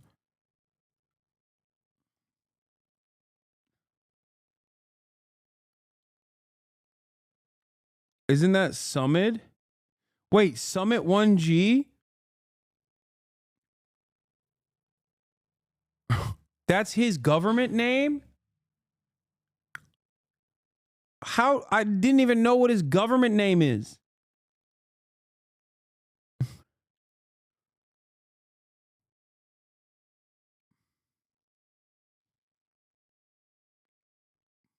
Also, if your name is Jared Lazar, why don't you make a pun out of that? Why did you go with Summit? It's kind of crazy when you think about it. Like, you have a cool ass name, dude.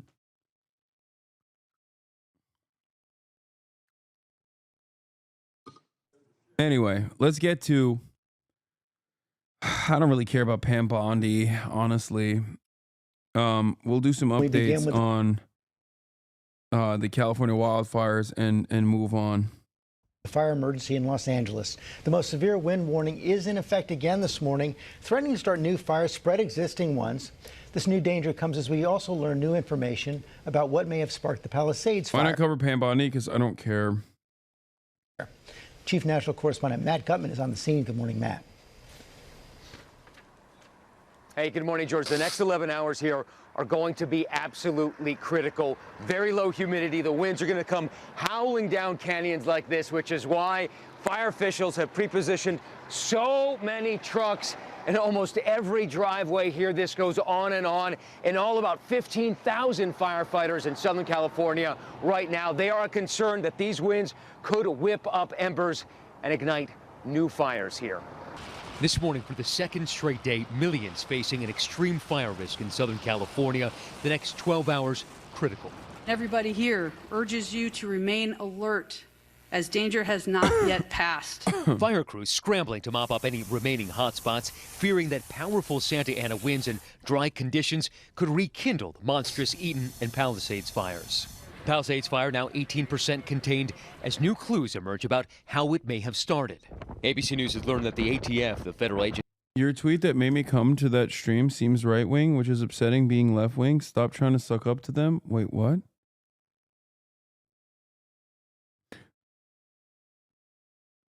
Like to give money to a leftist from other side of the sea. Thanks for your commentary. What? Your tweet made me come to that stream seems right-wing, which is upsetting being left-wing. Stop trying to suck up to them. I'm trying to understand what you're saying. Are you saying you expected me to be right-wing?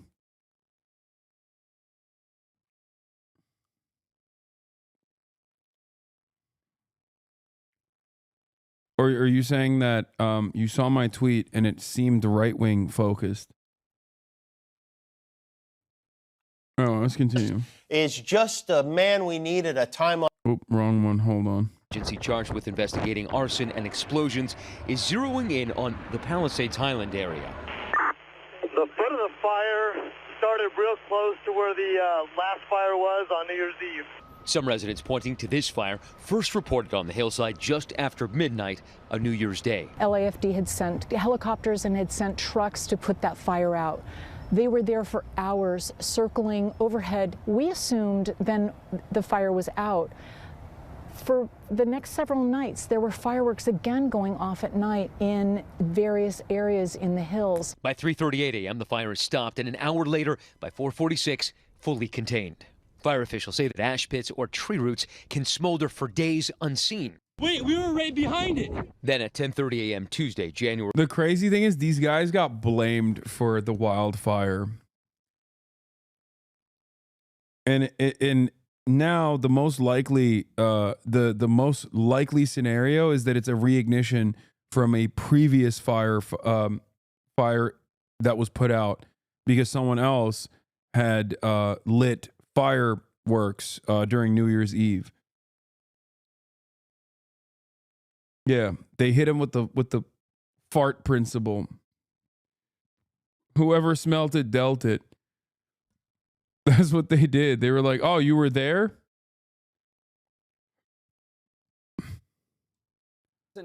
Oh yeah, I was on CNN. We'll look at that in a second with the Bernie. We got some hits off the Bernie interview. February 7th, the Palisades fire was reported. These side-by-side satellite images seem to show that fire starting at nearly the same spot as the fire the week before. We witnessed the furious firefighting efforts at that spot as the Palisades fire began to spread. Just in the past couple of seconds since we've been here, this fire has crested this little hill we're on. The entire basin here is engulfed in flames.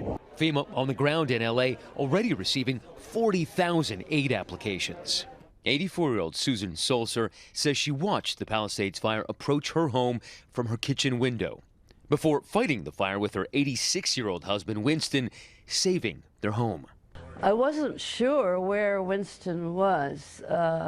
Couldn't contact him, but it turned out he was at the south end of the house doing the same thing. The Palisades and Eaton fires have claimed the lives of 25 people, and the survivors are still reeling. It was literally shooting like fireballs. It looked like a volcano. Zaire Calvin remembers the Eaton fire surging towards the place he's called home for 47 years. I got the You're getting your mother. Getting my mother. We're going. I go to the left, and my sister's car is still there. He says he thought his sister, Evelyn McClendon, had managed to leave already. The next day, they located her. When you're mourning your sister's death, there's no real understanding. There's no understanding. There's no way to even take it in. The family hit hard, but not giving up on their community. Everyone is fighting. Everyone is literally just asking, leaning on each other to say, what's next? What's the best thing to do? Folks like Zaire Calvin say that they can rebuild. They just need the financial resources and support in order to do it. Now, something that authorities here are very concerned about. Over the past 8 days, there have been 3 particularly dangerous situations. Alerts put out by the National Weather Service. There have also been some mistaken text alerts on that emergency alert system put out by the county, and officials are concerned there will be complacency, but they are pleading with folks to heed those warnings. They say lives are at stake. Michael. And you can definitely feel the heartbreak there, and you definitely need to take those warnings seriously. Thank you so much, Matt. Go rolling. Wall Street Journal did a firefighters are fighting fires for less than $2 an hour apiece. This is a group of wildland firefighters. Going all the way up? This is the main Palisades fire. So they're tasked with going up these steep hills and protecting these expensive houses from burning down. 7 years wildland, 61 fires. I've called about 30 of those out. I've had one restart about 90 days later. It can reignite 90 days after the fact? That sounds insane. Thousands of firefighters have come from all around the country to battle the still raging Los Angeles fires. That felt good. We needed that. This crew came from a prison camp. So these are inmates in the California penal system. These guys all volunteered to come out here. And this is a major labor force for California. Around 1,600 incarcerated people work as firefighters in California, making up as much as 15% of the state firefighting force, CAL FIRE. 16% of the total fighting force. Sometimes it's up to upwards of 30% of all firefighters out on the line are incarcerated. We work 24 on, 24 off. We won't be out of here till 6, 7 tomorrow morning. I know, it's kind of surreal, you know what I mean? This is California history down here. I mean, we're in Hollywood. It's better than being locked in a cell. We're basically free out here. Is the pay a little rough? I get $1 an hour right now, and I'm one of the highest paid guys on the crew. Incarcerated firefighters get between $5 and $10 a day. When they're assigned to a fire, they earn an extra $1 an hour. By contrast, a firefighter hired by CAL FIRE to do similar work ends up earning about $350 for a 24-hour shift, not including overtime. But the bigger draw is early release. Serving in a fire... Okay, CAL FIRE's numbers are so insanely low as well, by the way. That's crazy. Dude, do you understand? You're working 24 hours on, 24 hours off. You're sleeping in the mountains. You can't even bring a bed with you. Like, you can't bring like a sleeping bag with you because everything else you're carrying could potentially become an issue in a fire. And everything you're carrying you have to have the lightest load, basically, because you're trekking for 24 hours. Okay? And even the people that are fighting the wildfires that aren't incarcerated are making $350 for a full 24-hour shift. Like, that's the maxed out hazard pay. Also, being on the Sawyer team, those guys have to take tests and train for more than a year to be able to do that. These dudes are legit. Yeah. Like, when I think about that, not even the incarcerated, the people who are not incarcerated, and then I compare that to the police salaries for sitting around playing Candy Crush, waiting for like some black or brown teenager to roll over with an electric scooter so I can shoot them and then be like, I killed a looter. And how much hazard pay and overtime pay they actually rack up in that same time frame. I'm like, what are we doing? Our spending priorities are so out of whack. Bro, $350 a day is still great. Are you crazy? We're talking about 24 hours. You're working for 24 hours under conditions that are deadly. Like, you can die. What? Dog, you're talking about $14.50 an hour. That's lower than the California minimum wage. Why? Because Cal Fire, like people that work in the forestry service, are federal employees, as in they make less money. They make the least amount of money in the federal government. They're making $15 an hour, dude.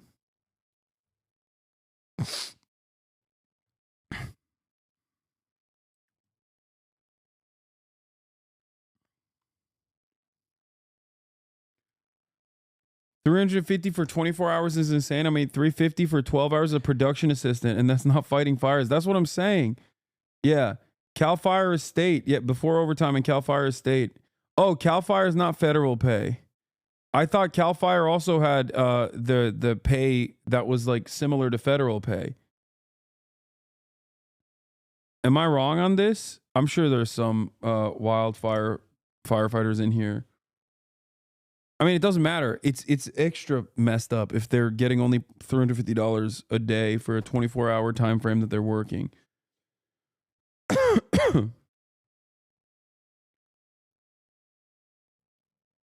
Fire crew gets time shaved off your sentence and a chance to get your record expunged.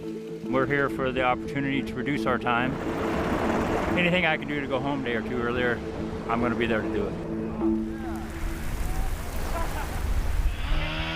After a 24-hour... No, U.S. Forest Service guys envy the Cal Fire. They make about 3x federal salary. Really? Or shift and then a 24-hour rest. The crew is back at work. Now, the job changes from fighting fires to helping prevent them. This is the arduous work of just clearing this area and making sure it's safe and stopping the fires before they start. This is work that these guys do all year round. It doesn't just happen when there's wildfires. We do this Monday through Friday. This is what we do every day, fire or not. When we talk to other groups and they're doing the same stuff we're doing, and we talk to them about how much you guys getting paid. Oh, well, we getting paid $20 an hour, or we getting paid this much a day. They'd be like, dang. At the end of the month, we probably make like $100. Something that somebody probably making like half a day. Kip Ford says his time on the fire crew has been an attempt at redemption. He's in... It's wild because the cops that are overseeing them, like the COs, are getting paid probably double overtime and hazard pay in the process. They also don't go out on the line, I suspect. Prison after being convicted of construction fraud in the aftermath of the 2018 campfire in Paradise, California. A verdict he's appealed. I have a part of my past that I'm not 100% proud of. Well, I just hope that I have did all I can to right that wrong as best I could. We were up there fighting them fires this year as a crew, as a team. The Park Fire, the Thompson Fire, the Apache Fire. But just to go to say, you know, that's, what do they say, is karma.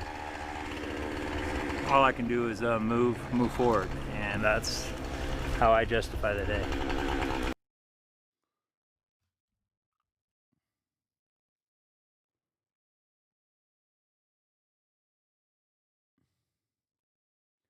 This video is a perfect example of what's happening in Altadena. National Guard and cops with guns out on one side of the street while community organizes mutual aid and resources next to a burnt down house across the way. The state isn't doing anything here other than a show of force. You don't understand. They're dealing with the looters, and there would be so many of them if it wasn't for the National Guard.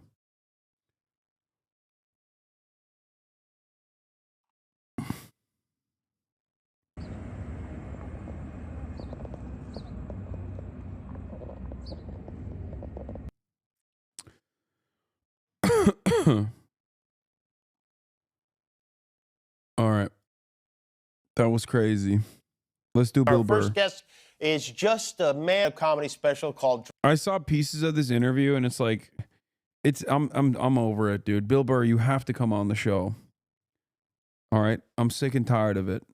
I'm tired of it. I'm done. I saw this. I texted my manager. I was like, how do we get Bill Burr? And he said, we just email his agent and pray. I'm sick and tired of it. It's been far too long. We have to get Bill Burr on the show before this year ends.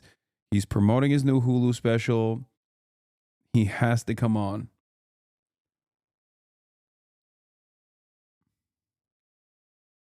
I'm done. I'm done playing games, Bill. Fat Boy hook you up?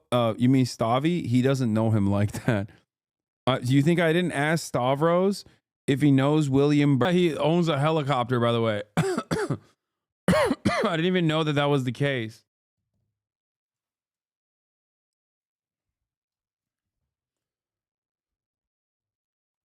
The lovely Nia. I would get into his helicopter. You guys know I'm anti-helicopter and I'm deathly afraid of it. And I think helicopters are an affront to God. I think it's disrespectful. Like airplanes, fine, okay? But that's a bridge too far. Helicopters, a bridge too far. You've taken it too far. Okay? But the love I have for this man, I would get into the helicopter he's comments on you, but it's far more strenuous than being a firefighter. Our base salary was always pretty low, so we needed to work overtime jobs and off-duty jobs. Without those off-duty jobs, a lot of us wouldn't have enough money to pay the bills. But the issue I see with every police is that every department is different and not regulated the same.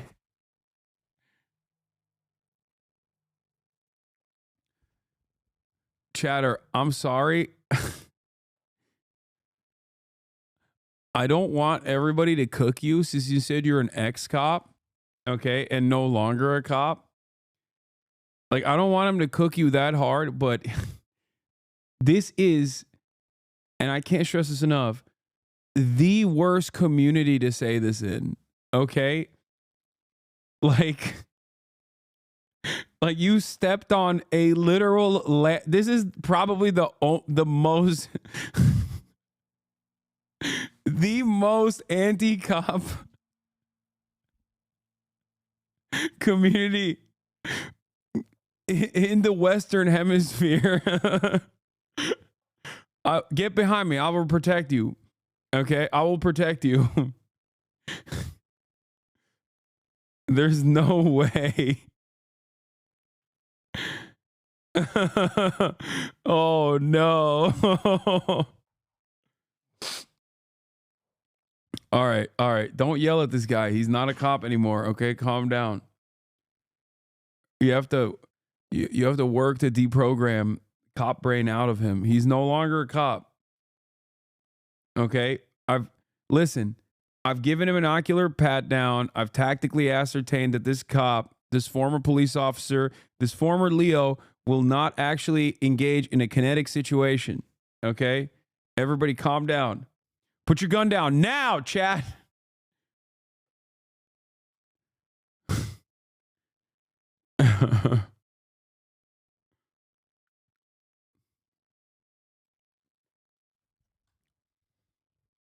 All right, let's continue.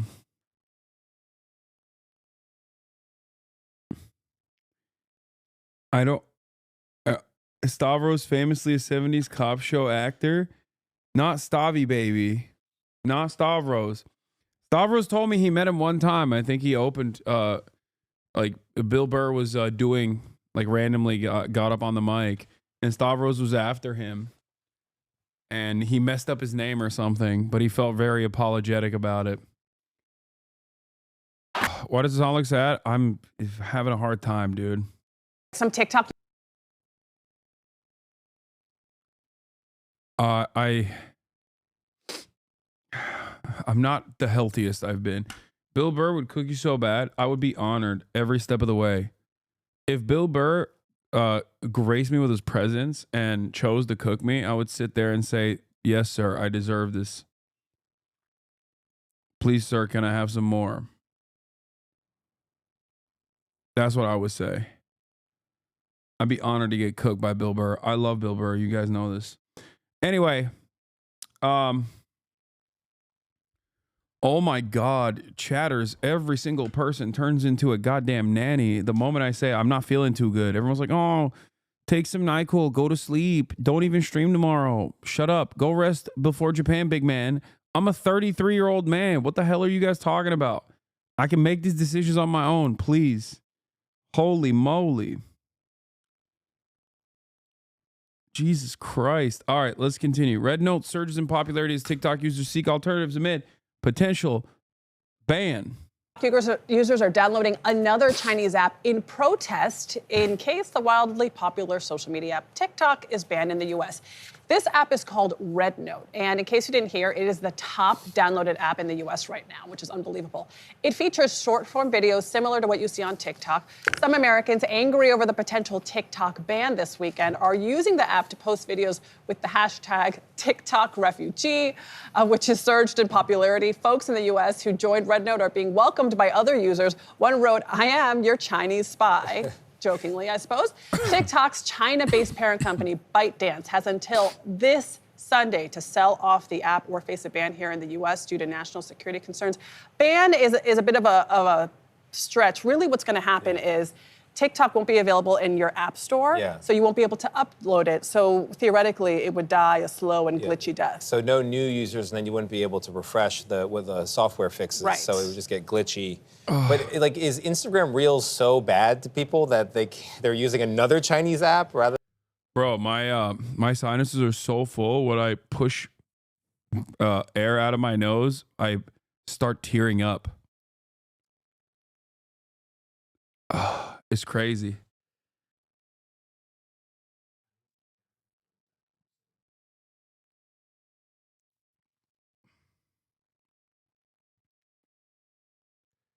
That's crazy.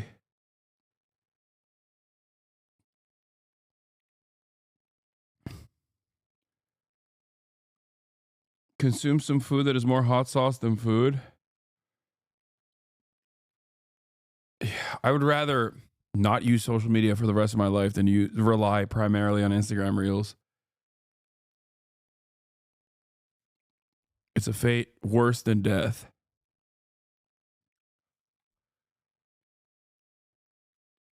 Oh.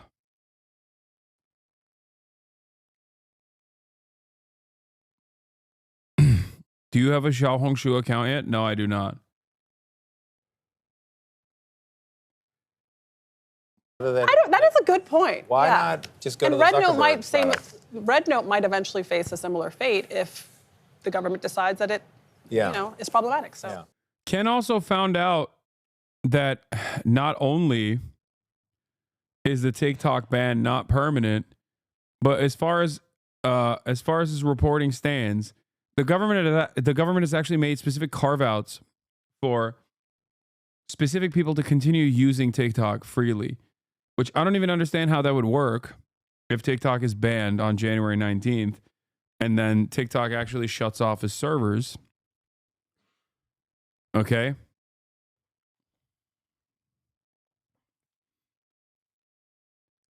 Yeah. If you are a government official promoting the United States of America, they still want you on there. So if you catch me on TikTok after January 19th, you already know your suspicions are correct. I am working for the CIA and doing pro-American propaganda. That's how desperately I want my TikTok to remain, okay? Please don't take it away from me. I would like it. I would like to continue using it. I will do pro-American propaganda.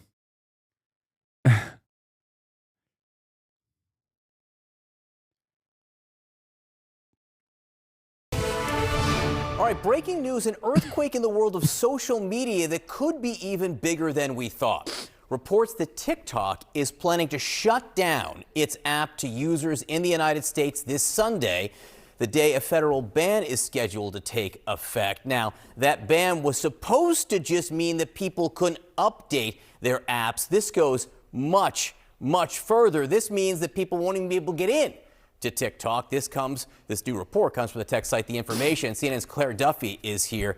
This is a huge deal. This is much bigger than we thought it would be and much quicker. Yeah, I imagine there are some creators on TikTok who are really freaking out now if they weren't already. ByteDance really had three options here. The first was to shut down TikTok altogether when this ban went into effect.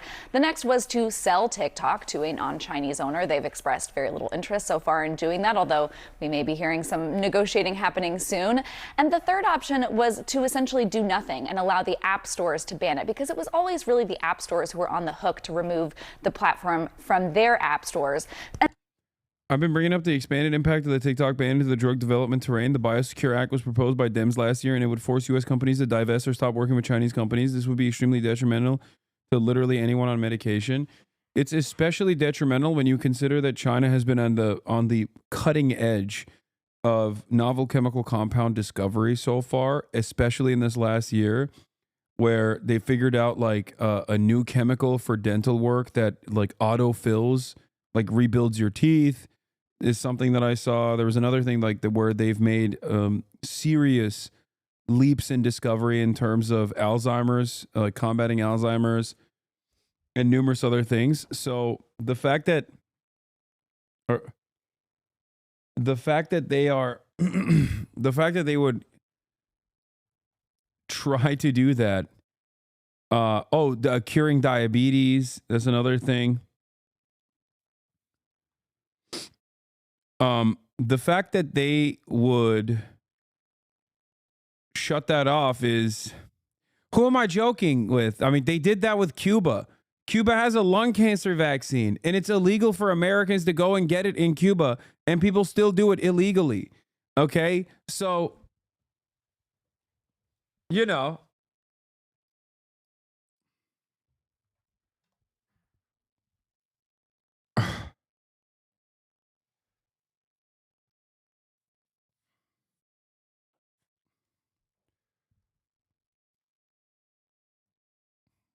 That hasn't stopped America before.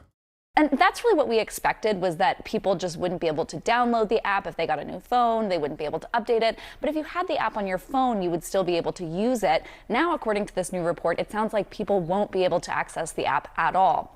If they go on there, they'll be redirected to a site explaining the ban. Creators may be able to download their data, their old videos, but they won't actually be able to access TikTok.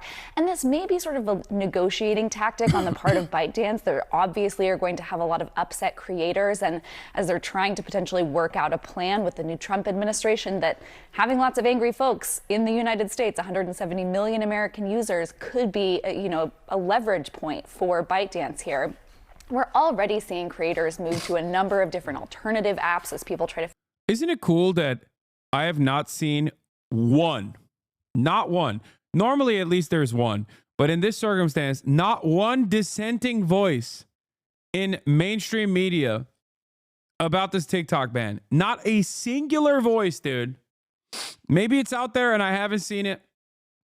But every report that I've read on the TikTok ban, from every single outlet, from Fox News down to independent media, down to not independent media, down to, local broadcasters, not a single one of them have talked about how insane this process is. Virtually every single critique of this revolves around the legality of it. But even then, while they're talking about is this legal, or will this have a chilling effect on free speech across the board? Once that question is asked, the answer is immediately no, not at all. They're going to write a very specific carve out for TikTok alone. It is crazy.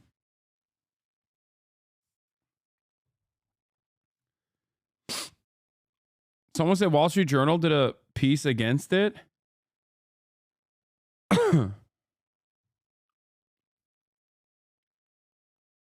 They keep explaining it like ByteDance is groveling to the US. It's disgusting. Yeah, that's the other thing. Like, they're also making it seem as though like America holds massive power in this equation. Like, of course the Chinese are going to succumb to our whim. Like, this already happened. It happened in India. Okay? Yes, the US market is only 17% of TikTok's user base, which is not that significant, but the amount of money that the amount of revenue that TikTok generates for American institutional investors, by the way, very wealthy institutional investors that are American, first and foremost, just so you understand, is a tremendous number. It's not a tiny percentage. The revenue you generate from the American market is massive. Americans are wealthy. Americans love selling stuff. Americans love, more importantly, buying stuff. Okay? So having said that, it is a big hit. As far as the user base goes, when TikTok was banned in India initially, they just found a second market. Okay? They went to a different market and were able to make up that loss. For the United States of America, I'm not so sure if they'd be able to make up that revenue loss, but I don't think they care.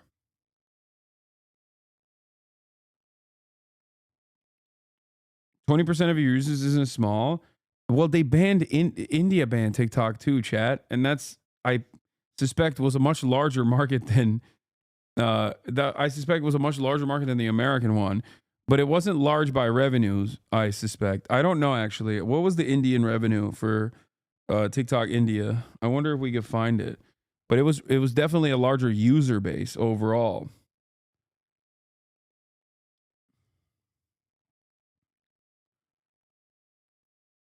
It is crazy though. I have a really bad one that was pro-ban for the time. Starts at 57 seconds.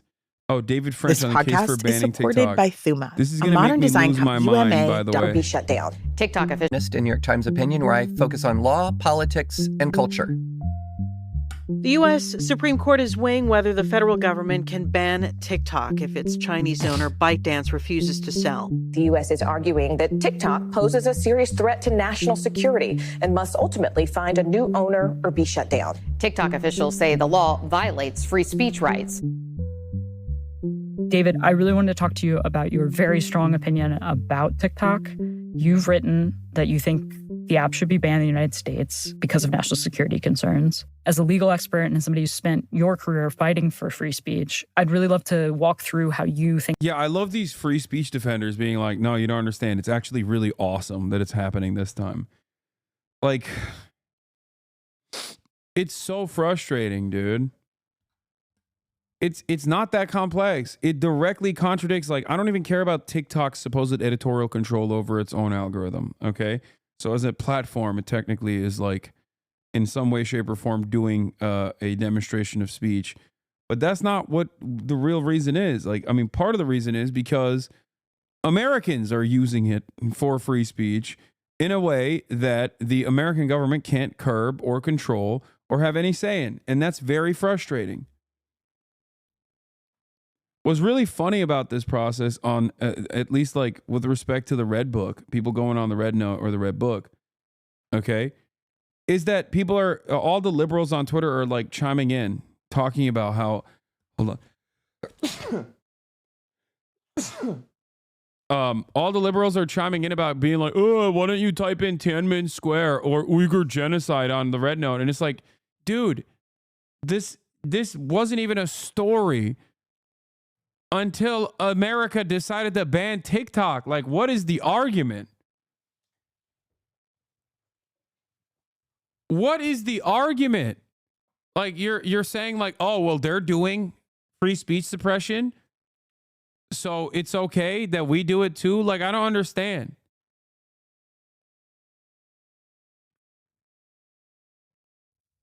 And they're writing it in English and not in Chinese. And apparently if you write it in Mandarin, it shows up, but it doesn't matter.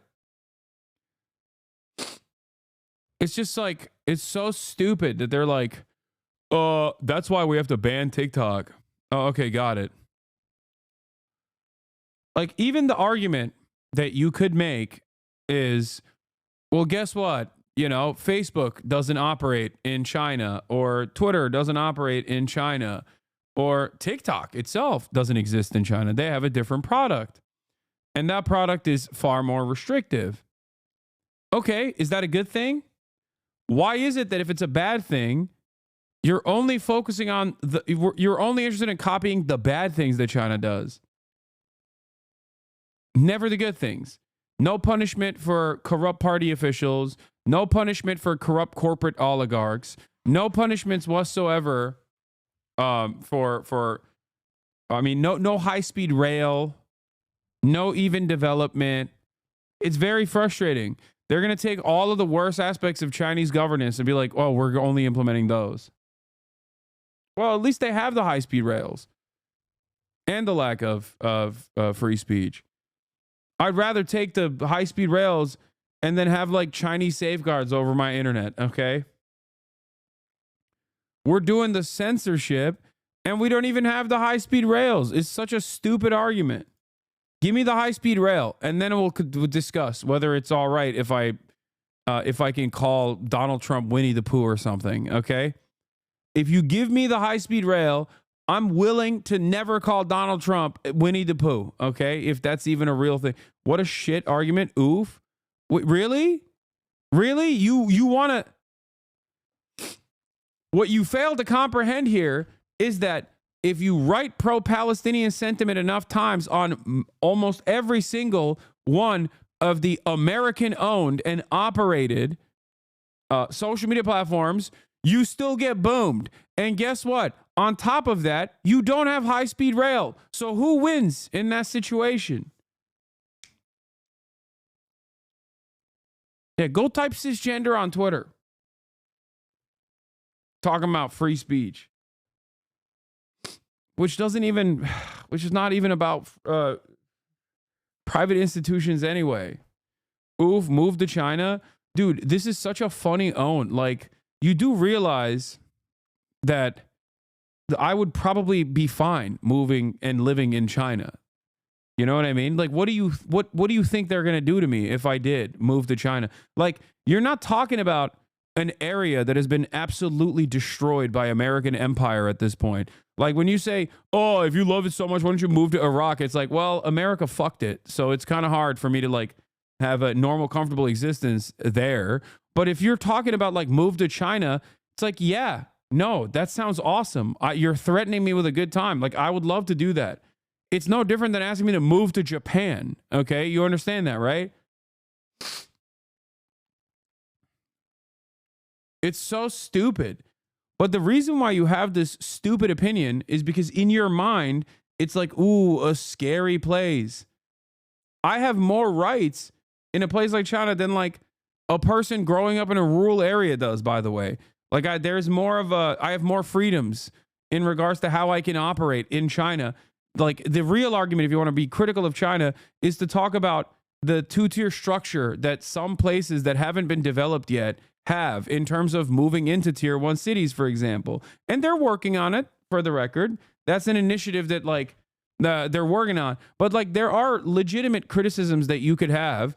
It's just weird to have those criticisms in the United States of America. Okay? It's just weird. It's weird and hypocritical and stupid. Are you seriously comparing Japan to China? Yes, you're right. China is actually currently in its Japan in the 90s stage, so it's probably infinitely better to live in China than to live in Japan. Yeah. No imprisoning political opinions. Yeah, the right stuff. Oh my God. What is this? Privileges that we had in America that we don't quite All have. right, here we are. We've landed once again in this TikTok conversation because so many people are constantly like critical of China, but not in the right ways. Okay. Critical of China in like really silly ways where I just have to sit here and, glaze China. Dude, you have to understand, this isn't the 80s anymore, man. You can't just like behave as though You cannot behave as though China is like, you know, post-famine North Korea, okay? Like, everyone has internet, dude. You have internet. You can check it out online. Like, you cannot be this inundated with anti-China propaganda that you are just refusing to recognize that it is a normal country just like any other country, okay? It is functionally no different than like Norway or France. You know what I mean? You would never, if you were like, go live in France, dumbass, okay?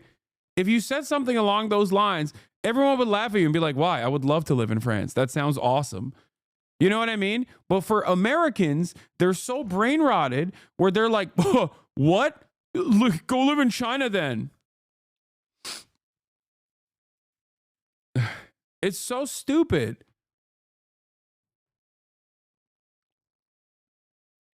Like, you can even make that argument about Russia, right?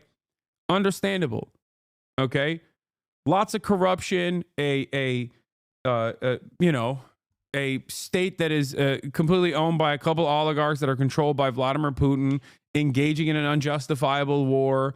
There's a lot of, you know, there's a lot of corruption. There's a lot of disorder. Makes sense. Okay? I get that. It wouldn't be the best. Okay? It wouldn't be great. Also, terrible weather conditions in general. But that's like that's one thing, right? But making this argument about China is so stupid.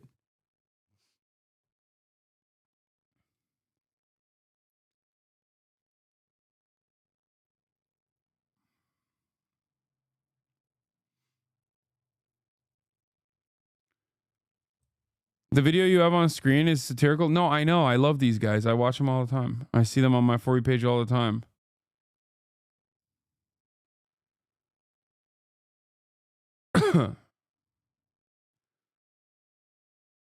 Biden's final address to the nation is live. Oh, God. The elements of which I laid out in great detail in May of this year. This plan was developed and negotiated by my team and will be largely implemented by the incoming administration. That's why I told my team to keep the incoming administration fully informed, because that's how it should be, working together as Americans. This will be my final address to you from the American people, from the Oval Office, from this desk as president.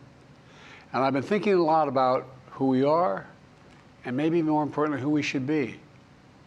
Long ago in New York Harbor, an iron worker installed beam after beam, day after day. He was joined by steel workers, stonemasons, engineers. They built not just a single structure, but a beacon of freedom. The very idea of America was so big, we felt the entire world needed to see. The Statue of Liberty, a gift from France after our Civil War.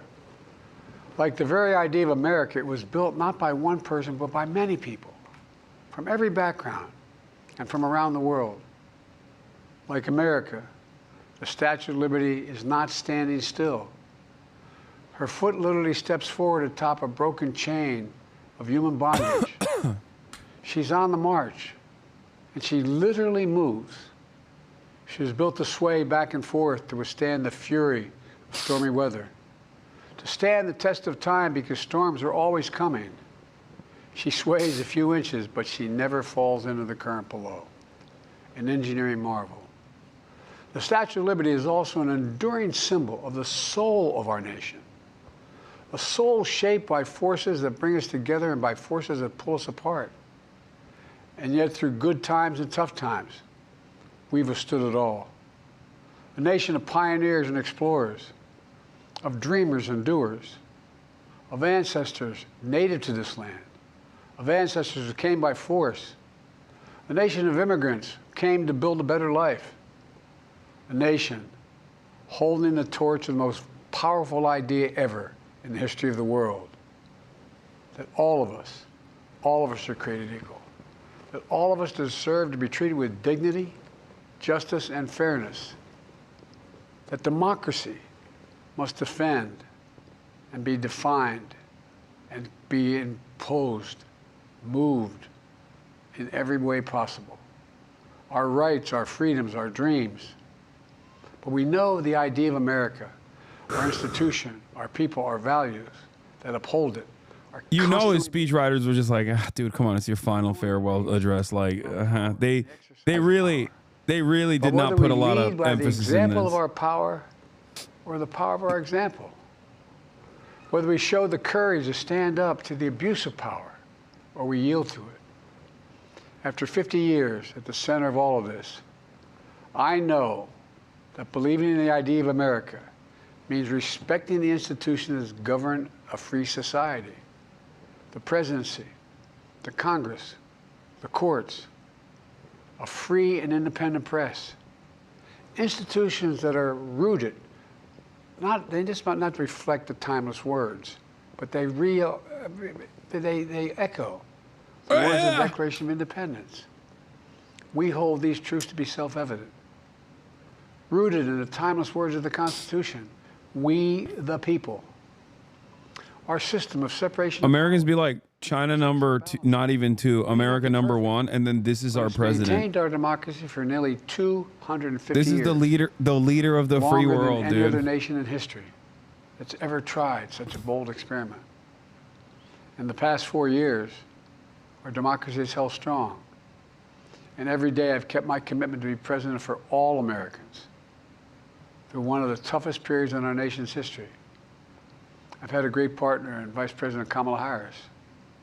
It's been the honor of my life to see the resilience of essential workers getting us through a once-in-a-century pandemic, the heroism of service members and first responders keeping us safe, the determination of advocates standing up for our rights and our freedoms instead of losing their jobs to an economic crisis that we inherited. Millions of Americans now have the dignity of work. Millions of entrepreneurs and companies creating new businesses and industries, hiring American workers, using American products. And together, we've launched a new era of American possibilities. One of the greatest modernizations of infrastructure in our entire history, from new roads, bridges, clean water, affordable high-speed internet for every American. We invented the semiconductor, smaller than the tip of my little finger, and now is bringing those chip factories and those jobs back to America where they belong, creating thousands of jobs. Finally, giving Medicare the power to negotiate lower prescription drug prices for millions of seniors. And finally, doing something to protect our children and our families by passing the most significant gun safety law in 30 years. And bringing violent crime to a 50-year low. Dude, that part is so funny. Meeting our sacred obligation to over 1 million That's like veterans. Trump saying he did the most significant gun safety measures because he banned bump stocks. Like, to their families. God, we're providing so medical care and pathetic, education dude. benefits and more for their families. You know, it will take time to feel the full impact of all we've done together. But the seeds are planted, and they'll grow and they'll bloom for decades to come. At home, we've created nearly 17 I bet this stuff goes hard as fuck for people who don't know anything. Nah, because they also don't like the aesthetics of an old people man. have healthcare than ever so before. it basically has no. Overseas, we've the strengthened only people that will like what we're watching here is going to be like diehard Democratic Party operatives and loyalists. I'm so proud of how much we've accomplished for the American people. And I wish the incoming administration success, because I want America to succeed. That's why I've upheld my duty to ensure a peaceful and orderly transition of power, to ensure we lead by the power of our example. I have no doubt that America's in a position to continue to succeed. That's why my farewell address tonight, I want to warn the country of some things that give me great concern. This is a dangerous and that's a dangerous concentration of power in the hands of a very few ultra-wealthy people. And the dangerous consequences if their abuse of power is left unchecked. Today, an oligarchy is taking shape in America of extreme wealth, power, and influence that literally threatens our entire democracy, our basic rights and freedoms, and a fair shot for everyone to get ahead. We see the consequences all across America, and we've seen it before. more than a century ago. But the American people stood up to the robber barons back then and busted the trusts. They didn't punish the wealthy. They just made the wealthy play by the rules everybody else had to. Workers want rights to earn their fair share.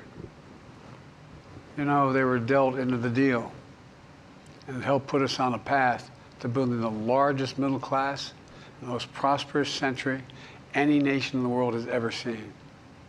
And we've got to do that again. In the last 4 years, that is exactly what we've done. People should be able to make as much as they can, but play by the same rules. Pay their fair share of taxes. So much is at stake. Right now, the existential threat of climate change has never been clearer. Just look across the country, from California to North Carolina. That's why I signed the most significant climate and clean energy law ever in the history of the world, and the rest of the world is trying to model it now. It's working, creating jobs and industries of the future. Now, we've proven we don't have to choose between protecting the environment and growing the economy. We're doing both.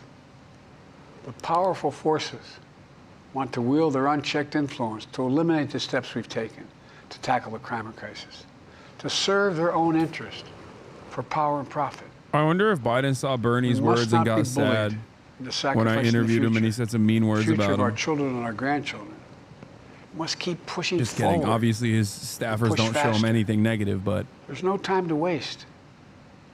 It's also clear that American leadership in technology is an unparalleled source of innovation that can transform lives. We see the same dangers of the concentration of technology, power, and wealth. You know, his farewell address, President Eisenhower spoke of the dangers of the military-industrial complex. He warned us then about, and I quote, the potential for the disastrous rise of misplaced power, end of quote. 6 decades later, I'm equally concerned about the potential rise of a tech-industrial complex that could pose real dangers for our country as well. Americans are being buried under an avalanche of misinformation and disinformation, enabling the abuse of power. The free press is crumbling. Editors are disappearing. Social media is giving up on fact-checking.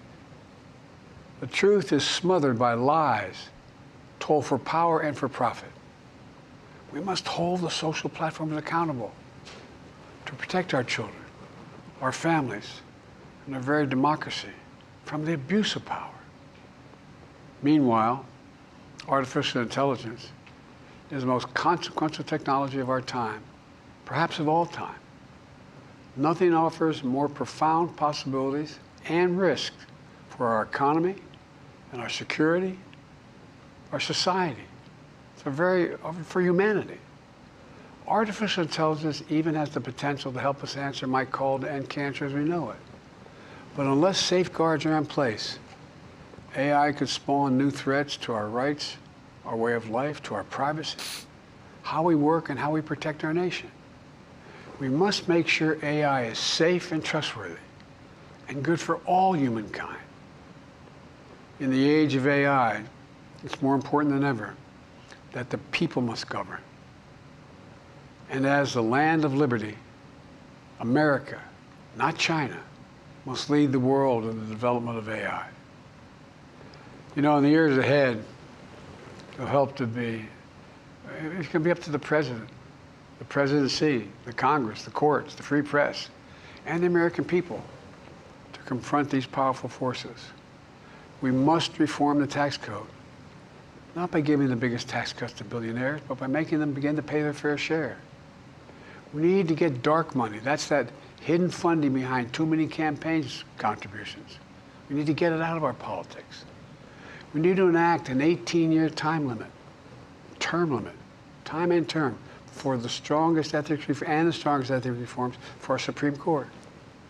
We need to ban members of Congress from trading stock while they're in the Congress.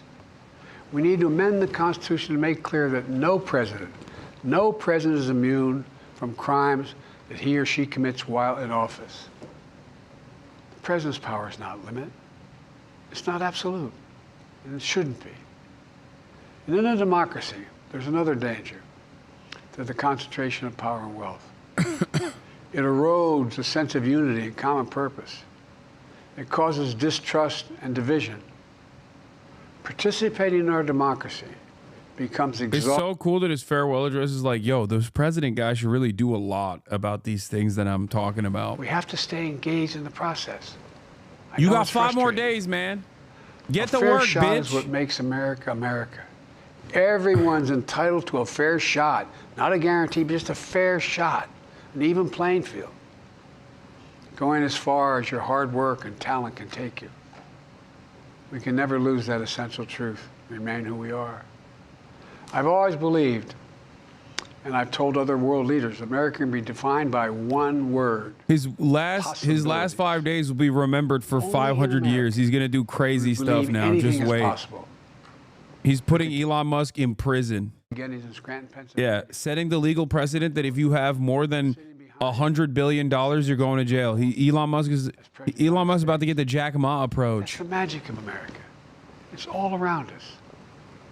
Upstairs in the residence of the White House. Yeah, dark branded incoming. He was Chinese all along, dude. We didn't recognize it. We didn't respect it. Okay, I'm telling you, he was Chinese the whole time. I mean, on the outstretched arm of the statue that holds the torch. It reminds me every day. It feels like a flex where he's like, wouldn't it be cool if I did all these things that I'm warning against? That I like did anything to try to stop all of the things that I'm warning against? Wouldn't that have been Son of an sick? immigrant. Yeah, you got His nothing job though. was to climb that torch and polish the amber panes so rays of light could reach out as far as possible. He was known as the keeper of the flame. He once said of the Statue of Liberty, quote, speaks a silent universal language, one of hope that anyone who seeks and speaks freedom can understand. Yes, we sway back and forth to withstand the fury of the storm, to stand the test of time. A constant struggle, a short distance between peril and possibility. But what I believe is the America of our dreams is always closer than we think. And it's up to us to make our dreams come true. Let me close by stating my gratitude to so many people, to the members of my administration, as well as public service and first responders across the country and around the world. Thank you for stepping up to serve. To our service members and your families, it's been the highest honor of my life to lead you as Commander-in-Chief. And of course to Kamala and our incredible partner, historic Vice President. She and Doug have become like family, and to me, family's everything. My deepest appreciation to our amazing First Lady who's with me in the Oval today, for our entire family. You're the love of my life and the lives of my love. My eternal thanks to you, the American people. After 50 years of public service, I give you my word. I still believe in the Women idea. held up half the sky, Jack. I will let 1,000 blossoms bloom. The character of our people matter and must endure. Now it's your turn. I'm enshrining a monument for Yahya Sinwar. Keeper of the flame. Going forward, we're doing it all. Next 5 days. You love it too. I will make Luigi Mangione May God protect her children. look like Thank you for this great honor. a peaceful man with what I'll do to the insurance companies. Oh, the black and white President Joe Biden Oval Office address. It looks like he's dying. It looks like he died. There are weeks, or there are decades where nothing happens. And then there are weeks where decades happen. I'll show you what I can do in 5 days.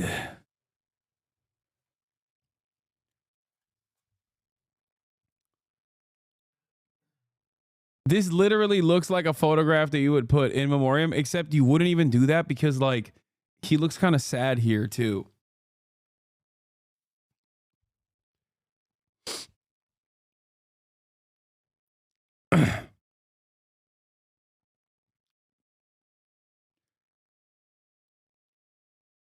The courage to stand up for the rights of our democracy is espoused after centuries of respecting the institutions that govern our society and speaking independence and liberty for generations to come.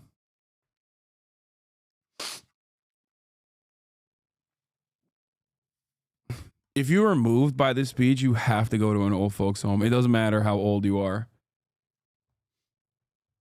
Like, you could be 28 years old, head mod of like r/neoliberal or whatever, and you still have to go to an old folks home immediately.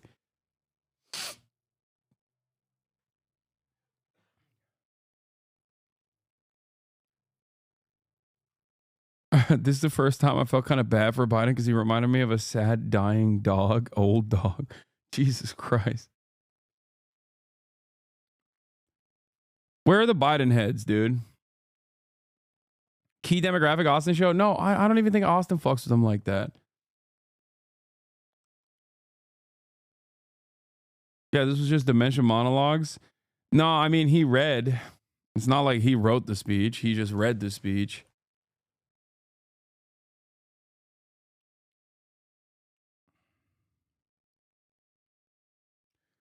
Breaking, Joe Biden has died. What are health risks? Grok AI question.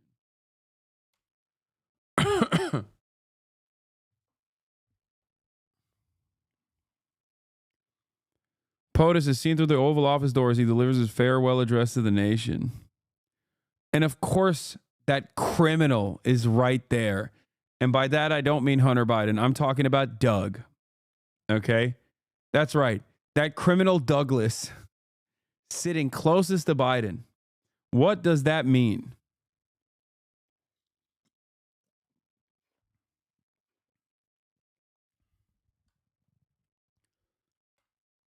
Lock him up. What? Jill Biden shares disappointment with Pelosi. We were friends for 50 years. Jesus.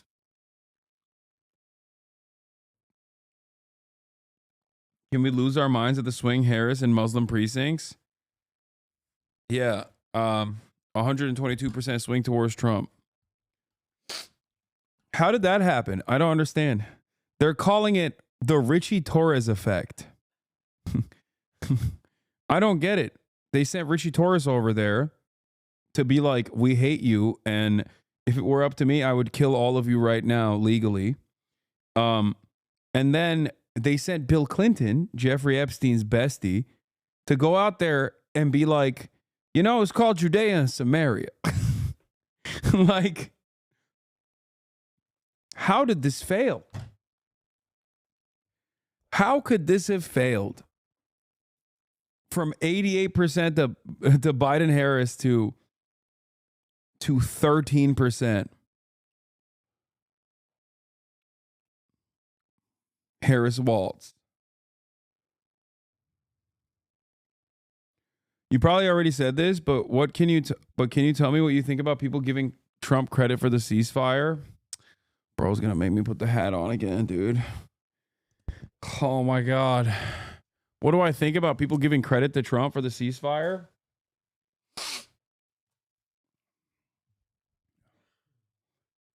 I don't know, man. What do I think?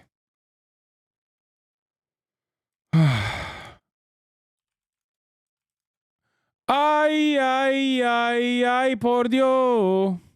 Vote for Trump. Let's go. Oh, God damn it. It's not the right video. I freaked it up.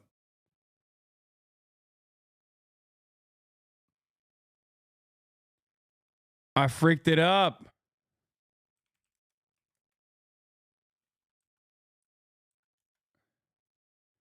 I found it.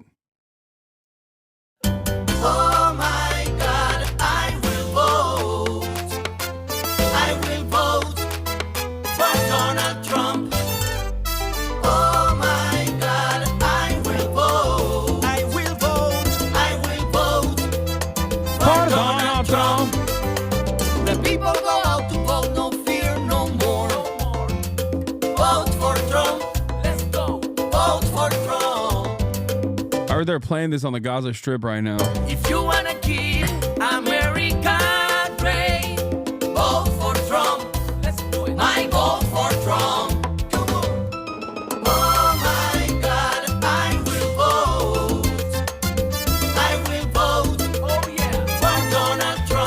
I think about Donald Trump getting credit? May Allah awaken the people and help them to see the evil doings of Israel and the United States. Oh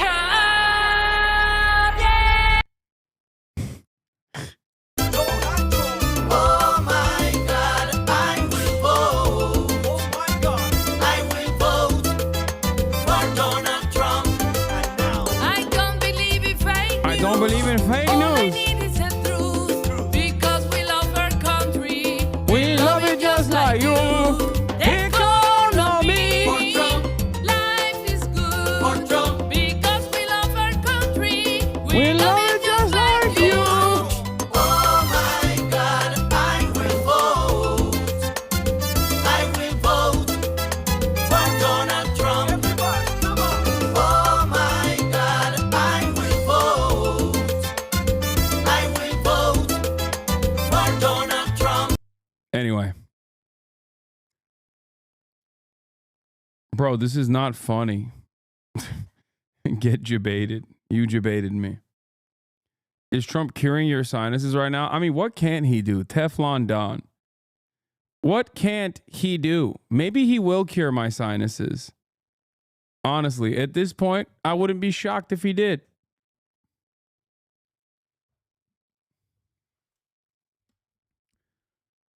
Bro, every time I leave and come back, you're playing this shit. This is how you skew narratives? What narratives?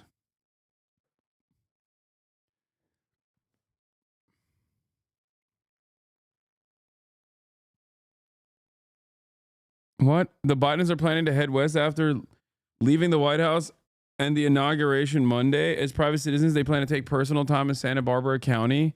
Yuck. Get out of my state, man.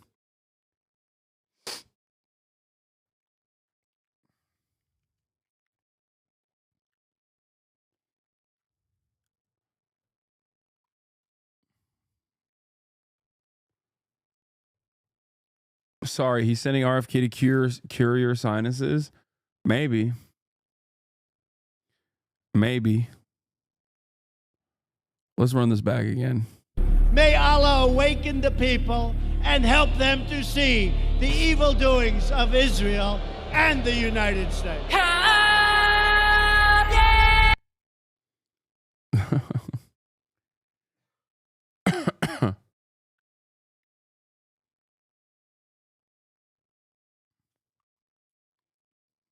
What is this? The Israeli negotiation team in Doha reported to Netanyahu of a last-minute attempt by Hamas to withdraw from a clause in the agreement that grants Israel the veto power over the release of mass murderers who are symbols of terrorism.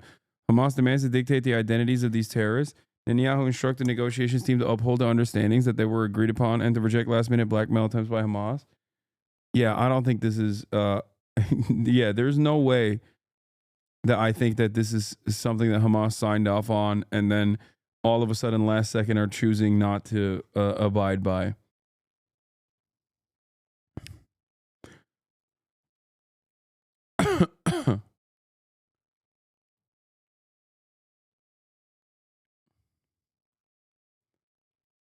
Anyway.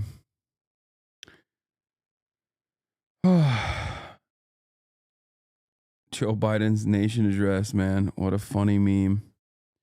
Where were we? I was glazing China. I'm doing all the I'm running through all the hits that piss off liberals today. Wearing a Donald Trump hat. I'm basically a MAGA communist. To figure out sort of what's next. And it's not necessarily the Instagrams and the YouTubes that you would expect. There are a lot of new apps that are cropping up, including Lemonade, which is a ByteDance app like TikTok is.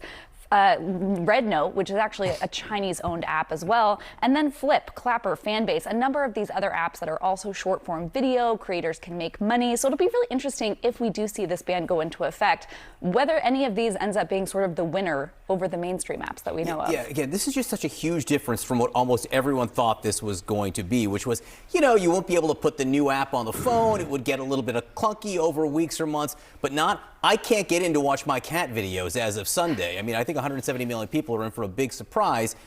Now, the inauguration is Monday, and as you said, we just don't know how this is going to change or what will play out here. Yeah, it's a really good question, a big question. And again, let's talk about that second option there, that ByteDance could sell TikTok. Yesterday, we are seeing reports from Bloomberg, from the Wall Street Journal, that Chinese officials are now considering Elon Musk as a I don't know why they're saying this when like Vanity Fair went to TikTok and they were like, this is insane. This is not even remotely in question.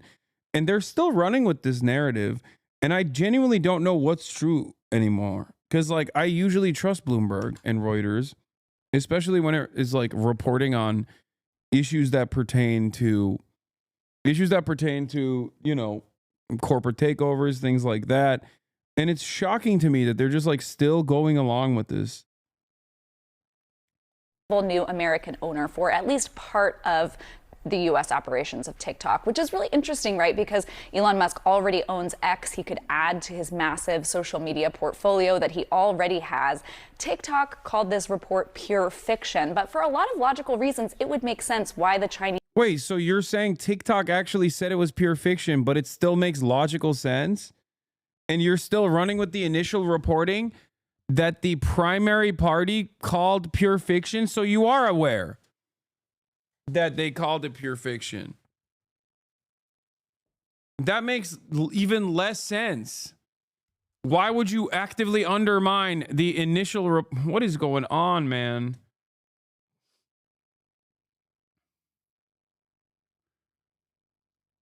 I just don't... No, Mr. Beast doesn't make more logical sense either. He does not have the money to buy TikTok. He did it so he can get 635,000 likes. Come on, dude. Unironically, I have so many billionaires reach out to me since I tweeted this. Let's see if we can pull this off.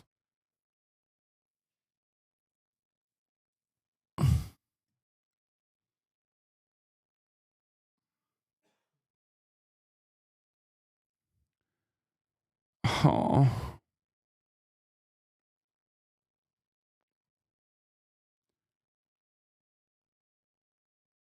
Trump is pressuring the Chinese government to force the sale of their share. This isn't the same as TikTok and Musk dealing directly. Yeah, I'll buy it, dude. Would consider Elon Musk, you know, a friendlier American owner than a lot of other folks who have put their hands up to buy this platform. Elon Musk has huge business interests in China. It's the second largest market for Tesla. He does a lot of manufacturing there. And so China may see Elon Musk as the best possible option here if they don't win their Supreme Court case. All right, a lot going on, a lot to watch, and maybe a lot of unhappy people in just a few days. Claire Duffy, thank you very much. With me now is a Democratic senator from the state of Massachusetts, or the Commonwealth, I should have said, Ed Markey. Senator, thank you so much for being with us. If TikTok shuts down in the U.S. on Sunday, what would the impact of that be? The impact would be dramatic. There are 170 million users. That's right, Ed Mackey. Let's go. He's doing the damn thing. Of TikTok in the United States. 7 million businesses use TikTok in the United States, all across California. I mentioned this part as well. Like, there are so many startup small businesses that actually took root on TikTok.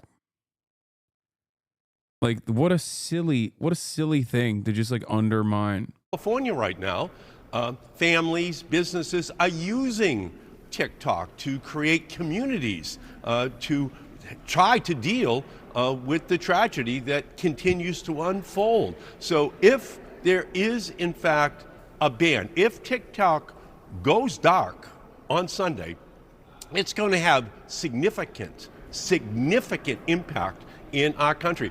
I think older people just don't understand the role which TikTok plays in the culture of people in our country under the age of 40. It is deeply embedded into our country, and that's why I'm going to, on the floor of the Senate today, make a unanimous consent request to pass my legislation to give TikTok another 270 days to negotiate a resolution of this issue. But it would just absolutely be a very significant moment in the history of communications in our country to have a site go dark, just be banned in our country with no other resolution that was in fact made possible. I had a chance to ask Republican Congressman Dusty Johnson about your proposal for an extension. This is what he said. Listen. I think it is crazy that we would allow an adversary of the United States to control such a major. Dog, pack it up. Your name is Dusty Johnson, dude. God, another reason that South Dakota is not a real place. Like, what are we doing, man? My man's name is literally Dusty Penis, and he's out here not embarrassed every single day. He's unashamed and willing to go on national television and be like, yes, I am Dusty Penis.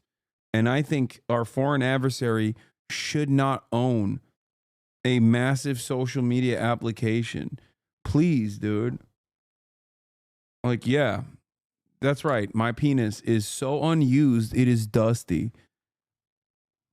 Or dirty, whichever one you want.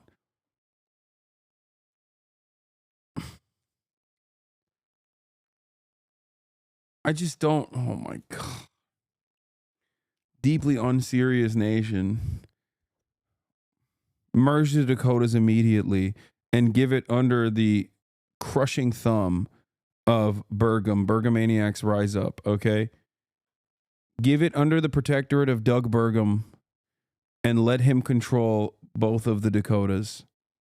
Enough of this South Dakota nonsense, North Dakota nonsense. No more Dakota divide. One Dakota, united.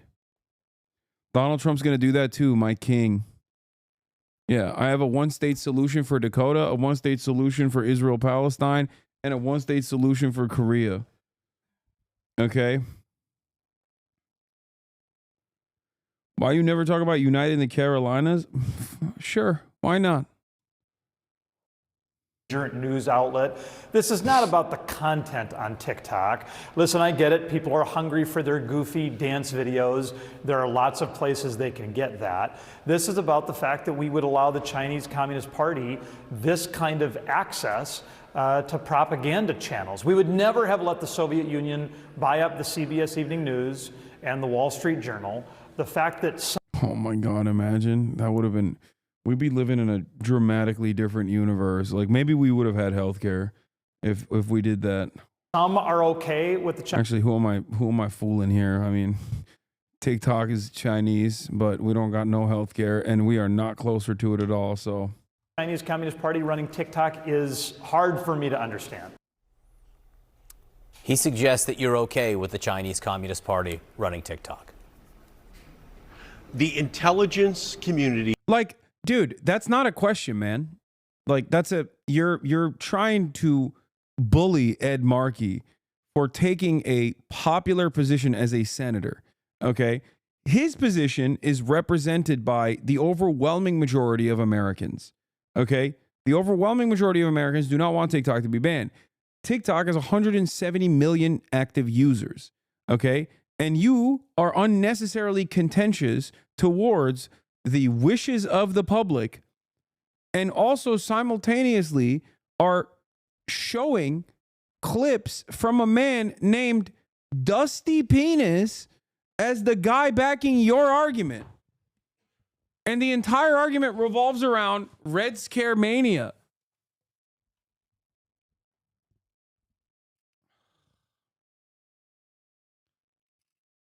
I'm willing to bet there's more people in South Dakota that like TikTok than Dusty Penis, okay? He produced absolutely no evidence that the Chinese government is compromising this information. It provided no information whatsoever. Great answer from Ed Markey, who is, I feel like, so old that if he actually looked at a TikTok For You page, he might perish on the spot, but respect for him. Defending TikTok.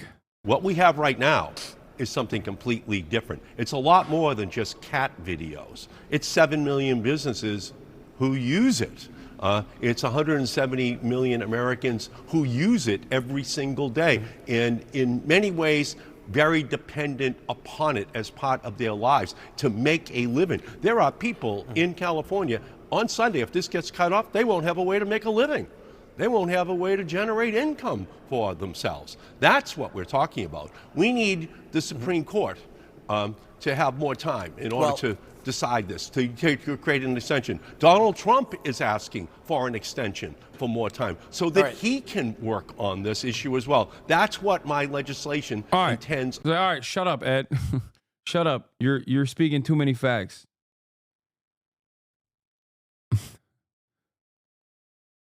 On attempting to achieve, and I'm going to do that with Senator Booker and Senator Wyden today. All right, let me just jump in for a little context here. Number one, the Supreme Court in its questioning seemed to indicate they were going to let this congressionally passed law, a bipartisan law, go through, which would mean the ban would go into effect on Sunday. We think that's where the Supreme Court is going. And I just want to point out, there are Republicans who agree with you, but there are plenty of Democrats who agree with Dusty Johnson. This law was passed by a bipartisan majority and signed in both houses, and it signed into law, I should say, by President Biden. You said that President... Did he ask Dusty Johnson how he feels about his own president, which the Republican Party has demonstrated a lot more fealty to Donald Trump than the Democrats have to the rest of the party. Democrats argue amongst themselves all the goddamn time. Did he ask those questions to Dusty Penis? Was he like, hey, Dusty, what's up with your name? Also, if we're done with that part of the questioning, what's going on? You know, your own party leader, your God King, doesn't agree with you. What's going on with that? Also, third question, why is there a thing called South Dakota? Why have we not merged them yet? Okay. Did you ask him that question too, CNN? I don't think so. This is what I mean, chat, when I say it's always so, like, there is so little coverage on the opposing argument. There is so little coverage on not banning TikTok. And the only time it's ever mentioned is it immediately has to be contentious. And people immediately have to attack the person even making that argument.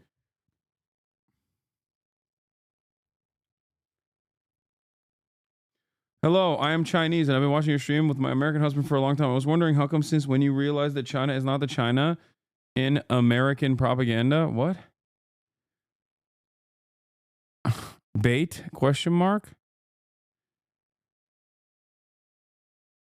Dude sounds like less gay Bill Maher.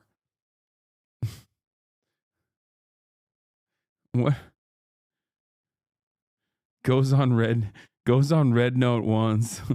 Yeah. He's like, I found a Chinese wife, Hasan. I went on red note. We're married now. I think they're asking, when did you learn that there's more to China than what we're told in American propaganda? I don't know. Maybe I have relatives who are Chinese. That could be part of the equation, even though they are literally from Taiwan. But still, some of them work in mainland China. Perhaps that might be relatively instructive on my more nuanced understanding of Chinese development and China in general.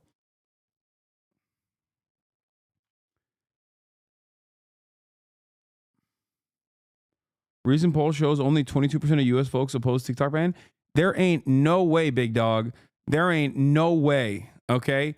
So more than half of the population of the United States of America is on TikTok, but only 22% oppose banning TikTok. As in 80% or 78% actually are in favor of it. Yeah, I don't believe that. Okay. People are just like on it while they're like, yeah, I really hope they take this away from me. Yeah, I don't care. I don't care what that poll says. I'm sorry. That's a ridiculous assessment. Poll was taken on Instagram Reels. Yeah, poll exclusively asked 90-year-olds. Why TikTok ban looming? How many Americans support it? Public opinion has changed a lot. Between March 2023 and August 2024, support for the ban decreased from 50% to 32%. Americans, according to Pew Research poll. During the same time period, Americans who reported opposing the ban went up from 22 to 28. A Change.org petition named TikTok, Keep TikTok, Protect National Security, got 100. That doesn't mean anything. One way to save TikTok at the 11th hour. According to Pew Research Center, about 50% of Americans surveyed supported a ban on TikTok, while 22% opposed it in March 2023. Yeah, I don't believe that. A declining share of adults and few teens support a U.S. TikTok ban. Wait. I'm assuming there's a new poll from Pew that we haven't seen.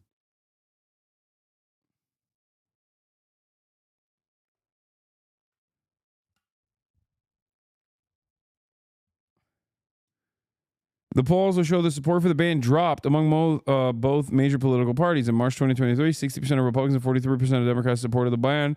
By fall, just 42% of Republicans and 24% of Democrats supported it. Wait, what? That chatter said there's a lot of people that want to ban TikTok. Did you say the wrong thing or did you read it incorrectly? Because this article doesn't support you. What? As a Chinese, I don't trust the most content on Xiaohongshu. Hello, I am Chinese man. Let me tell you, we are suffering out here. America number one. One day, the Republic of China will overtake mainland China, including but not limited to Mongolia as well. It is ours. It is ours for the taking. The KMT has betrayed the people. This is what I think. As a mainland Chinese, I hate the Chinese Party of Communism.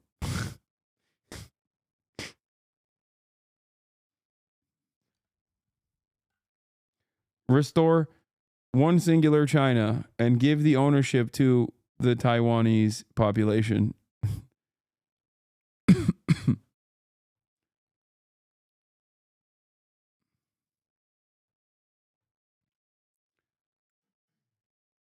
Chatter must have looked at the YouGov poll, which shows 44% support the ban.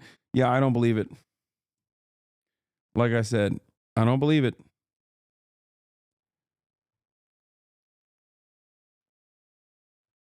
Ed Markey literally voted for the TikTok ban, by the way. Yeah, he was wrong. And now he's... I mean, Ed Markey's 90. I don't know if he knows what he's doing there.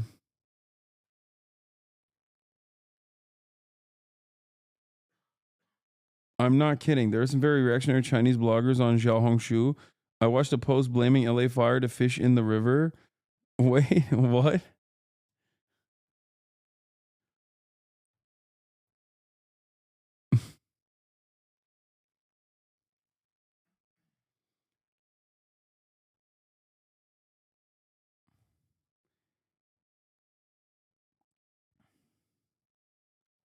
Public support for a government ban on TikTok has declined. In summer 2024 survey, 32% of adults said they would support it, down from 50% in March. Another 28% said they opposed the ban, while 39% were not sure.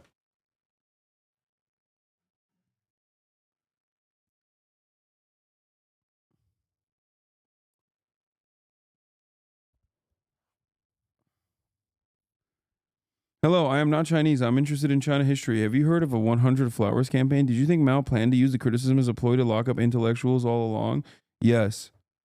Everything he did deliberately. He was like, yeah, no, definitely criticize the government. It's open season. And guess who it was open season for? Anyone who chose to criticize him. Okay? That's right.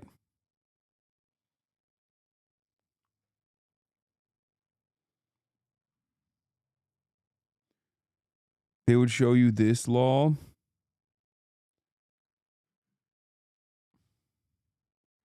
Oh, Tiananmen Square.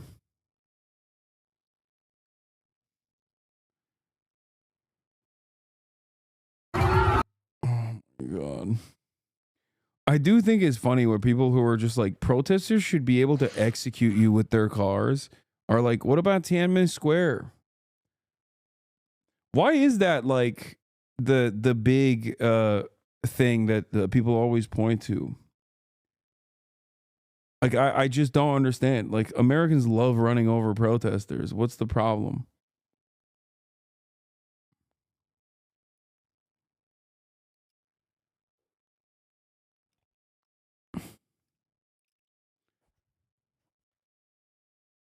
It was a meme for a long time. Yeah. Check this user's last message. They got timed out. One day I'll have my Nike shoes. What? Ban Twitch 2 then? Okay, so ban all social media then. NSA mass surveillance, Kent State Uni, Church of Scientology, David Miscavige, May 4th, 1970 massacre, May 13th move bombing.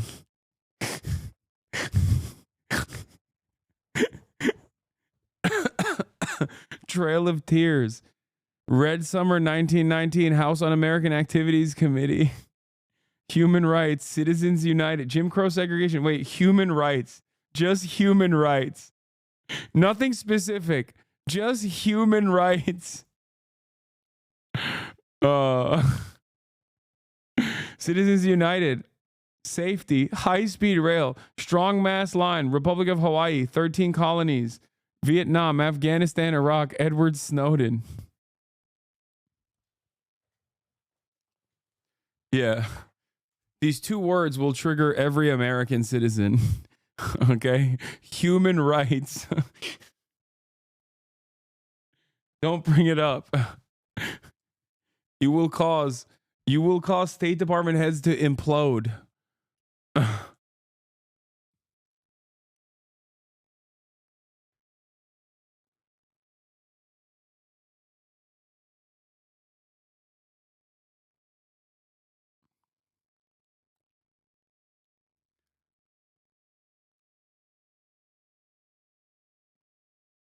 Anyway.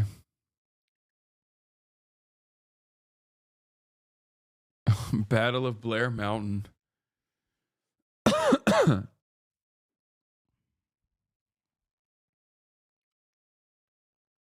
Bro, your mods are banning so many free speeches? No, it's Fossabot.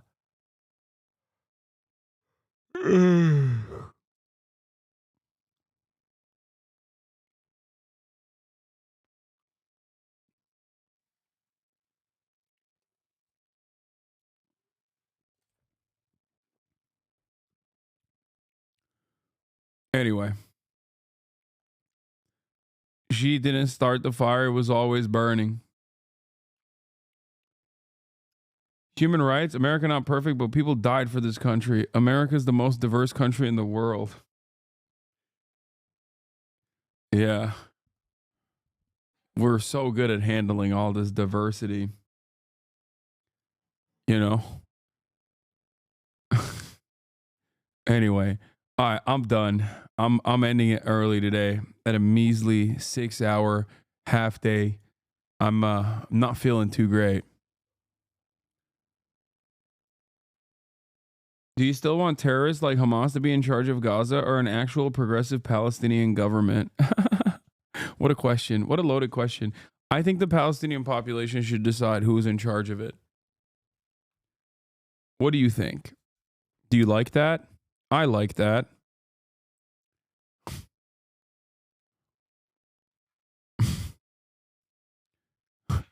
Do you think terrorists like the Likud party or Itamar Ben-Gvir or Benjamin Netanyahu or Bezalel Smotrich should be in charge of the genocidal apartheid regime of Israel? Or do you think we should dismantle it piece by piece and create a secular, singular, solitary, progressive state? Since you use the term progressive, I will, ask it back to you.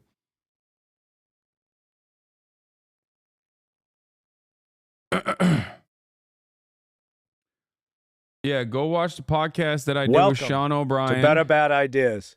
Today we had HasanPiker on the podcast where we discussed politics, where we discussed mainstream. Get your fill in. Get your fill in, okay? If you want more Hasan content, uninterrupted, go watch his podcast. Go watch his podcast. Show it some love. And we'll screen Union tomorrow. I couldn't get to it today, unfortunately. But I'll do it tomorrow. I'll do it tomorrow. All right?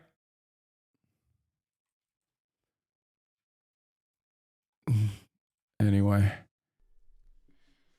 Stunning lo-fi introduction, starting off the day. All right, everybody. Love you all. All the Peace. trickling in has helped people hate. Sunny Los Angeles, California, says Hasan. The starlight to the starlight to the topic just begun. There he is again, Hasan is streaming.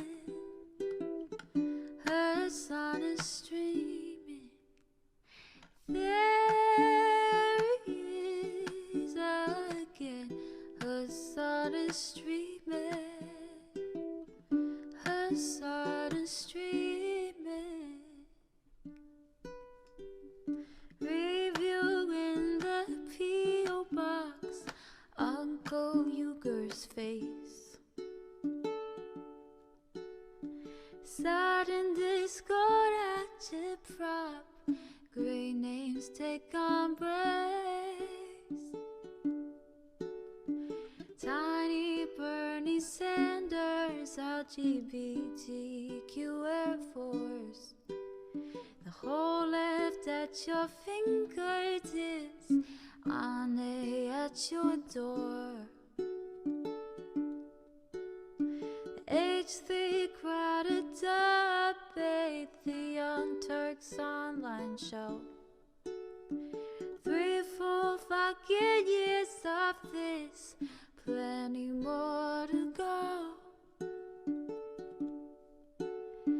90-day fiance talks of champagne bourgeoisie. A Trump rally live reaction on mass riot at DC. There